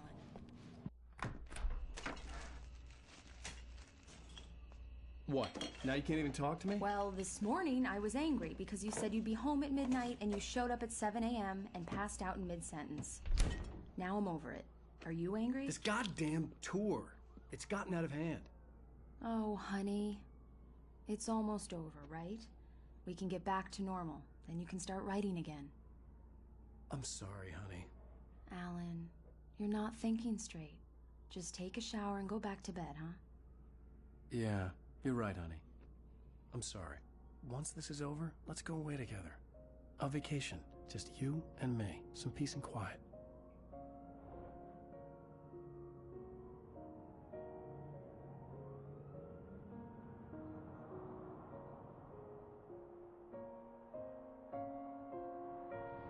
Somehow, the clicker was the key to the cabin. I had to return to Cauldron Lake to save Alice.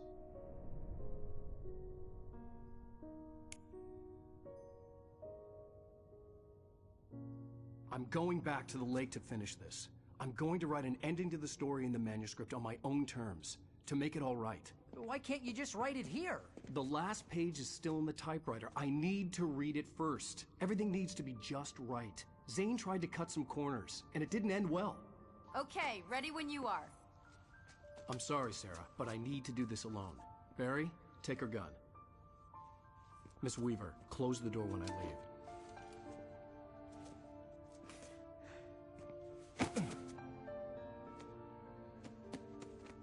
Good luck, Al. See you later.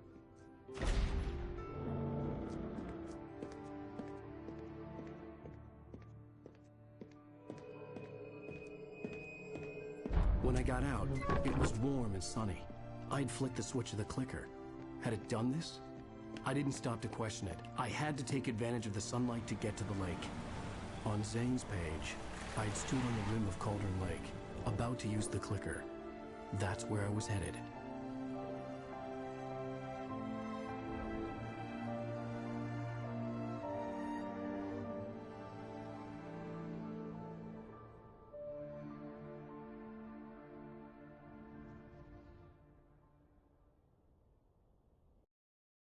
Alone, in daylight, surrounded by the beauty of the Pacific Northwest landscape, it was hard not to let doubt creep in one last time. I could still chalk everything up to a dream, a delusion.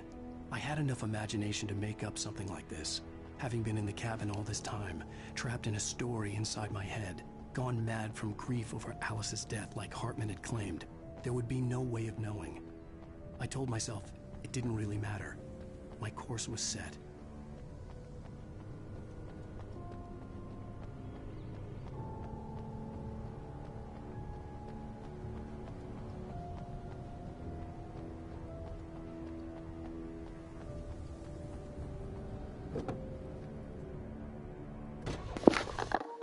Right now, of course, this was the only page I was missing.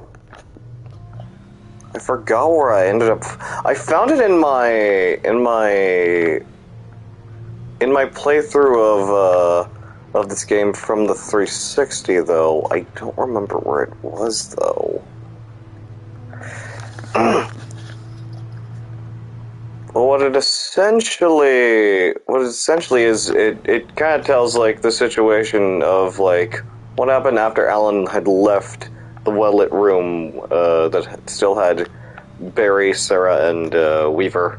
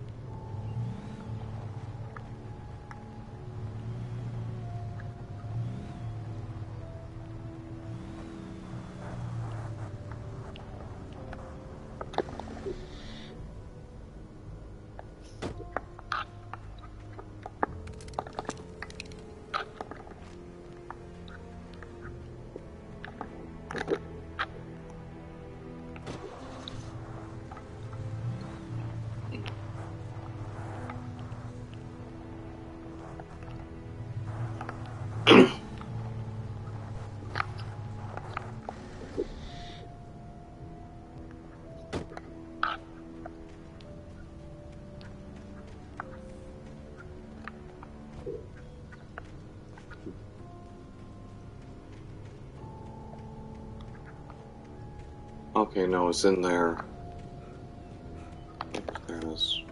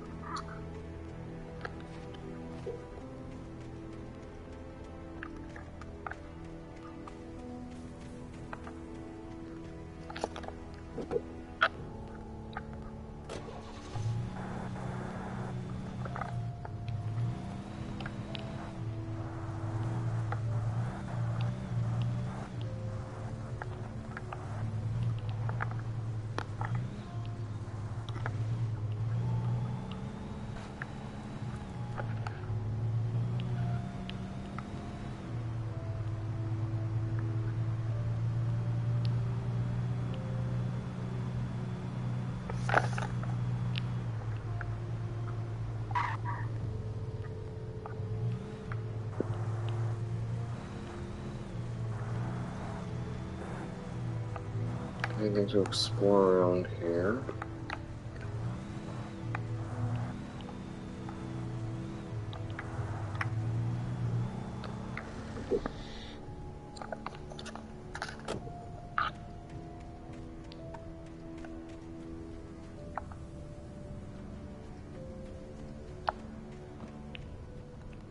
Why would it be out here?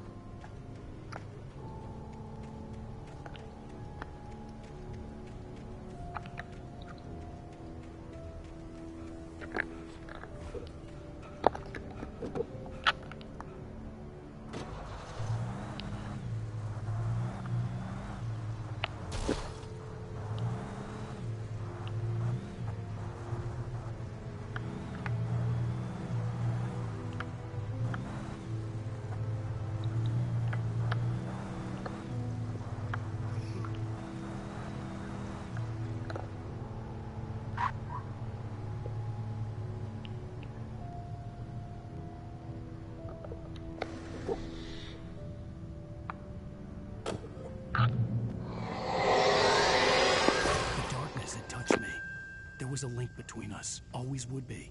I could feel its presence again, getting closer.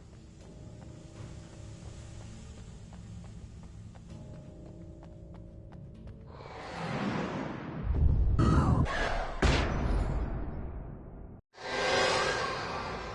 will kill your wife.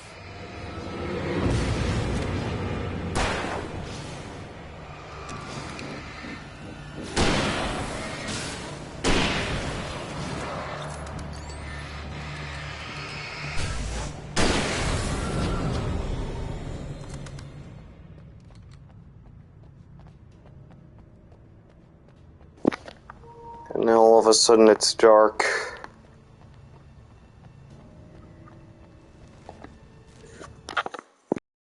The dark presence was no longer trying to capture the rider so he could create the ending it wanted. The rider knew too much. He was too strong. And he carried a weapon left behind by Thomas Zane, something that could hurt it. Now, the darkness was doing everything in its power to simply stop the rider from ever reaching Cauldron Lake and the dark place it came from.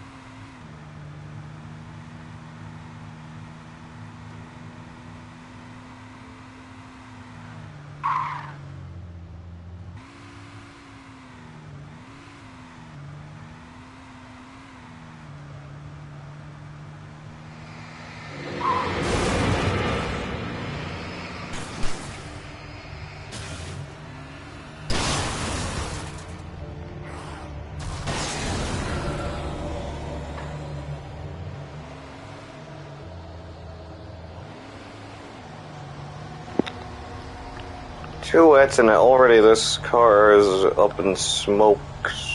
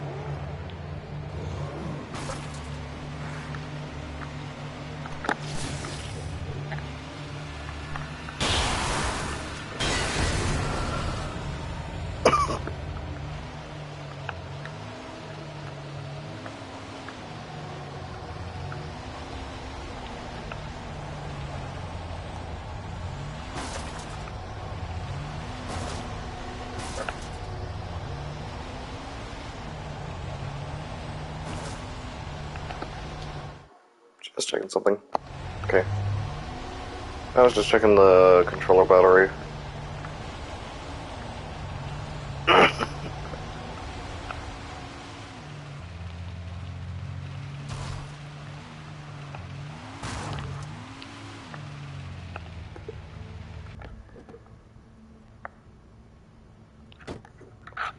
This place again? It's a Majestic Motel.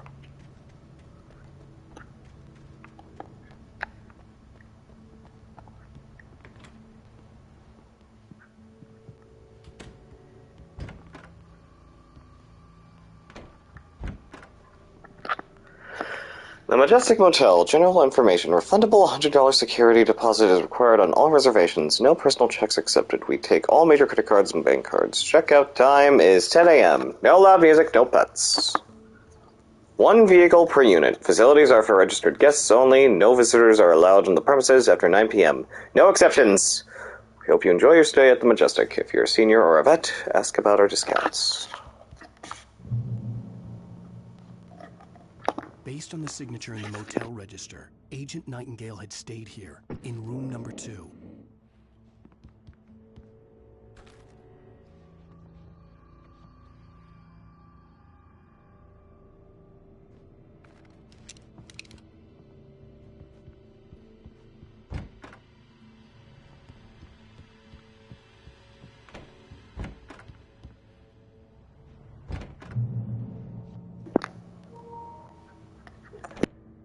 This had obviously been the room where Agent Nightingale had stayed when he hadn't been busy harassing me. Let's see. Wine. Book of Hartman. Whole bunch of photos involving citizens of... There's Barry?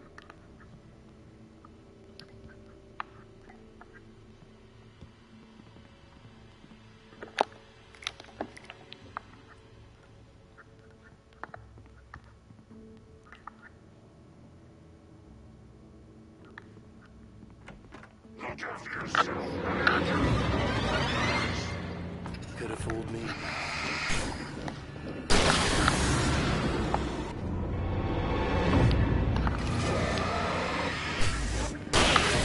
Why is the double-barreled powerful than the pump action? I don't get it.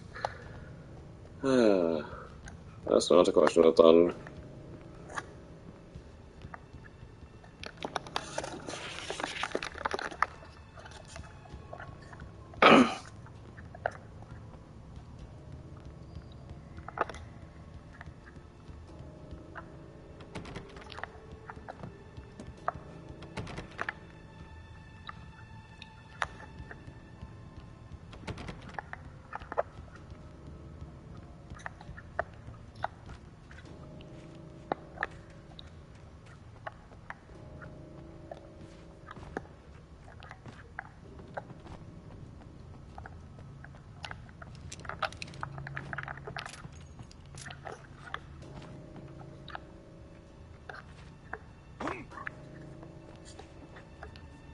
What else is around here?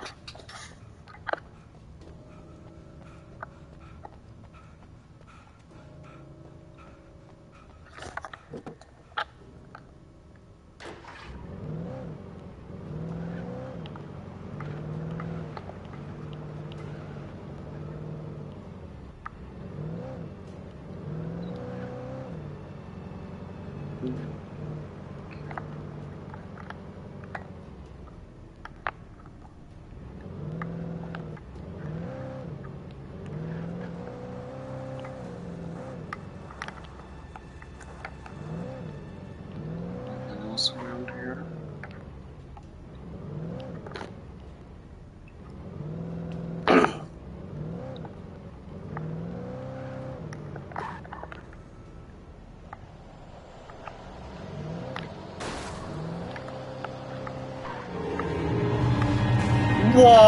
Oh god.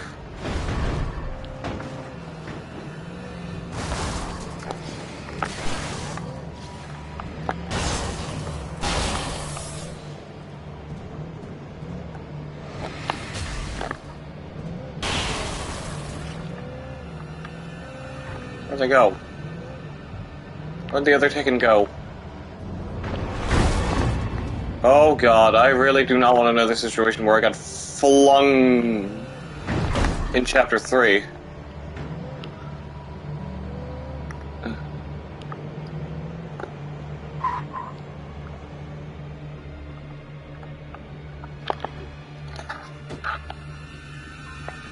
This one's another walk over to the...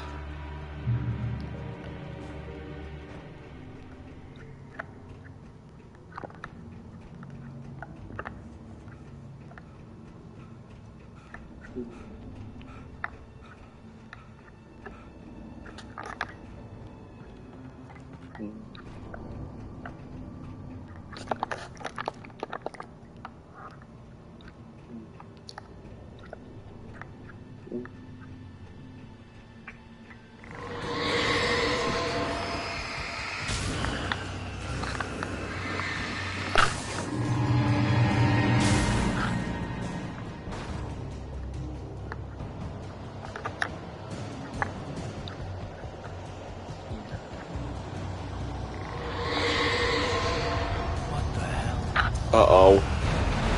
Oh, no.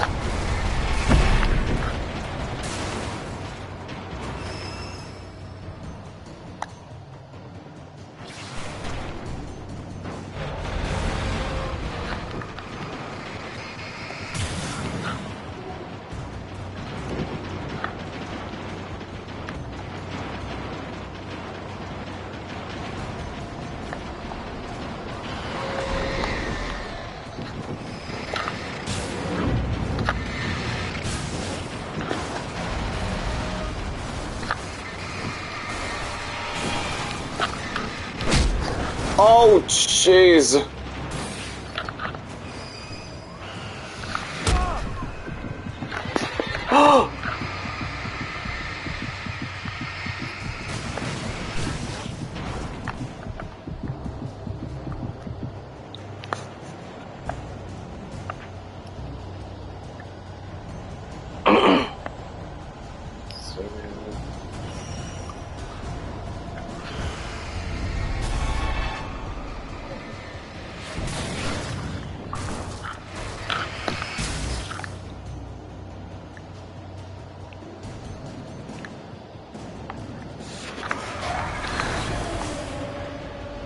Oh god.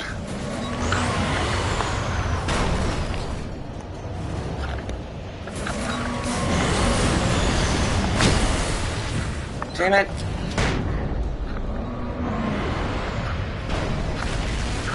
There we go.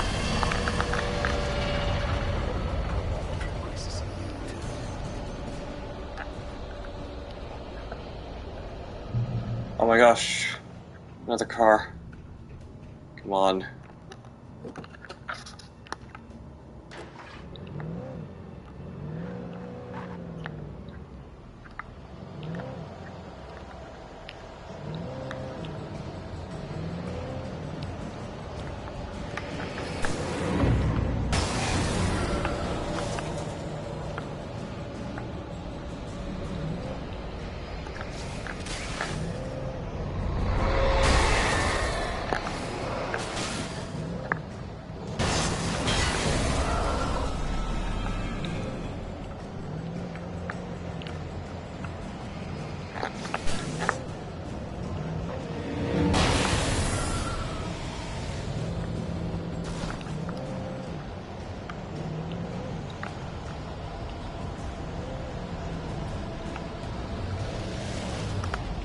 Uh-oh.